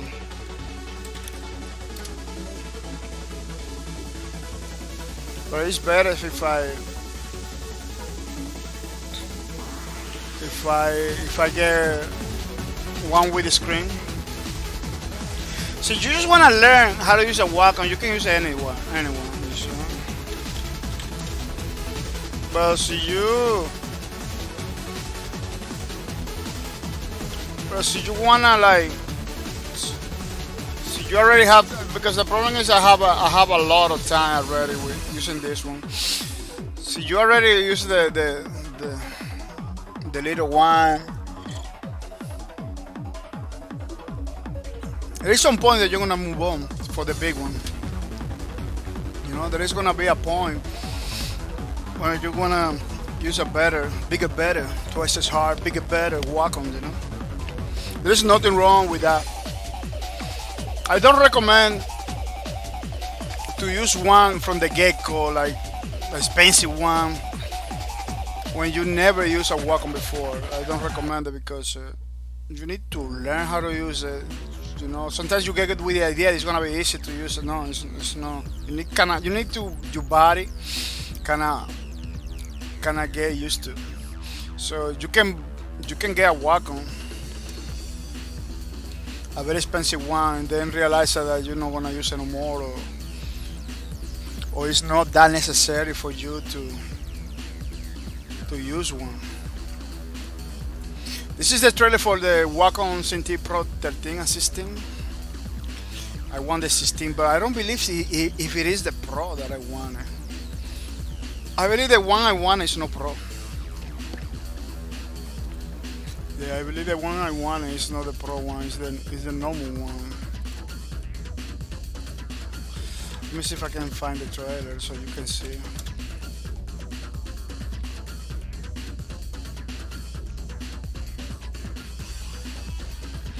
Oh, isn't the wagon?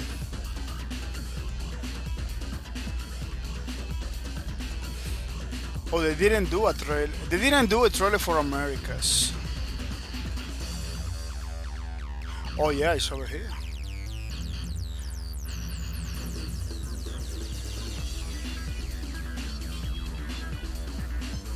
Oh, that's weird. They did a trailer for Wacom, New Zealand, I believe. Why they didn't do one for America? It looks like they didn't want it to.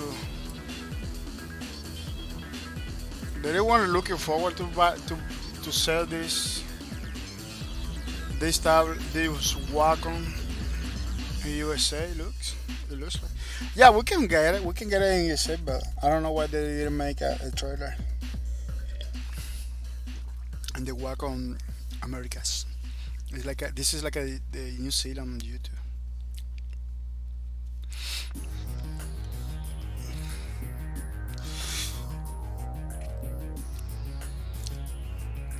Yeah, this is the one we want. It brings like a dash stand and everything. Back in the day it was like an optional. Now I really include it. It come included in the thing. I'm not sure, but I believe it come included. Yeah, the pen the pen is a pro pen. It's not like the normal pen. It's like a pro pen. Some people tell me the pro pen and the normal pen is almost the same. The change is like the design, how it looks. It has a different design.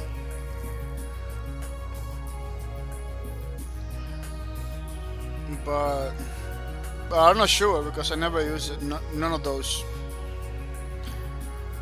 It could be true, or it could be not true.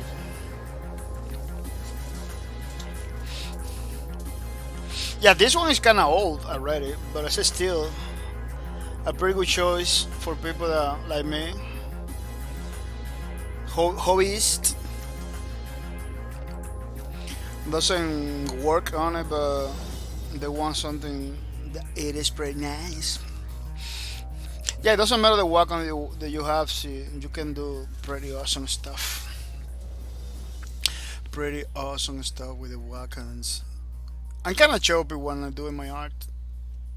You know, it's supposed to erase a little bit more and everything. But with the new Wacoms, if I get my new Wacom, it's gonna be pretty awesome. Man. It's gonna be pretty fast for me to do anything.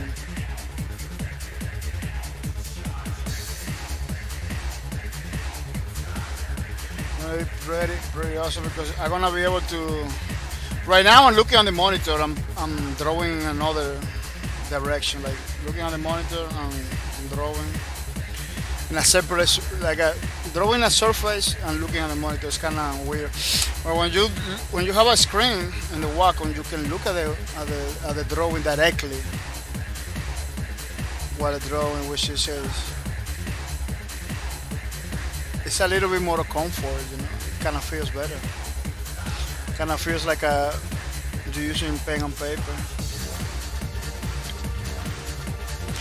But pen and paper is a very good option. Still pretty good option. There is some people that never use a Wacom.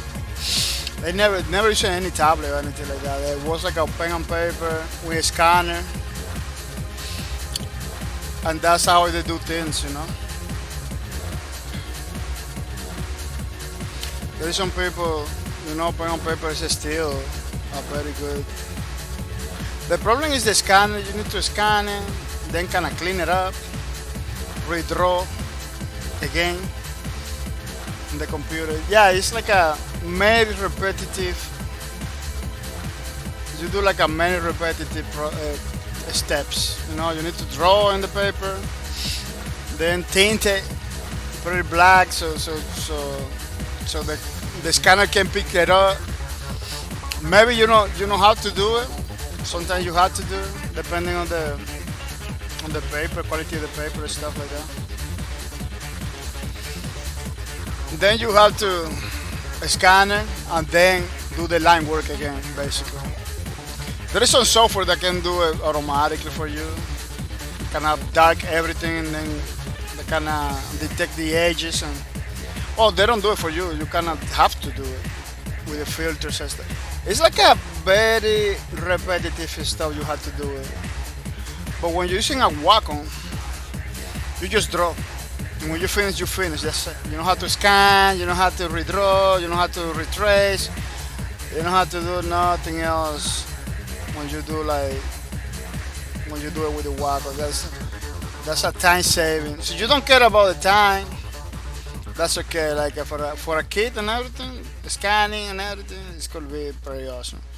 You know, so you are like a college dude. You don't have the time constraints. But for a person that just wanna do something, finish it, and not have to do something else on top of it, you know, just give it colors. So they wanna do something, they just wanna do colors, stuff like that. Like Wacom is the best because scanning is the whole process. It's still professionals doing it. Professionals working in movies and stuff like that, they're still using pen and paper because the pen and paper is more. It's more like has more substance, you know. It's still the way. It's a pretty fun. It's pretty fun way to draw. But now in this digital age, using pen and paper is gonna take a lot of time. It's a time thing. That's it. Well, paper is one of the best way to draw.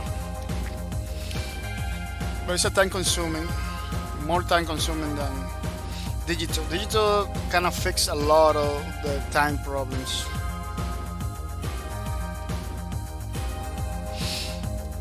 Digital is pretty good. But you're never gonna draw in digital in the way you draw in real paper. With real paper, real life drawing has something that is not gonna be replicated. It's gonna be pretty close. Wacom, for example, and arrange that combination, the application and the device, kinda get there. It's kinda there, but it's still, you know, it's pretty close to reality, but it's not. You still feel some floaty stuff because you're not drawing in paper, you're drawing in a screen, you know, screen. Even though they try to make like the real feel from the paper, it's not there yet. It's not there yet. But when you begin to use the technology and begin to paint, you kind of begin to get used to, and you don't notice the difference anymore. You know, some people never use pen and paper. They use Wacom from the get-go, learning and everything.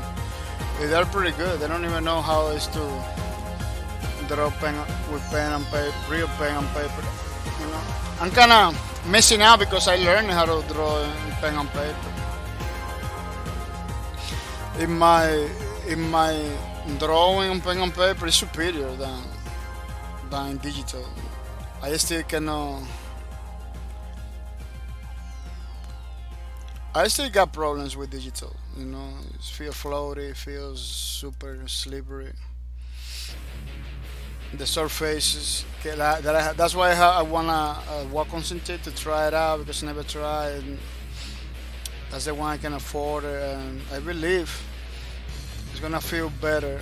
It's gonna feel more closer to the reality than this one. This one is like a plastic. It's a pretty old Wacom. It has like a plastic. It doesn't have, because the newer ones has like a feel to it that kind of feel like paper, you know.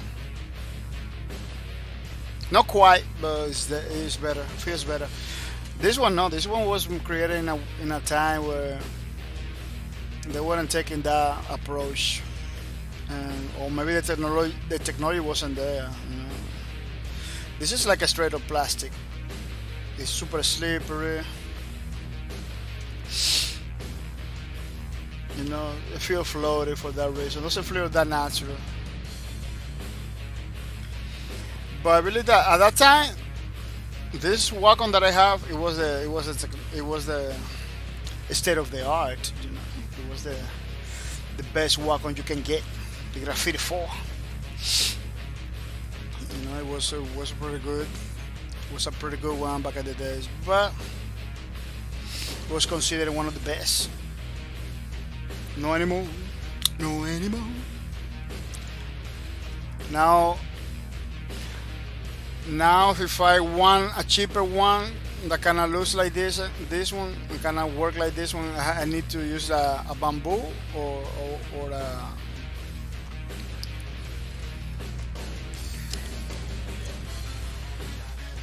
It's not Cintiq. How they call it, the other one? It's not the Cintiq. Cintiq is the one with without the screens. Like,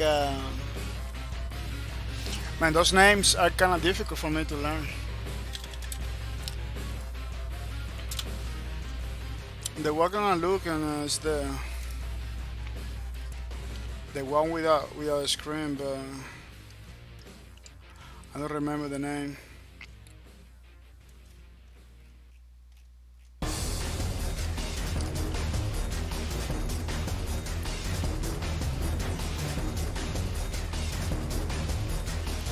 Intuos, that's the one, this one.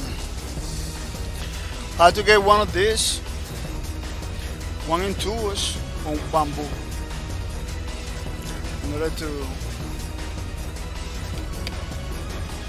continue. Because the Intuos doesn't have a screen, but it has a better feel than the one I have. It's kind of like you can even put a paper on top and draw your stuff. They put it like a paper on top and draw it, you know, pretty good. Mine does it, but not that good like this one. But I'm not getting that one anymore. I'm going for the Cintiq. I'm kind of missing the having to draw. Looking to other places like kind of tiresome sometimes. Especially when you spend hours doing something, because we spend like 6-7 hours every time we draw. And it's kind of crazy.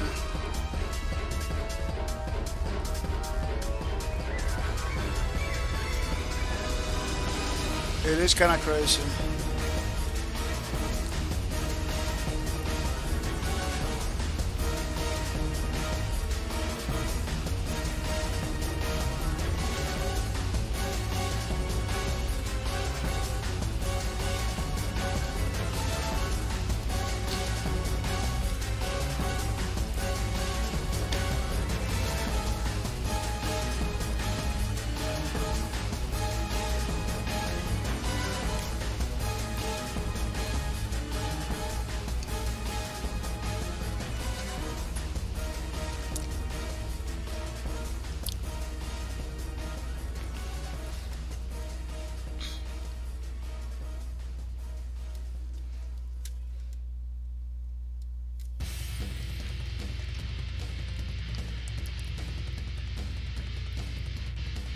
Yeah.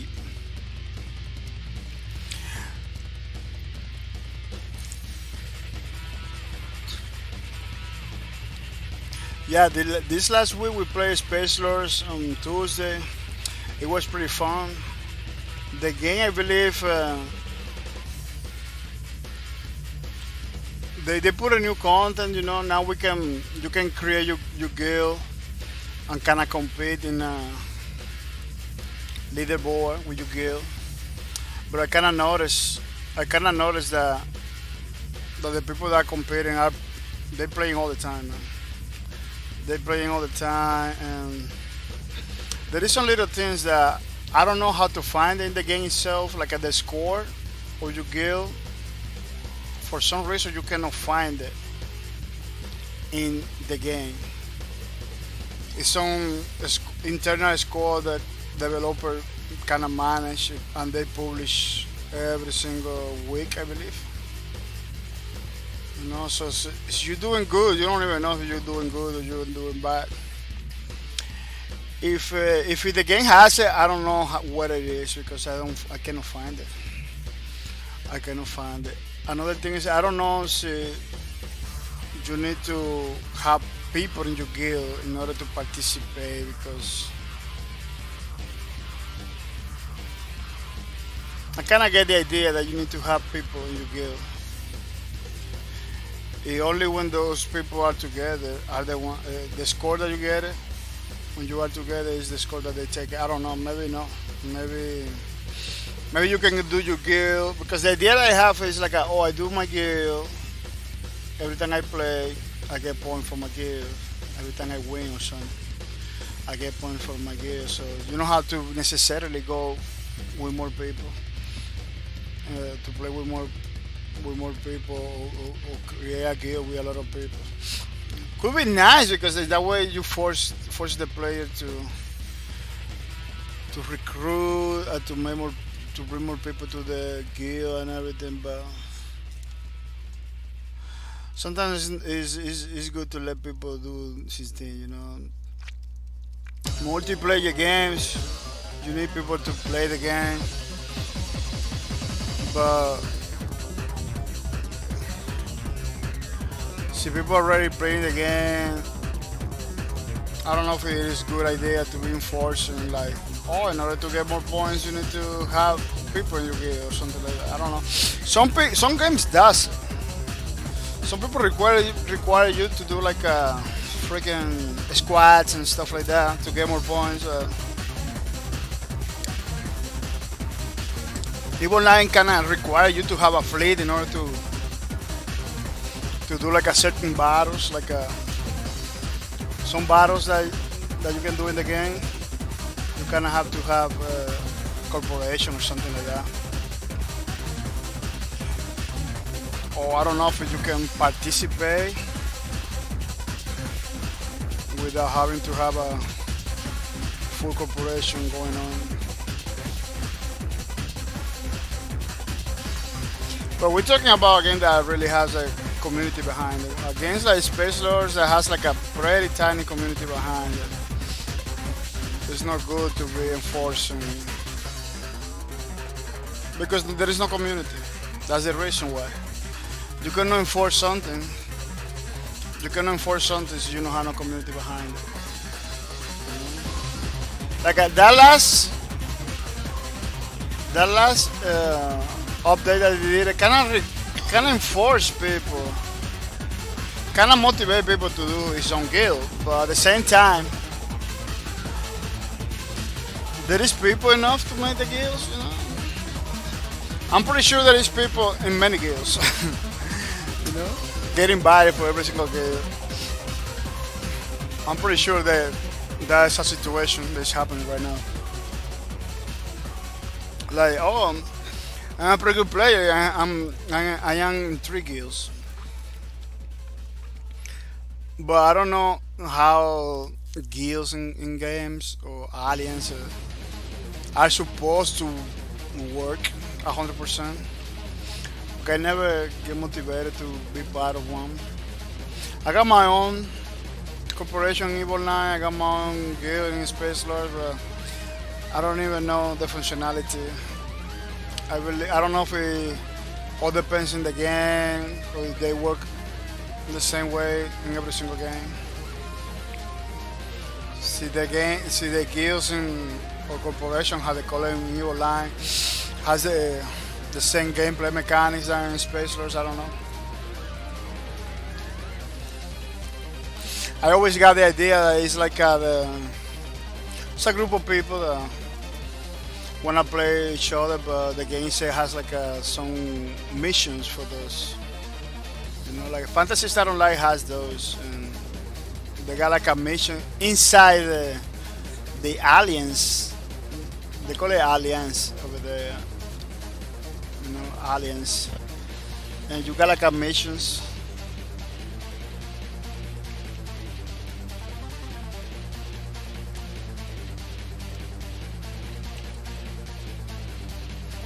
They call it Alien, so I don't know. See if there is something that it works in the same way for other games.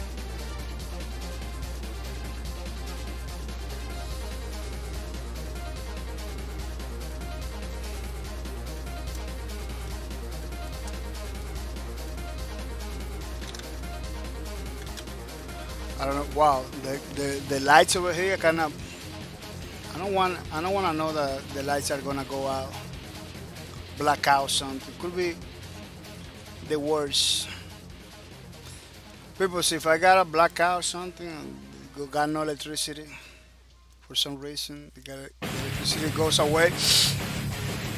We're gonna come back to the stream at least for whatever minutes left.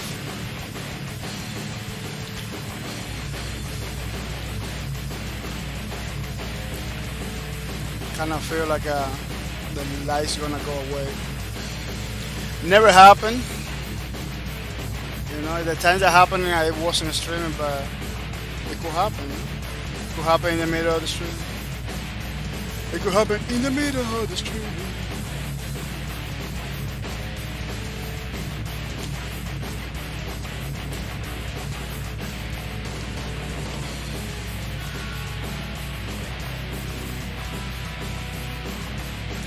Yeah, it's a lot of work, man, that was missing. I totally cannot do it the last time that we did it. That was the best. The best was like to finish today because I'm not gonna be able to do it. That day, I came in like 4 hours later. I was like 4 hours later. Came into the stream. It was pretty bad, man. And then I did a lot. Let me tell you, we were going pretty fast, but I didn't have time to finish it because this part, I knew this part is gonna take time. Man. This is like 4 hour or more. This is like a lot of hours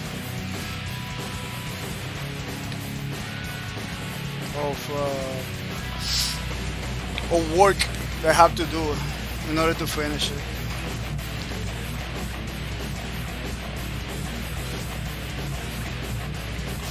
Yeah, depending on your skills, it takes hours to do whatever little thing.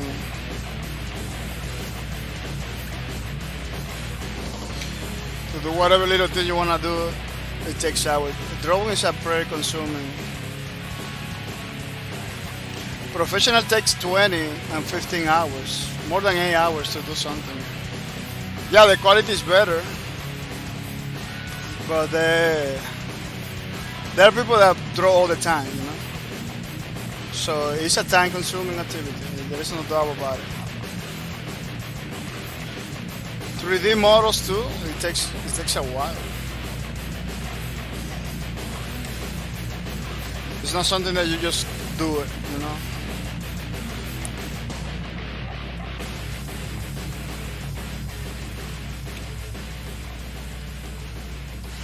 But it depends in the amount of details too. You know, you're doing something simple, it doesn't require to have a lot of detail. You can do it pretty fast, or so you have something a little bit complex. Like this one, it's not super complex, but it's just kind of little bit complex. It has a lot of little things. You can have the problem, or well, it looks totally different from the beginning. The beginning was like a super empty. Now it looks better. Especially the legs with the lines I put in the legs, looks better. Look like a muscle because he had like artificial muscle. This robot is like a more than it's more like a humanoid more than anything. Kind of. The idea is like it looks like a human. Stuff like that.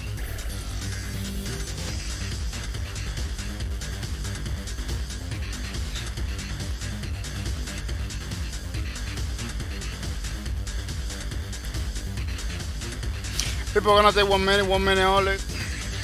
I try always every single hour to take like a 10 minutes break or 5 minute break, so you know. so you don't, so you know, every hour I try to take 10 minutes. Sometimes I don't take it.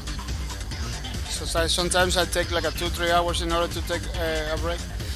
But today I have to do it because I'm checking that my mom wasn't feeling good today. I almost don't do a stream today because my mom wasn't feeling good.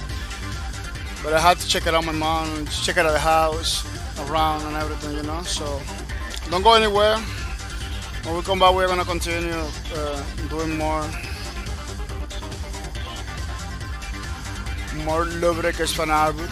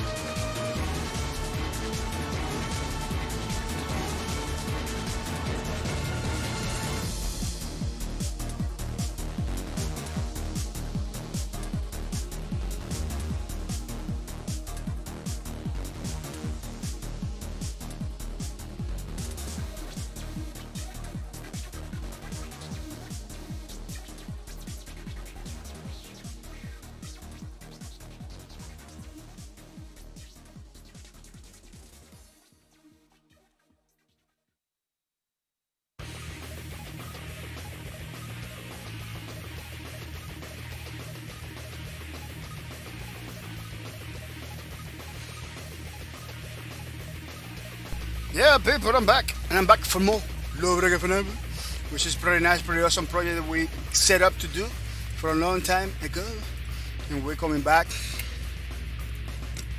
to do or to finish, giving the last touches. Yeah, the last touches to the second page. This is the second page for our Nash Juggernaut class. Nash, that's his name. This is the second page of that. And next Sunday we're gonna do the third page, which is gonna be pretty nice, pretty awesome, pretty good. Hoping to see you here the next Sunday too. Getting those points for the $5 system gift cards and everything. Pretty awesome stuff.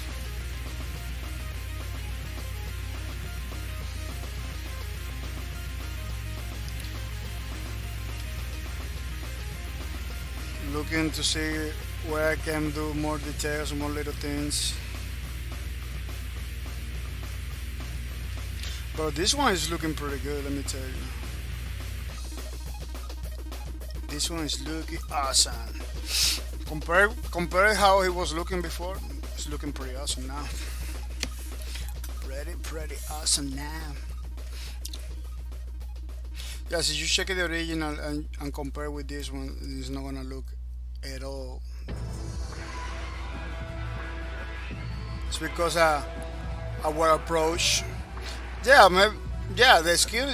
I don't have the skills to do it like in the real one, but it's a good thing because in that way we can do it in our own ways. You know, we don't have to stick to rules or anything like that.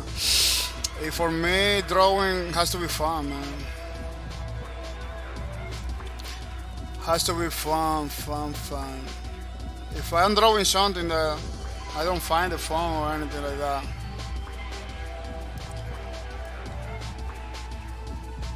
it's not gonna be good. Everything you do, it has to be fun, man. Sometimes I see people tell me, "Oh man, I'm a streamer. What do you think I have to do? What do you think?" I said, "Dude, you just have to be fun, man. You need to have fun for whatever thing you do. You don't have fun. You're not having fun in streaming or anything like that. It's gonna be a problem, man. You're not gonna last. You're not gonna last not even a couple months, man. I got 3 years and counting. I began 2016, 17. Yeah, I'm gonna go to 4 years right now. Next year. It has been a blast. It has been pretty good. You know, looking forward to see if I can make it the full time. But full time streaming is something that is different for everybody. Sometimes people can go full time because they work from home or they do some other business that doesn't require for them to be in the business all the time, like they got employees or something. And there is a lot of streamers that are still working, even though they are full-time streamers, like a partners and stuff like that, still working. So full-time, being a full-time streamer depends on many other factors. Some people has the sponsors, you know, stuff like that. Some people has the community itself. It's totally different. That's why a lot of streamers says, like, a lot of streamers that are full time and everything, that kind of teach other streamers about streaming. They kind of doesn't have like a one answer for everything, you know. It's always like, oh, you gotta love it, what you do and everything, because every single streamer is different, you know. There is streamers that are full time still working. There is others that has like a sponsorship enough to go full time. Some other streamers doesn't have like a doesn't pay a lot of money, a lot of bills. So they live with with their parents. When they live with their parents, if they are able to go full time, it's a different case. Every single one is a different case. You know. So you have to find out your way to go full time. You have to find out your way, how to do it. Because for every single paper is different. Has been different, you know. But it's something that you have to find out in your way, you know. So you believe by quitting your job and going full time, streaming is gonna cut it for you. It's gonna happen. You gotta do it like that. So you believe it's not gonna happen. You kinda have to be careful about going full time. It depends on the people. Every single person is different, man. Some people live with their parents, they can go full time. Some people have business. It doesn't require them to. I got a friend that is like a interpret. He doesn't even work every day. You know, every time he works every time they needed to translate from English to Spanish. He's like an interpreter. He doesn't even work every day. He works from time to time. Every time they need it, he works. It's not even every day. You know? A person like that can stream pretty good. He's not a streamer. But see, he decided to be a streamer. He is pretty good right there, you know, because he doesn't have to work every day. He works sometimes.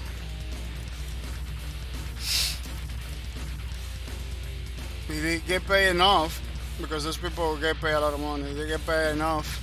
Yeah, but we're not talking about interpreter from the call center or something like that. It's like a company.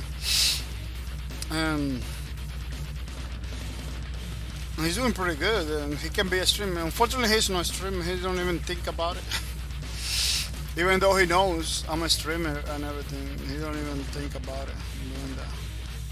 Because you need to like it. The streaming is something that you need to like it. You need to love it.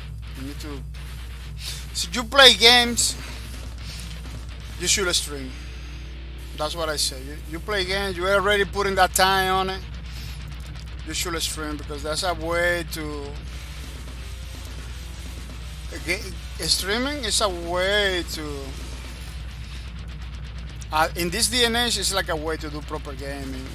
You know, create a community, to make a career from that. You know, you are playing. If you're not streaming, you kind of wasted your time. Basically, that's how I see it. You know, you kind of wasted your time. You need to, in some way, put that time. You know, unless you're gonna go for pro player and everything, you're gonna need a lot of time to practice your craft. You know, to practice the techniques and everything. In that way, you need to stay away from streaming. In that way, you need to stay away from streaming, because you're gonna need a time to practice. You know? Not because you cannot do it, because there is many pro players that stream too.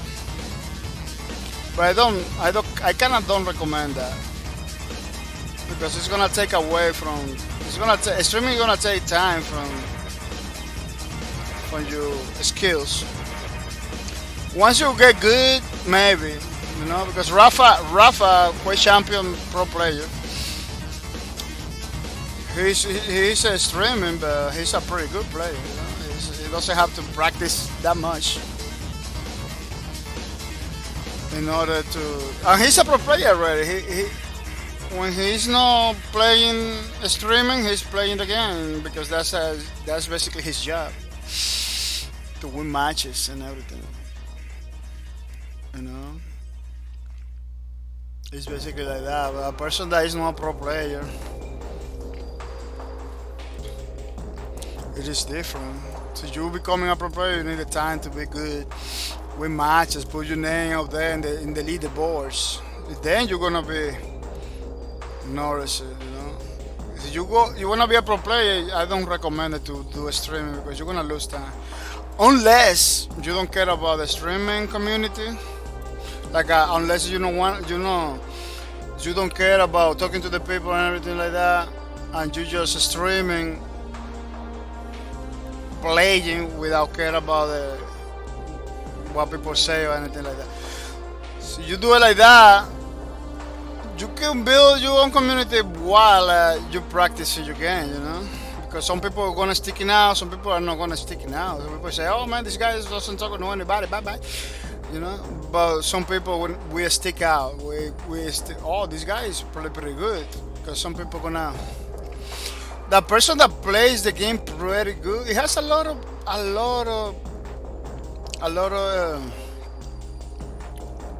it has a lot of possibilities to get into the sponsorships and everything. Yeah, people that plays pretty good get partnerships from developers and stuff like that. But you need to play. You need to be the best. You need to be one of the best. You need to be pretty good. You know. But if you're not that good in the games, you're not gonna. If you're streaming, you are not that good. So you are not good at the game. You better put time on the community. So you are good. You don't need have to put time in the community. It's just a trade. It's always a trade-off. It's always a trade-off. If for people, it's very different for every single person. Don't don't believe it's only one way to do everything. You know, the things that work for somebody. Some people get pretty good in the streaming because they make business with sponsors all the time. They're talking to brands. You know, they show, they're doing their marketing stuff on the side. And sometimes they get pretty good.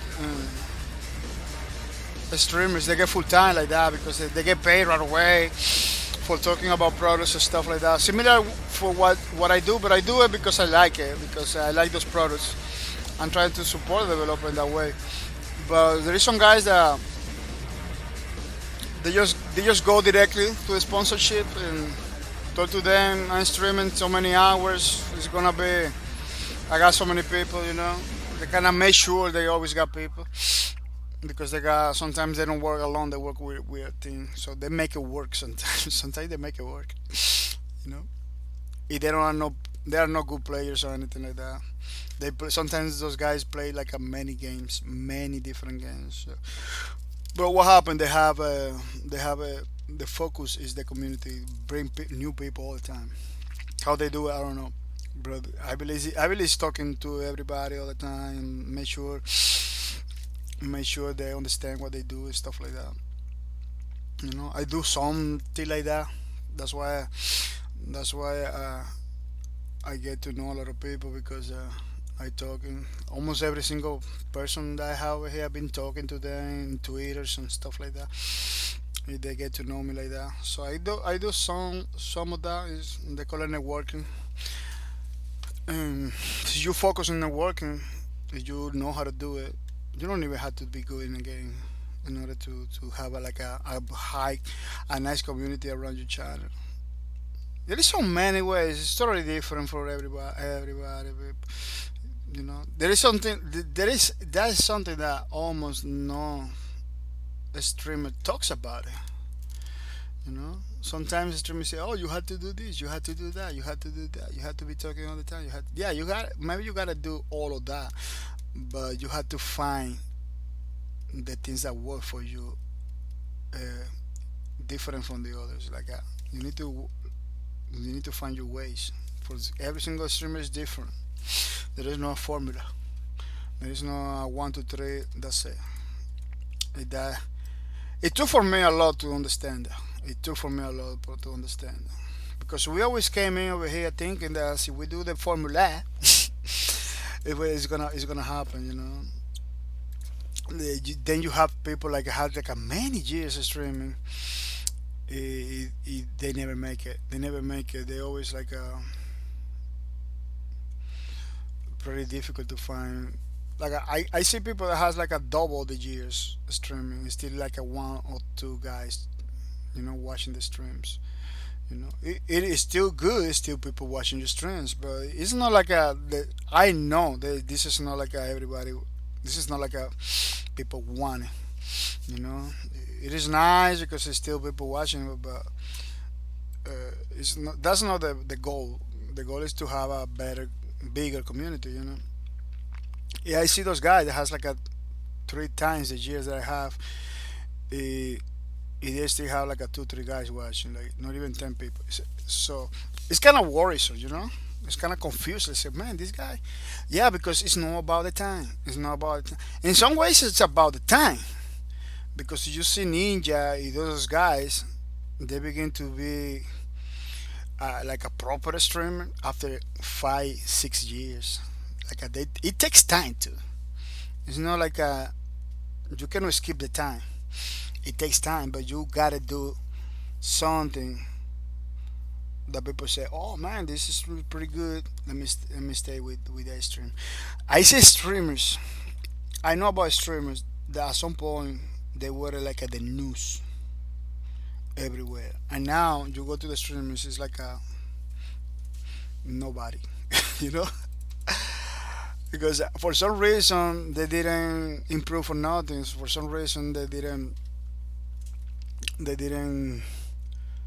did something else. They kind of stuck in the same way, and that's it. And but even that, it is not the only. That's not the only factor. Even that happens. That's not the only factor. The reality about it is totally difficult to find,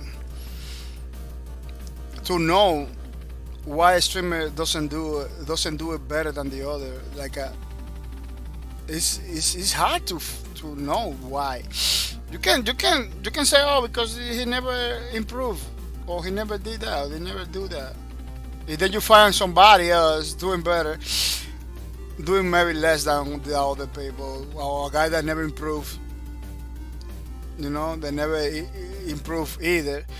Yes, still doing better than the other one that doesn't improve. Like, what is the formula? What is it?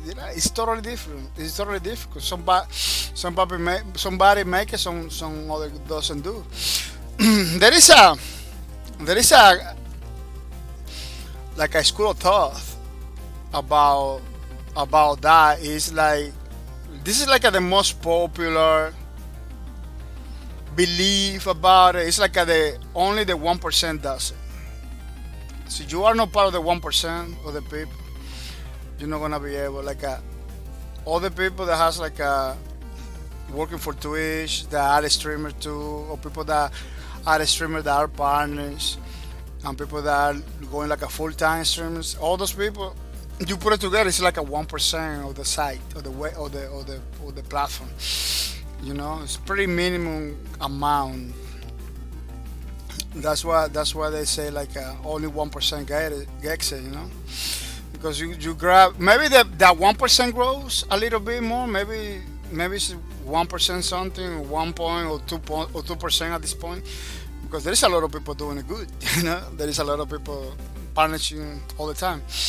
Maybe it's 2% already, but it's still the minority. It's not it's not everybody. It's not. It's not like everybody that came to the website that it does it. That could give you an idea.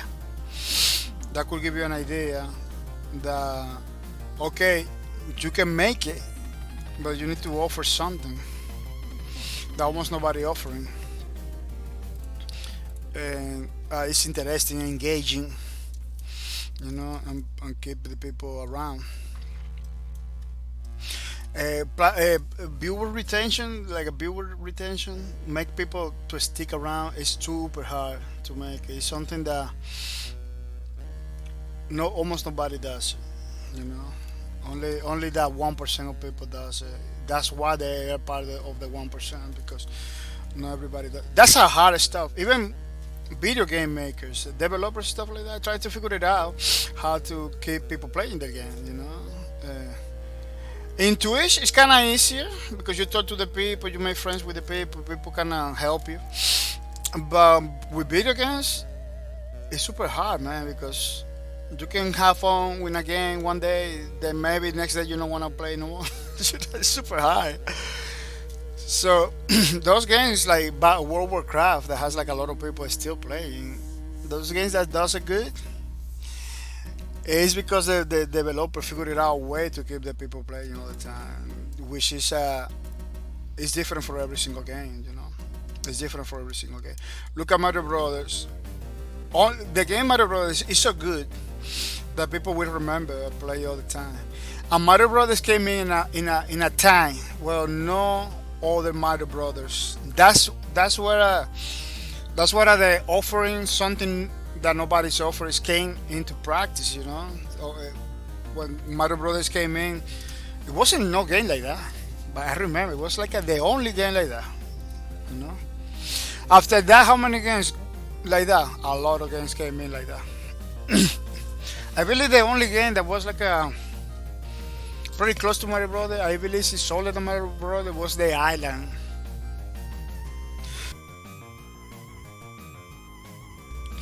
It was like a island adventure island, something like that. Pretty old game too. That game was like the closest to Mario Brothers, and was good at Mario Brothers like that. In a time when it was like almost nobody was doing that kind of game, platform and stuff like that. It was crazy.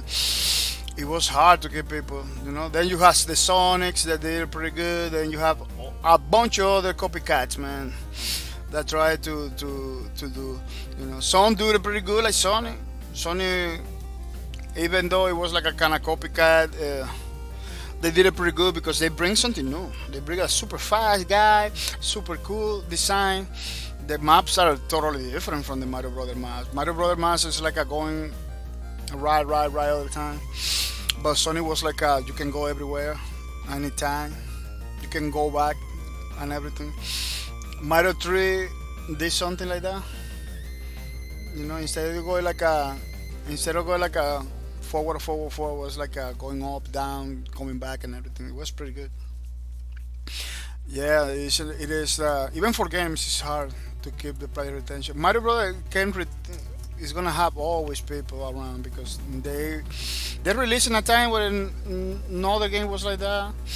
You know, a lot of the players that still playing Mario Brothers are pretty old people that still playing the game. They like the game, and the new generation see Mario Brothers. They like it right away because they can understand it. It's a You don't have to be old in order to understand Mario Brothers. That's why Nintendo keep reinventing Mario Brothers with new versions.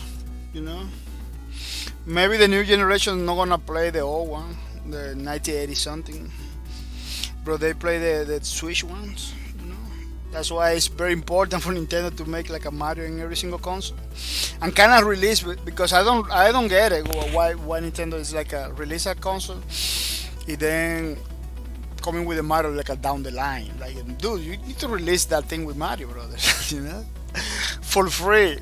At this point, Mario has to be free with the console. That's it. I don't know what they think, man. They have many teams kind of backwards. Everybody complaining about it. Like they have their own way of doing things, you know. Yeah, it kind of makes sense, business sense for them. But man, it's like at this point, man, they should be included in the console. You know, having a console, you not having no games to play. That's something that is happening all the time. You need to buy a new game. You need to buy a new game by separate. You know, you need to have the money of the console and money on the game right now. It's kind of crazy. It's becoming norm. People complaining, but They didn't even back down from that. They continue doing it. It is crazy. And yeah,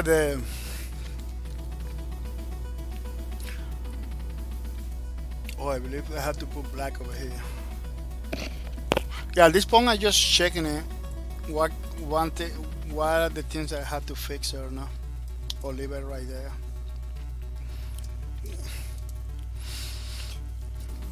Yeah, for games it's difficult. Player retention is gonna be a crazy stuff.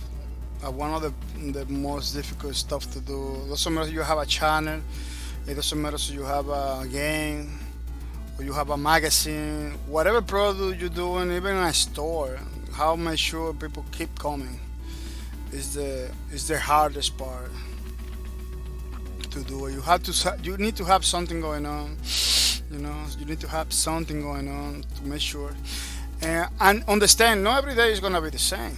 Not every day is gonna be the same. You're gonna have good days. You're gonna have bad days. You're gonna have days that you're gonna be talking about yourself all the time. I got those days all the time. Then you're gonna have days that a lot of people are gonna be talking to you all the time. Those are the good days. People talking to you all the time. I was talking with another streamer the other day about that. He told me, man, every time you came to my stream, I like it because you talk all the time. You ask questions. You talk to the people. You keep my streams going. I said to him, that's the idea. That's the idea of the chat to keep the streamer motivated and to keep everything going. But unfortunately, not everybody does, and everybody understand that. I tell to him, talking to the people is the best part of being a streamer. Talking to the people, is the best part of being a streamer. So you think it's the game? It's not the game. The game is our fun, but the best part, what really motivates you to continue forward, is talking to the people in the chat. That's why Hello Breakers streams for me was the best. It's still the best streams. And the numbers that I put it up with Hello Breakers. I'm not gonna be able to do it again because the game was new. People wanted to talk to me about the game. People play with me all the time in Hello Breakers. Even though the game wasn't not free, and sometimes I had no friends, but I had the trolls coming over here to troll me. And we got pretty awesome conversation even with the trolls. I remember one troll that came in trolling pretty hard. When he saw me playing, having fun and everything, he said, "Man, I came to troll, but this game's pretty cool." Like what? Yeah, they told me like, "Man, I was trolling you and everything, but this game pretty good because I don't ban people like right away. I don't ban trolls right away. I try to give it the opportunity to express themselves, to listen to the point of view and everything. That guy kinda once they see me playing the game, he kinda back down for that. Like, man, I'm gonna get this game. He was trying the game. He didn't have the game. That guy didn't have the game. He was trolling the game all the time. He was coming over here to give me a hard time. And then he ended telling me like, man, I'm gonna buy this game. He told me the first thing he told me was like I want this game. I want you to give me this game. I said, well, I was giving copies of Love Record, but not anymore because I cannot afford it. After, oh no, you gotta give me because I'm gonna come to watch, and they said, man, I cannot do that. He was kind of trolling heavily. Then he said, man, I'm gonna get this game because this game is pretty nice. After he was coming like to troll and everything. Yeah, sometimes as a streamer you have to be patient. You cannot be treating everybody like the same way because you can change people's minds sometimes with the video, the way you're talking and everything. People mind for the better, and sometimes you got a friend in your streams or somebody that become part of the community. You know, it's the best part of the streamer to be a streamer is to talk to the people. It's the people. You know, it's not the games. The games are fun. The games are like a medium. You know, but the community is the best part. But it's something that takes time to understand. Some people don't understand it. That takes time. The practice, the talking to the people and everything is what they're gonna give you that insight. You know, they're gonna give you that concept that you say, wow, yeah, this is the best. So I told to the guy. The guy was talking to him. I told him, man, the people is the best part. When the people, you see people talking, come to you and everything, that's is the best. It's the best feeling ever, man. The best feeling ever. A streamer doesn't have people talking to them and everything. It's more likely to quit streaming. It's more likely to quit streaming. They shouldn't quit for that reason, you know, because even though the community is the best part of the being a streamer and everything, it's not the only reason why we're streaming. You know, it's not the only reason why a streamer should stream. You know, there's so many others because maybe you're not supporting the viewers, but you're supporting the developers. You know, you're supporting the platform, you're supporting the idea of coming, you know, to stream and have fun with the people. You know, even though you don't have the people very active talking to you and everything, you know, you're still supporting many other things. But you need to be aware of it. You cannot just do it. Streaming is something that you cannot just do it without knowing why, without having a good idea why you're doing it. You know, some people, I believe the most basic idea that you have to put in your mind when you're streaming is like I'm playing games anyways. Let's play with people. Let's see if people watch me play. You know, that's basically the main motivation. As long as you are playing and putting 2-3 hours in a game, you should stream. That's what I say. That's what I say. You should stream it. You know. So you don't want to get spoiled in the game. You better not stream it because you're gonna find those guys that are gonna tell you everything about the game. And you're not gonna be fun. So I don't mind it because I know that. You know. Every time I stream a game, I know somebody's gonna come over here and gonna help me. For me, it's fine because that's why I play the games. That's why I don't play first-person shooters in the streams. I play single-player games. I play single-player games outside of the stream. That's why I don't bring my single-player games over here because I know somebody's gonna spoil for me. So what I do, I play multiplayer games only. You know, every single game that I play over here is focused on multiplayer. I don't play single-player games. My Cyberpunk 2077. As long as it's only single player, I'm gonna be playing by myself. It's not coming to the stream, you know. It's not coming to the stream. My Cyberpunk 2077. You know? Oh, they did a multiplayer like a Grand Theft Auto. You can run around, hack people, get money, kinda artist life in the Cyberpunk universe. That one I'm gonna stream it because there is no way to spoil nothing. Even though people know a trick to do something or something like that, it's up to me to do it. You know, it's totally different. That's why I don't bring my single player games over here. You know, I got a bunch of single player games. I don't play on the stream. I play by myself. You know, because I don't want to be spoiled. I don't want to be watered down my experience because the single player games are pretty easy for you to get to stop playing it. See, you already know everything. You know, it's kind of. Oh man, I see a lot of people complaining about that. Like, oh, I'm playing this game. Somebody came over here and they tell me everything. Now I don't want to play because you're not supposed to bring it there. You're not supposed to bring it to the stream, even though maybe you want to show it. It's not supposed to. That's why. If you go to the Twitch. Google Play to each application thing, I'm gonna show you what it says. play. I'm gonna show you what it says about Twitch. You know, this is the Google Play Store, basically the Android store. I'm gonna show you in the games, the apps. Yeah, the apps. So you look for Twitch.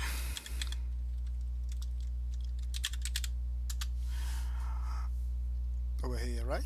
Twitch. So you look for Twitch, what they say, Twitch, live stream, multiplayer games, and esport. They don't say single player anywhere. Like Twitch itself is aware of that.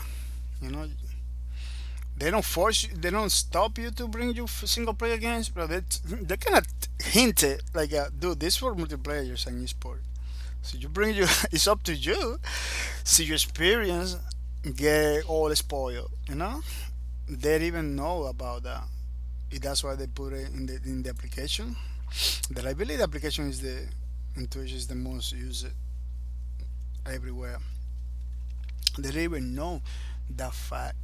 They are not like ignorant about it. You know, like you bring your games over here to the Twitch, you're gonna find the people that will spoil for you, basically. He's kind of telling you right there, you know, live stream multiplayer games. That's what I do. I do multiplayer games and esport. I don't do nothing else. Nothing else. Well, esport no. Esport no, because I don't have my thing. I don't participate in esports.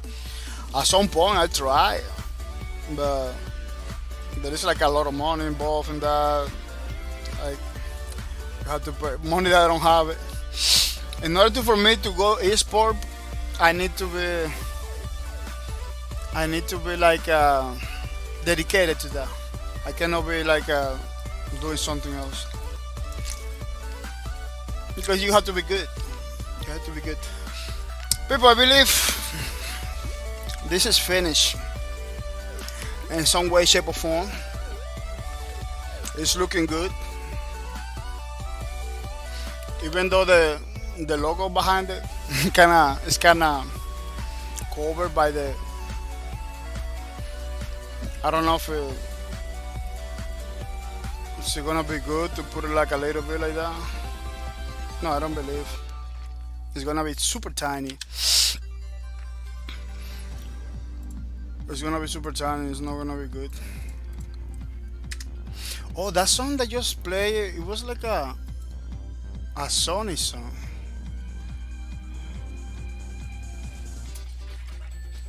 I didn't know that song was a Sony song. There is so many game songs that people put like a lyrics. If they play like a normal song, that's crazy. Well, that song in the other track doesn't have the lyrics. But I didn't know it was about Sony. There was a Sony game. Yeah. Well, people, I'm gonna say thank you to. Oh, let me do the export. We did 5 hours, 51 minutes, like a 6 hours. It was good. You know, we didn't have to do many things in this thing. It was almost done. All the little things that we did is because to make it look better. To make it look better, people. I believe we achieve that. Yeah, let me put in the book like we do all the time. That we imported to the book, to the iBook.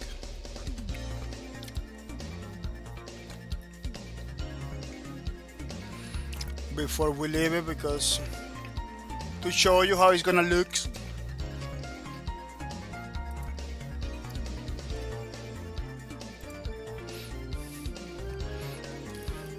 In next Sunday, we are gonna continue with this character. And the third page for this character, I got ready the drawing to do it. I'm not gonna show you now. If you wanna see it, hopefully, make sure to comment next next Sunday.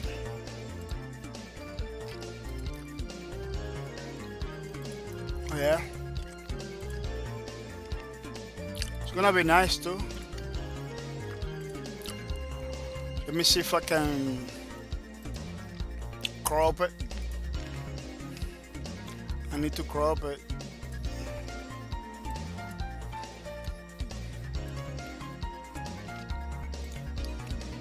Man, Sega, I don't know, Sony team, the Sony team, yeah, the Sony team puts a lot of effort in the Sony game. Sony game, they don't have to.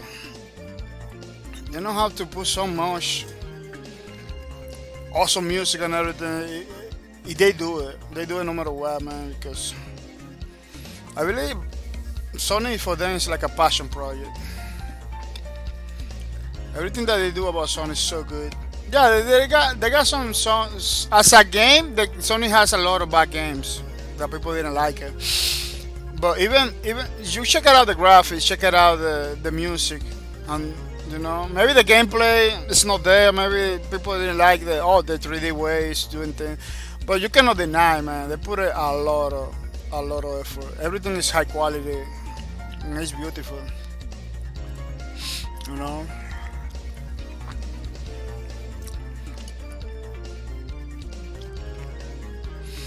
In my opinion, they shouldn't continue doing songs like. Maybe bring back the Sony from DS. The Sony from DS. Almost nobody get to play. Like a Sony Rush. Bring it to PC maybe. Or make a remake for the new consoles. Something like that. But I don't believe they have to create like a new Sony. There is so many good Sonys out there that they can kind of remake or do something about it. But I don't feel the need that they make a unless it's something like a innovation, something very innovative. They shouldn't be doing another Sony. Unless it's something like a Sony Riders. Sony Riders was pretty good, man. It's not on PC. It's on PC. Sony Riders PC.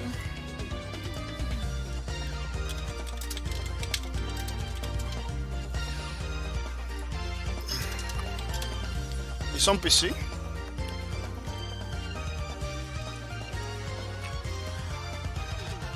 Look, Sony Riders on PC on Amazon.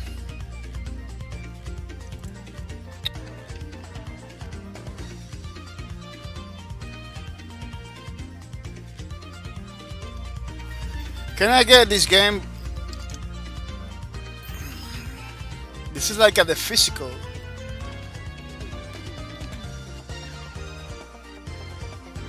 Yeah, this is like the physical UA case.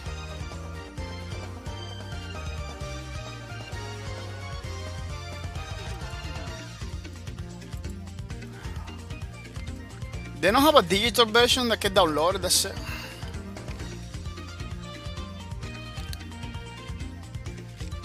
Because I don't even know if this game is gonna be able to run on PC.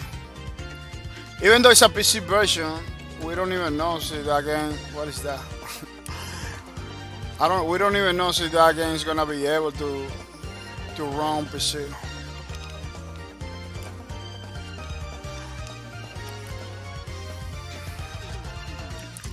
You know, this is for Windows XP, Windows 2000. I don't even know if it's gonna be able to run on Windows 10. There is something. Let me do this thing. This is from Sony 3. Let me do the drawing thing. To do a little research, a pretty fast research, because Sony Riders a game that I have it, but it's for Xbox, so I'm kind of limited. I'm kind of limited in that way to stream. I always wanted to stream it, And I get to stream it like a few times from my Xbox, but my video card, my card, my streaming card, it get kind of blown up, destroyed. You know, I'm not able to do it anymore.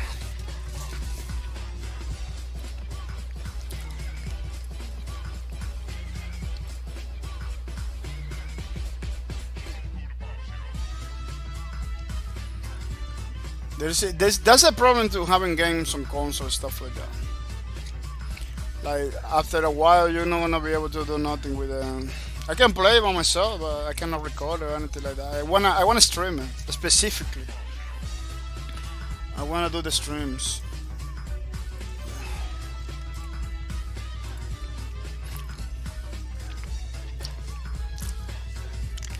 Sonic Riders, in my opinion, is one of the best racing games in the Sony game. As a Sony game, it's one of the best, in my opinion. Some people didn't like it, and it kind of feel weird to me. Like, oh, I didn't like the Sonic Riders. Like, Sonic Riders is pretty unique. How you didn't like it, you know? Has so many unique stuff, but people are entitled to their opinion. You know, I cannot take it that from people. If they don't like it, they don't like it. But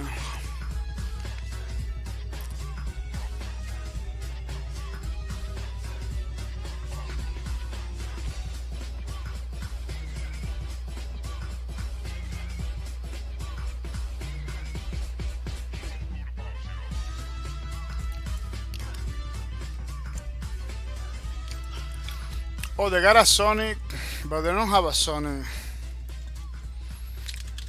They don't have Sonic Riders in Google Play.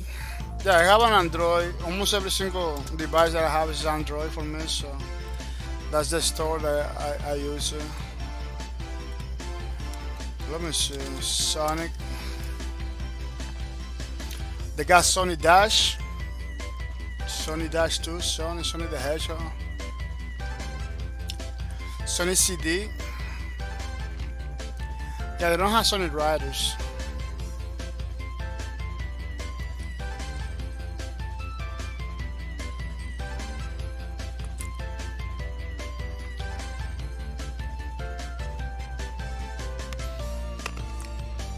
It should be OP to put Sonic Riders in a cell phone. I don't know. Maybe no, because it's an old game, it's not a new game.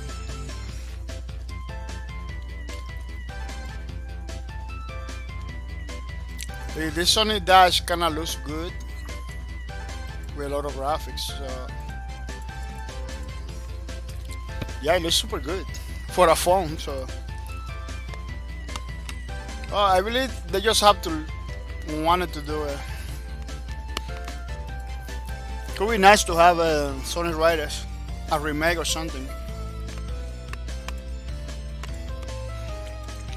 Let me see if I got Sonic Riders.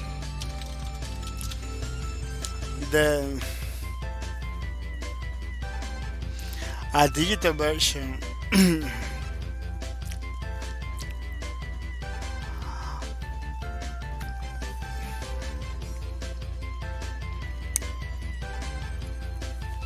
Sonic Free Riders.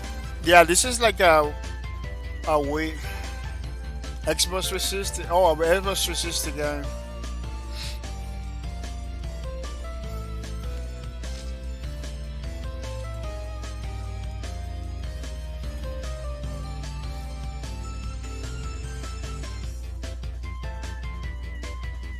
Sonic and Riders.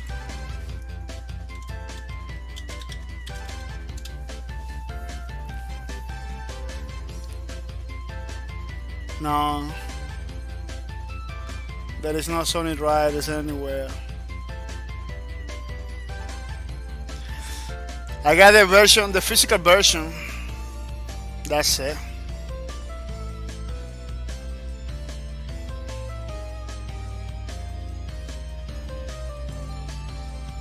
Yeah, this is This is for PlayStation 2. But I already look for the PC version.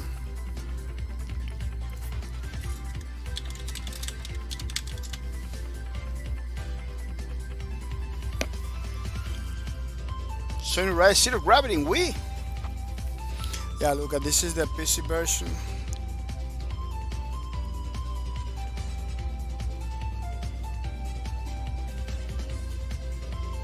Or I can get the problem with the streaming cards is like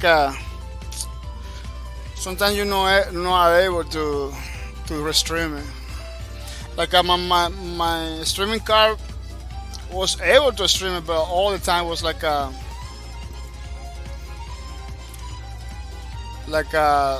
going black because it was like a kind of has a protection system that doesn't allow you to stream console game. I don't know why. The copyright protection stuff. Like after a while, it just go black. It was a crazy stuff. That's why I'm looking for the PC version. Doesn't have that.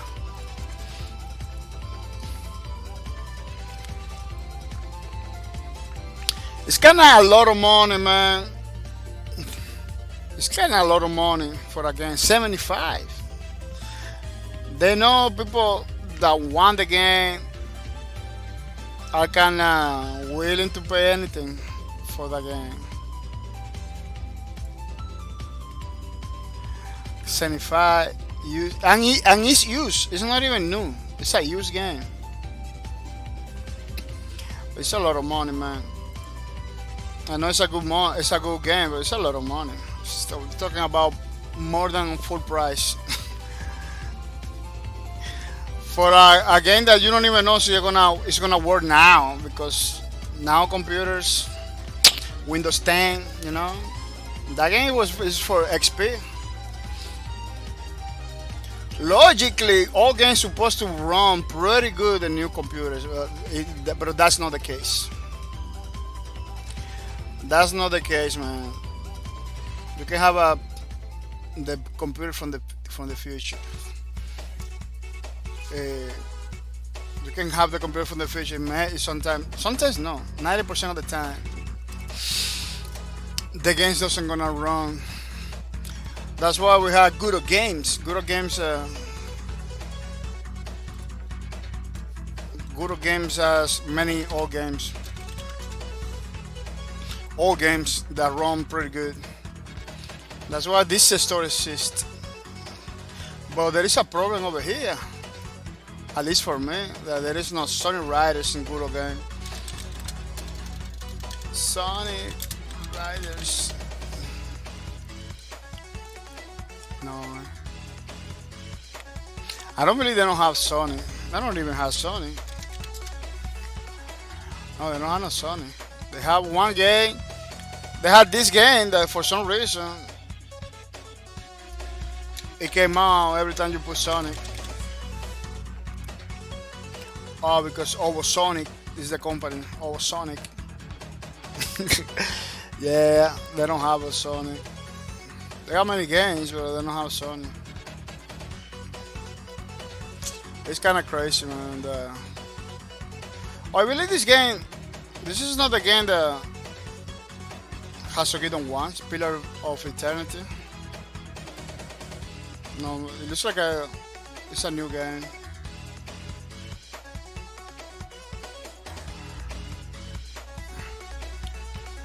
Yeah, they don't have no Sony, man. Oh, there is so many games, good games on console that didn't make on PC. It's a shame. Because in PC games we can continue playing games in PC games. Well, people, I'm gonna say thank you to the people that came to the stream today. I'm gonna say thank you to Second Name, thank you for coming. I'm gonna say thank you to Ioni Life, thank you for coming. I'm gonna say thank you to Ragnarok 106, thank you for coming.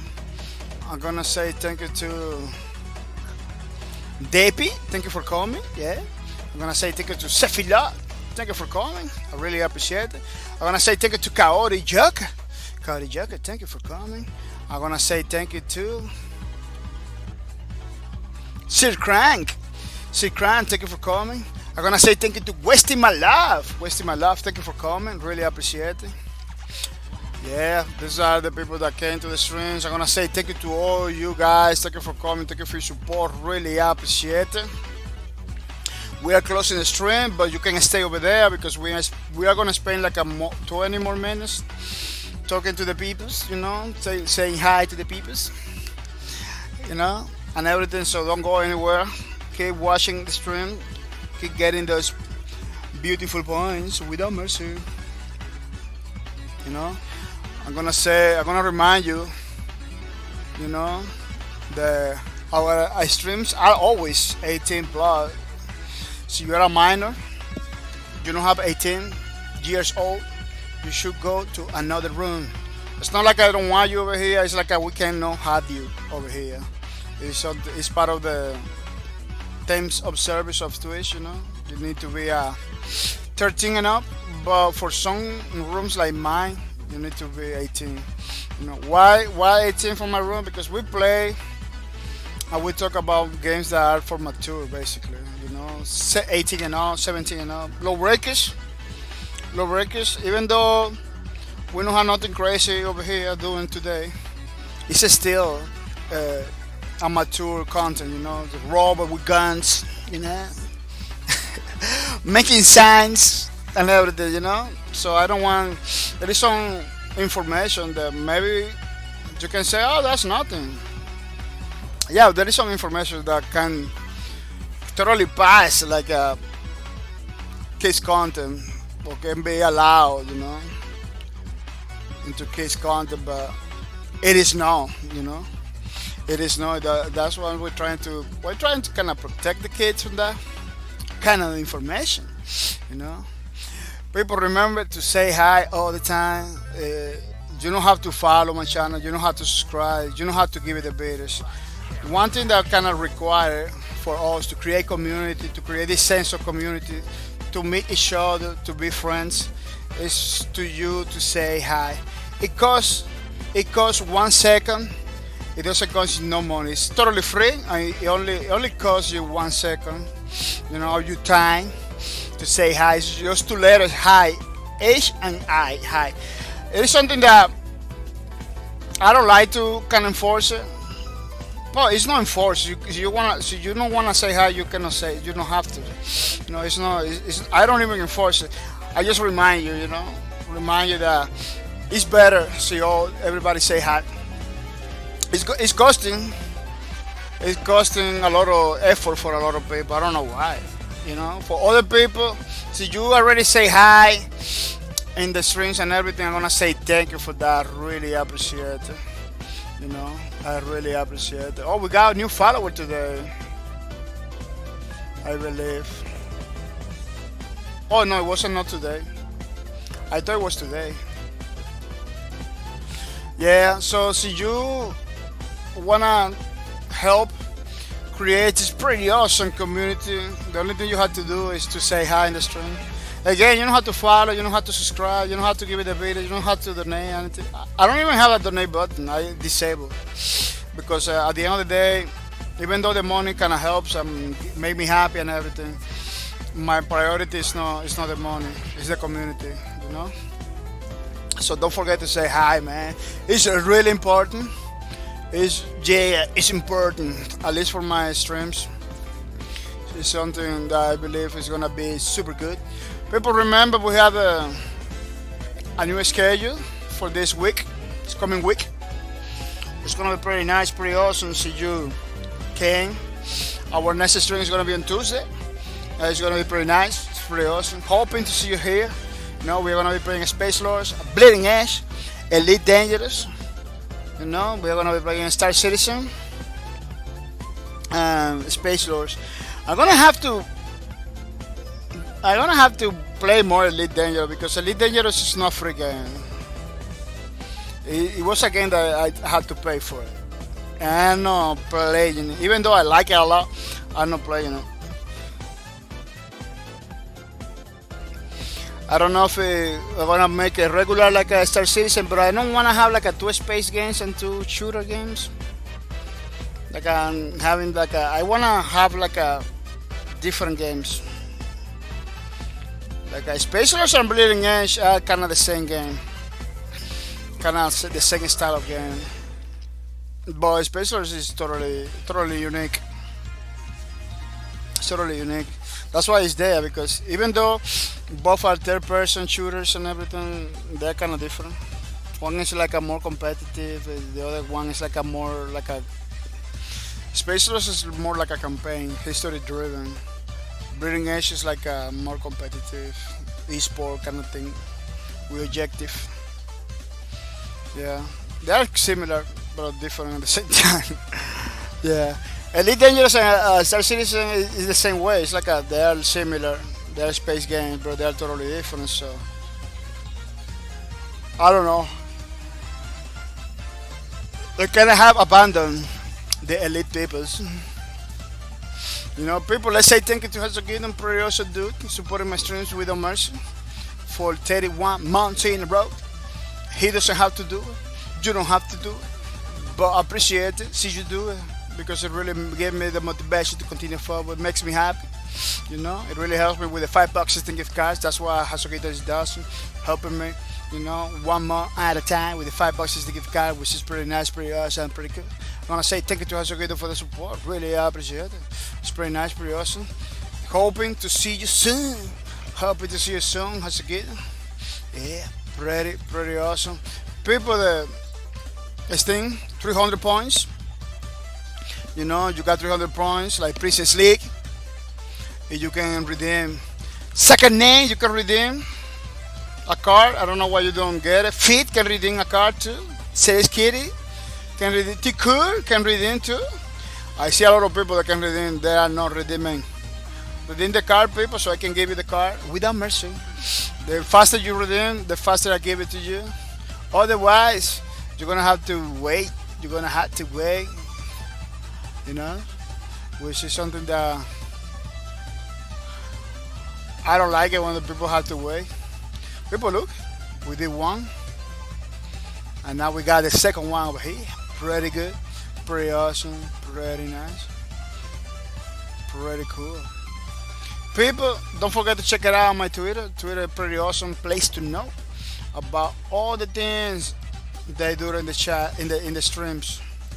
So, wanna know more about my streams? Check it out the Twitter. It's a pretty awesome place to know about all the things about Backward TV, you know. People, don't forget to check it out, the Lawbreakers Twitter. They're not gonna, you ask questions over there, they're not gonna answer you because at this point that Twitter is abandoned, you know. There is no people behind it. But you can check it out, all the posts, all the history about Lawbreakers. If you wanna check it out, it's there. You know, all the time, all the comments, all the promotions, all the giveaways. You know, Stats Just Give It Away was the best because they were like, oh, you just have to log in into the game. In that day, they give you a stats drop with skins. Yeah, double HP start tomorrow. You know, yeah, pretty good.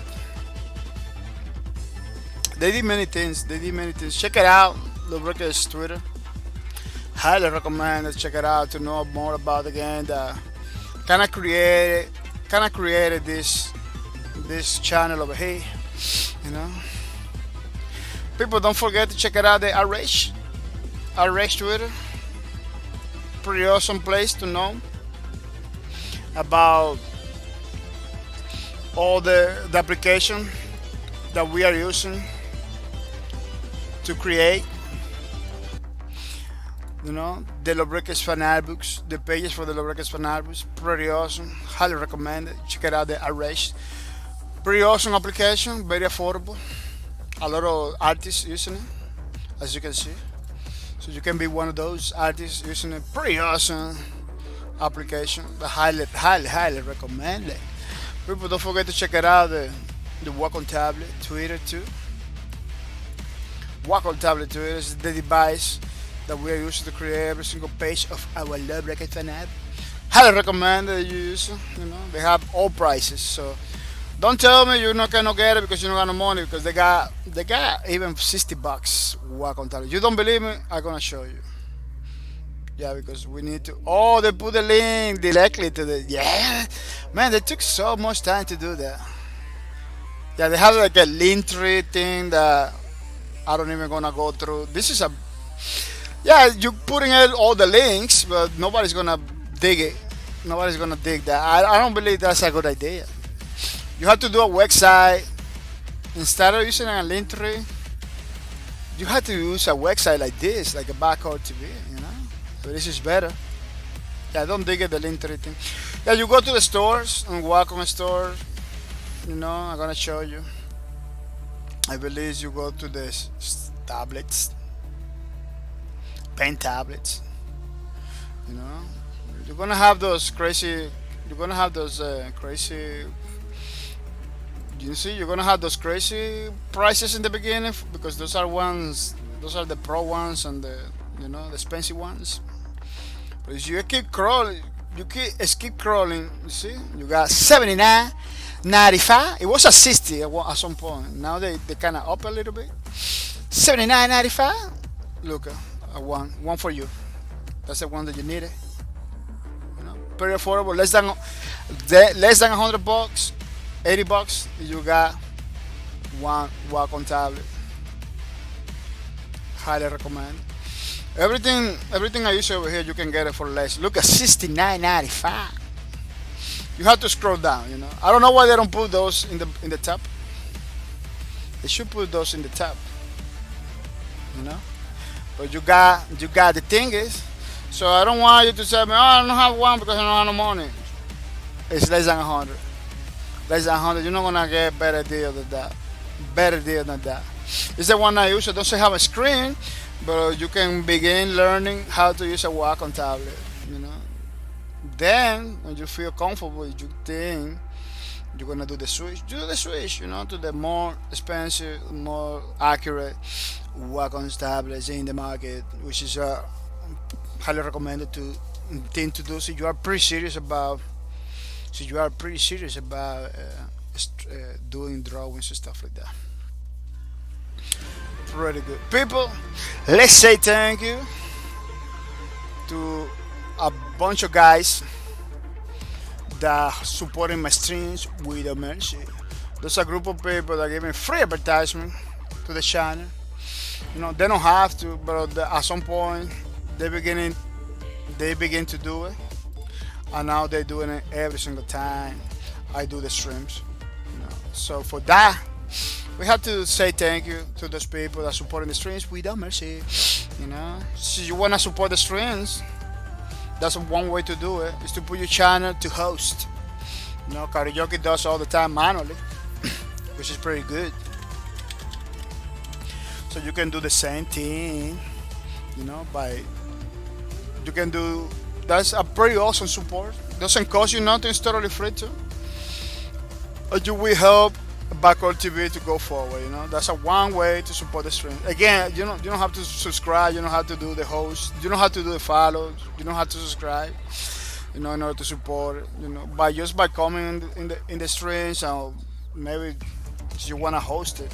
You know, you are supporting the stream pretty good, without mercy. So I'm gonna say thank you to Karaoke for the support. Karaoke, thank you for the host. Thank you for spread the word about the channel. Bringing more people to the stream. Really appreciate it. I wanna say thank you to Sufficient Geometry. Thank you for giving me free advertisement without mercy. Really appreciate it. It's pretty nice person. They decided to support my streams with the host. I wanna say thank you to Eddie Meat. Thank you for your support.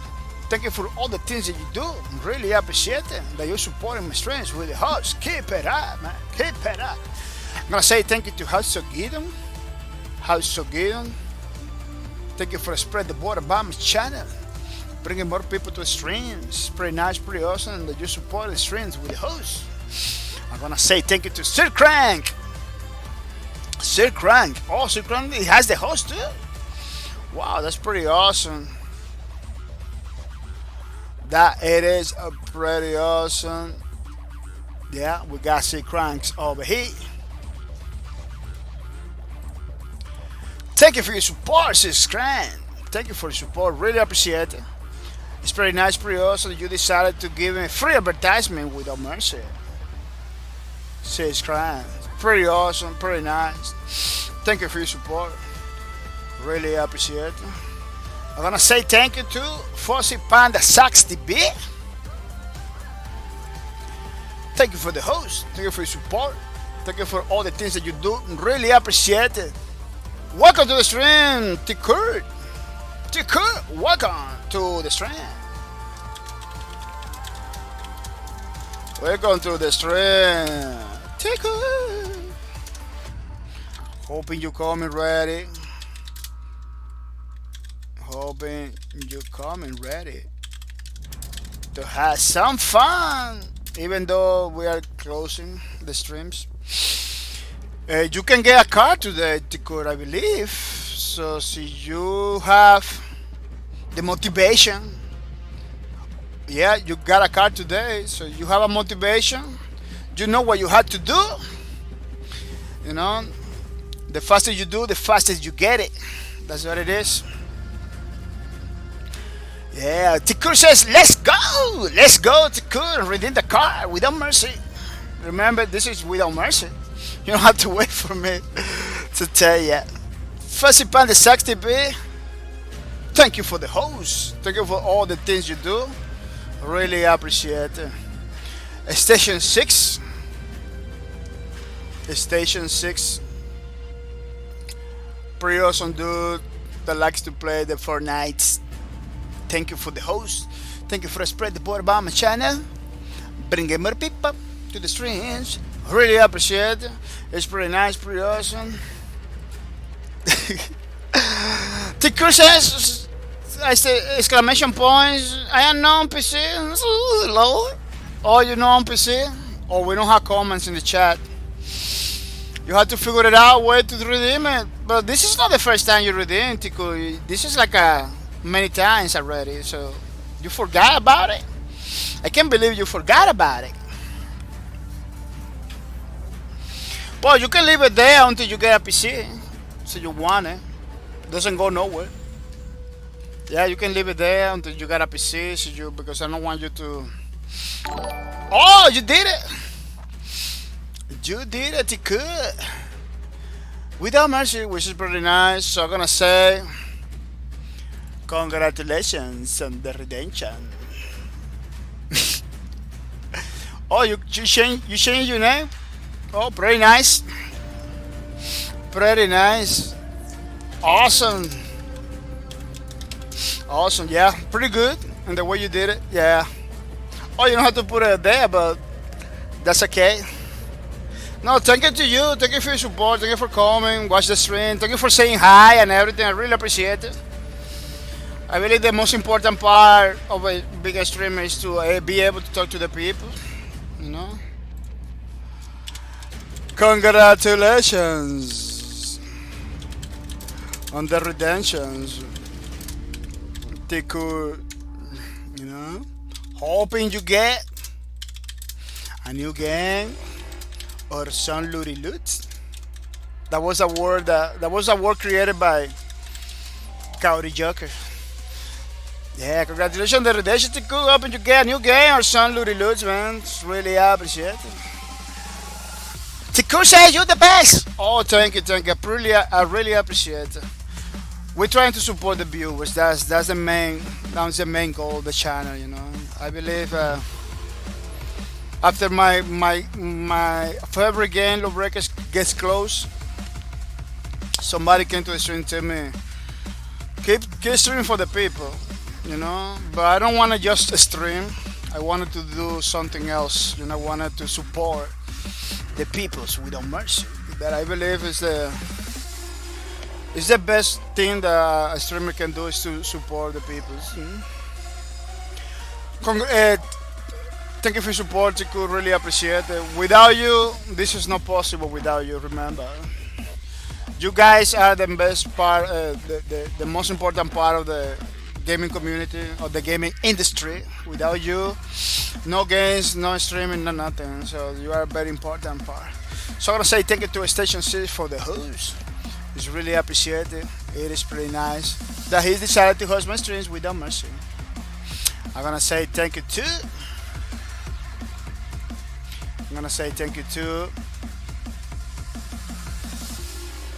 Dog 1Q from PSN. Dog 1Q from PSN. Pretty awesome dude. Supporting my streams with the. Well, it's not here. I can't believe it. I missed so many people today to put over here. But don't worry because we got it over here. So that's weird. I didn't put in the list. The guy hosts my streams all the time without mercy. Yeah, today was kind of weird in the head. So I'm gonna say thank you to Dog1Q from PSN. Thank you for the host. Thank you for giving me free advertisement without mercy. Really appreciate that kind of support. It's pretty nice, pretty awesome. You take some time to support my streams with the host. The Kurt says, are you playing or ending? Oh, I ain't ending. We already have 6 hours, 28 minutes. 6 hours, 28 minutes. Let me put it over in the chat. 28 minutes, 55 seconds. Yeah, we got a lot of hours already. We cannot continue more because it's getting late for me to be talking. It is super late for me to be talking, so that's one of the reasons why. Look at that Bible thumb.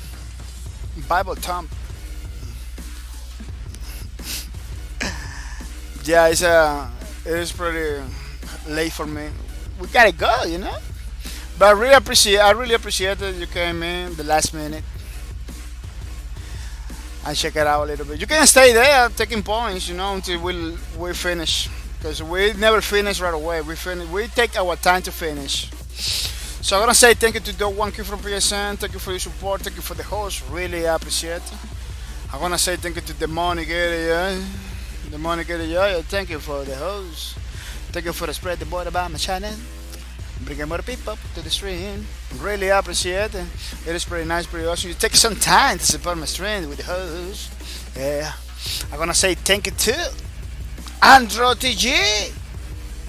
AndroTG, thank you for giving me free advertisement without mercy. Really appreciate it, AndroTG, that you came over here, you know, sideways, and support the stream with the host, which is always good, always nice, give you the motivations to continue forward. So I really appreciate that kind of support. I'm gonna say thank you to Limit. Thank you for the host. Thank you for all the things you do. I really appreciate it. It's pretty nice, pretty awesome. You take some time to support my streams. You know, really, all the support you can give me to the channel is really appreciated. Really makes me happy. Give me the motivation to continue forward. You know, so I'm gonna say thank you for your support. I'm gonna say thank you to Walini. Thank you for the host. Thank you for the spread the word about my channel. Bringing more people up to the stream. Really appreciate it. It is pretty nice. Keep it up, Walini.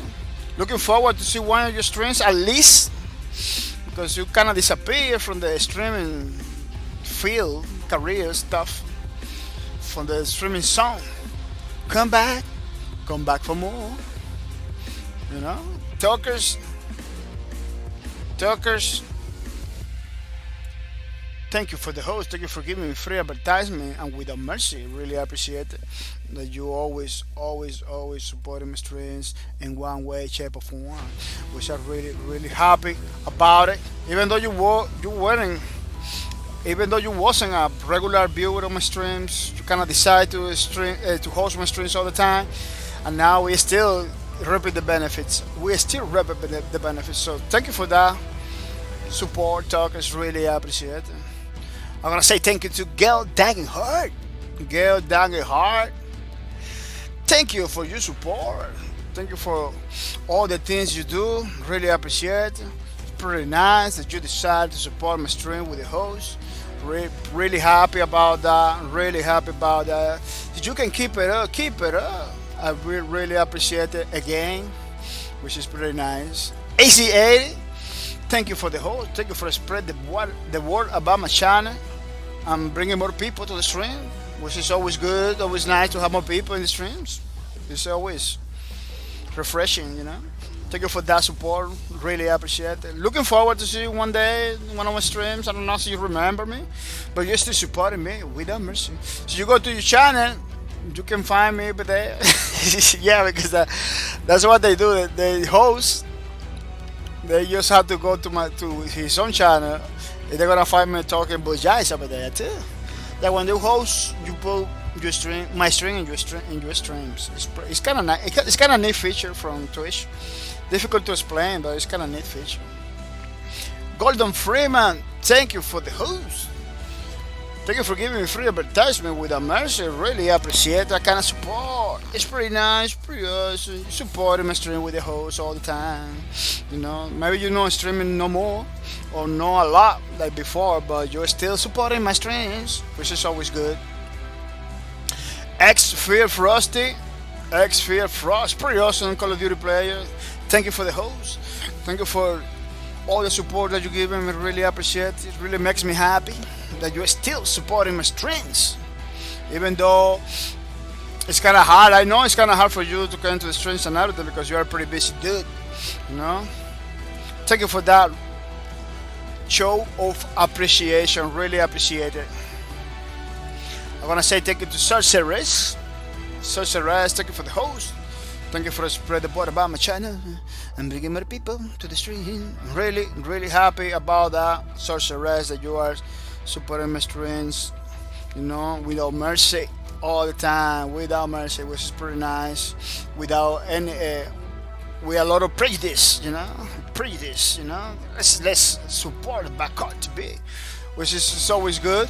Thank you for your support, thank you for everything you do, really appreciate it.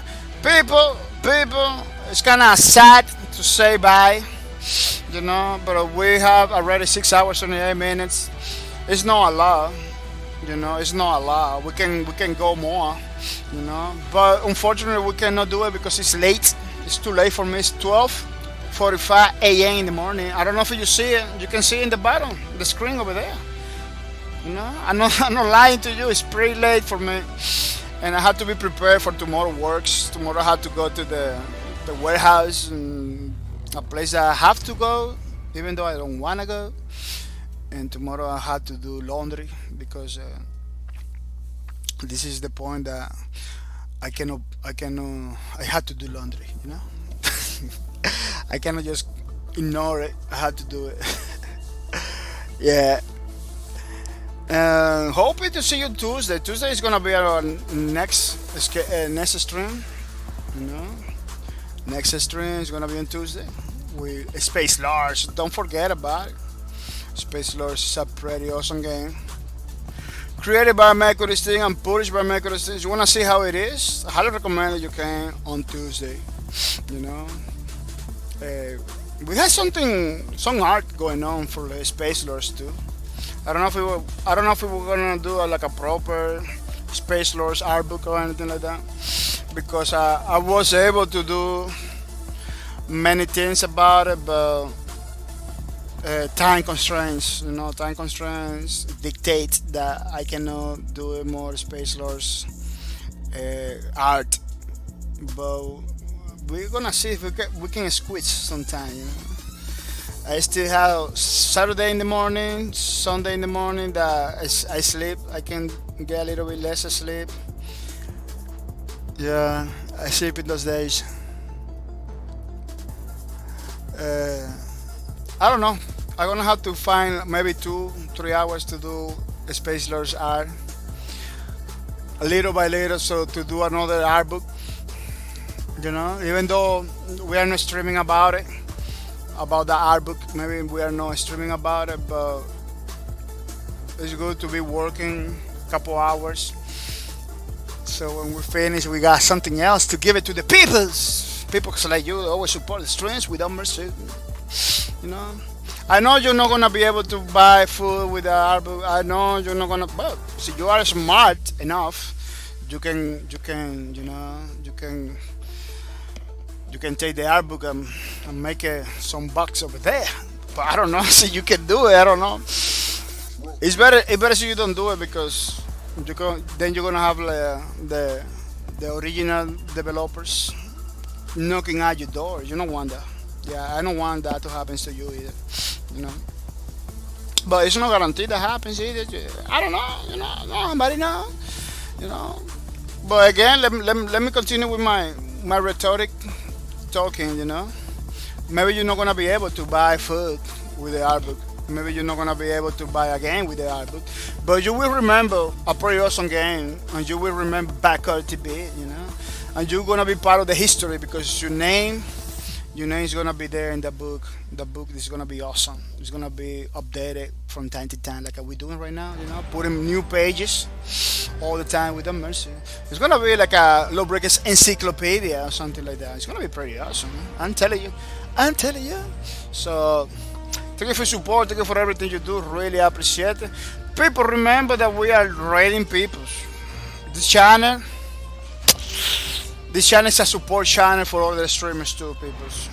So you wanna be part of the support squad, you know, I beg you to stay in the chat. Don't go anywhere. Let's see if we can make somebody else happy. If we can, I'm gonna be a couple hours there in that stream. You don't have to be a couple hours there, so you can do it. You give it 10 minutes of your time to the new streamer. See, you can do it. I'm not gonna force you to do. You know, I'm not gonna tell you, oh, because I'm spending 2 years. You have to. No, you don't have to, people. You do whatever you want over here in Backyard TV. So you don't have to spend 2 hours, 3 hours like I do. We always try to support people that support us, that play the same games that we are playing, stuff like that. So that's why sometimes you see me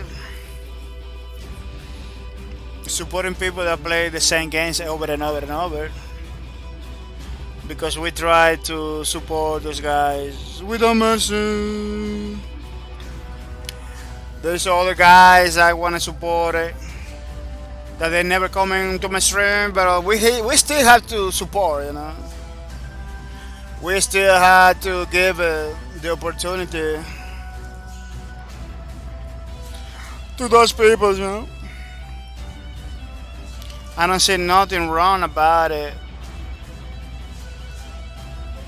I don't see nothing wrong about it.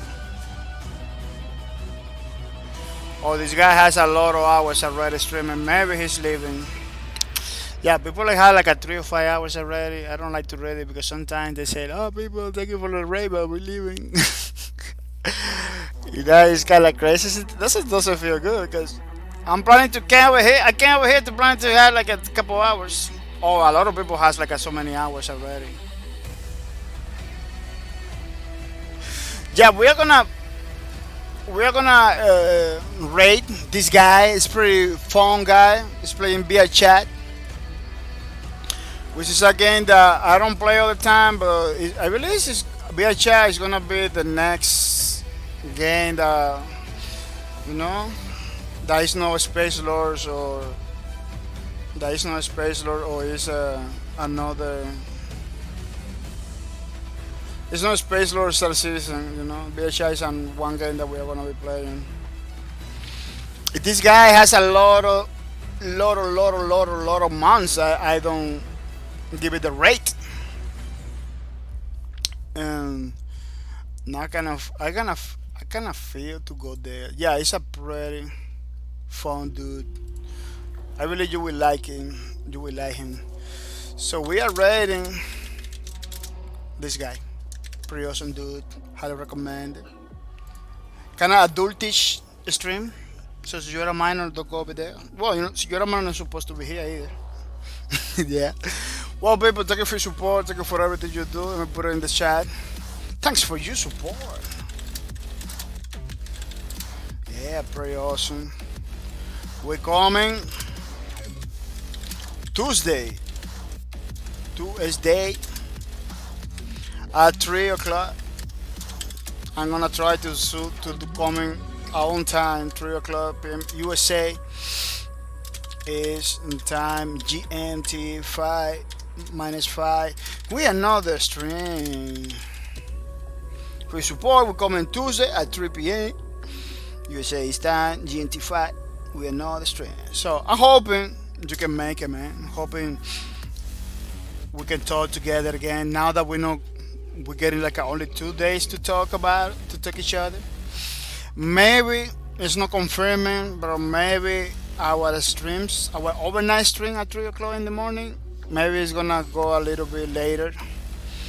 Maybe it's gonna be 10 in the morning, 11 in the morning, maybe, because I wanna come back to talk to you for 2-3 hours like we used to do back in the days. I don't like when my streams are like a mute. And people came to the channel and say, "Oh man, this guy doesn't talk," because we made like a 3 or 4 streams like that. I don't believe it's good for the channel. It's good when people come to the video, see me talking all the time, and say, "Oh man, this guy is talking." It's totally different. So I was kind of skeptic before doing those streams, but I'm gonna have to come back to the old days. When? I don't know, maybe next year, but I'm telling you right now, so there's some changes are gonna come into the channel, and it is good for you to know. Yeah, it is good for you to know. Well, thank you for the support, thank you for everything you do, and see you Tuesday with another stream. So I'm gonna say bye bye. HANA Artificial Intelligence initialized. Role analysis, Juggernaut. Aegis. Task has arrived. Justice will follow.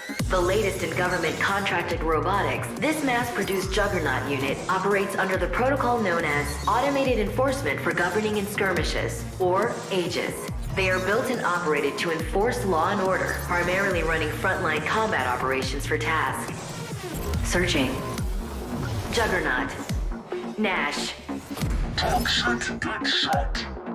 Decommissioned by task, all Nash Sentry units were quickly replaced by superior Aegis models in 2092. After being decommissioned, this particular unit was reassigned to riot management at the same prison that housed Kronos and other lifers. It was subdued and reprogrammed by error. Query from grid force rejected. Nash database wiped. Redirecting. Resuming analysis and beginning Juggernaut combat evaluation. The Juggernaut is a heavily armored frontline tank best suited for absorbing damage, defending objective points, and engaging in close-quarter combat. The Juggernaut's primary weapon is the Instigator shotgun. It fires a burst of armor-penetrating buckshot that is highly effective at close range. Long range, not so much. Its alt-fire brandishes a massive blade that can cut both armor and flesh. Up close, a few shots from the Instigator, followed by an impale from the blade, can kill nearly anything on the battlefield. When evaluating the Juggernaut, it is important to note its ability to charge to the front line. Although the Juggernaut looks physically heavy, technological innovations in recent manufacturing using hadronium have yielded durable yet lightweight materials. Ideal combat situations indicate the Juggernaut should charge to absorb enemy fire and defend key objective points. To assist in frontline defense and damage absorption, the Juggernaut can generate a temporary hollow deflector. This hadronium-sourced barrier expires after a short duration. Interesting. Field analysis also shows the hollow deflector can be used to block off choke points and undermine enemy movements. As designed, the Juggernaut can reinforce itself with supplemental armor to further increase its defense. While these units are not capable of maintaining energy at all times to power armor protocol, the temporary boost in defense can help during strategic combat operations. Evaluation summary. The Juggernaut should lead the charge and be the cornerstone of objective defense. With a wide array of defense-oriented programming, at least one Juggernaut is recommended for successful field operations. Analysis complete. Uploading data to the grid. HANA out.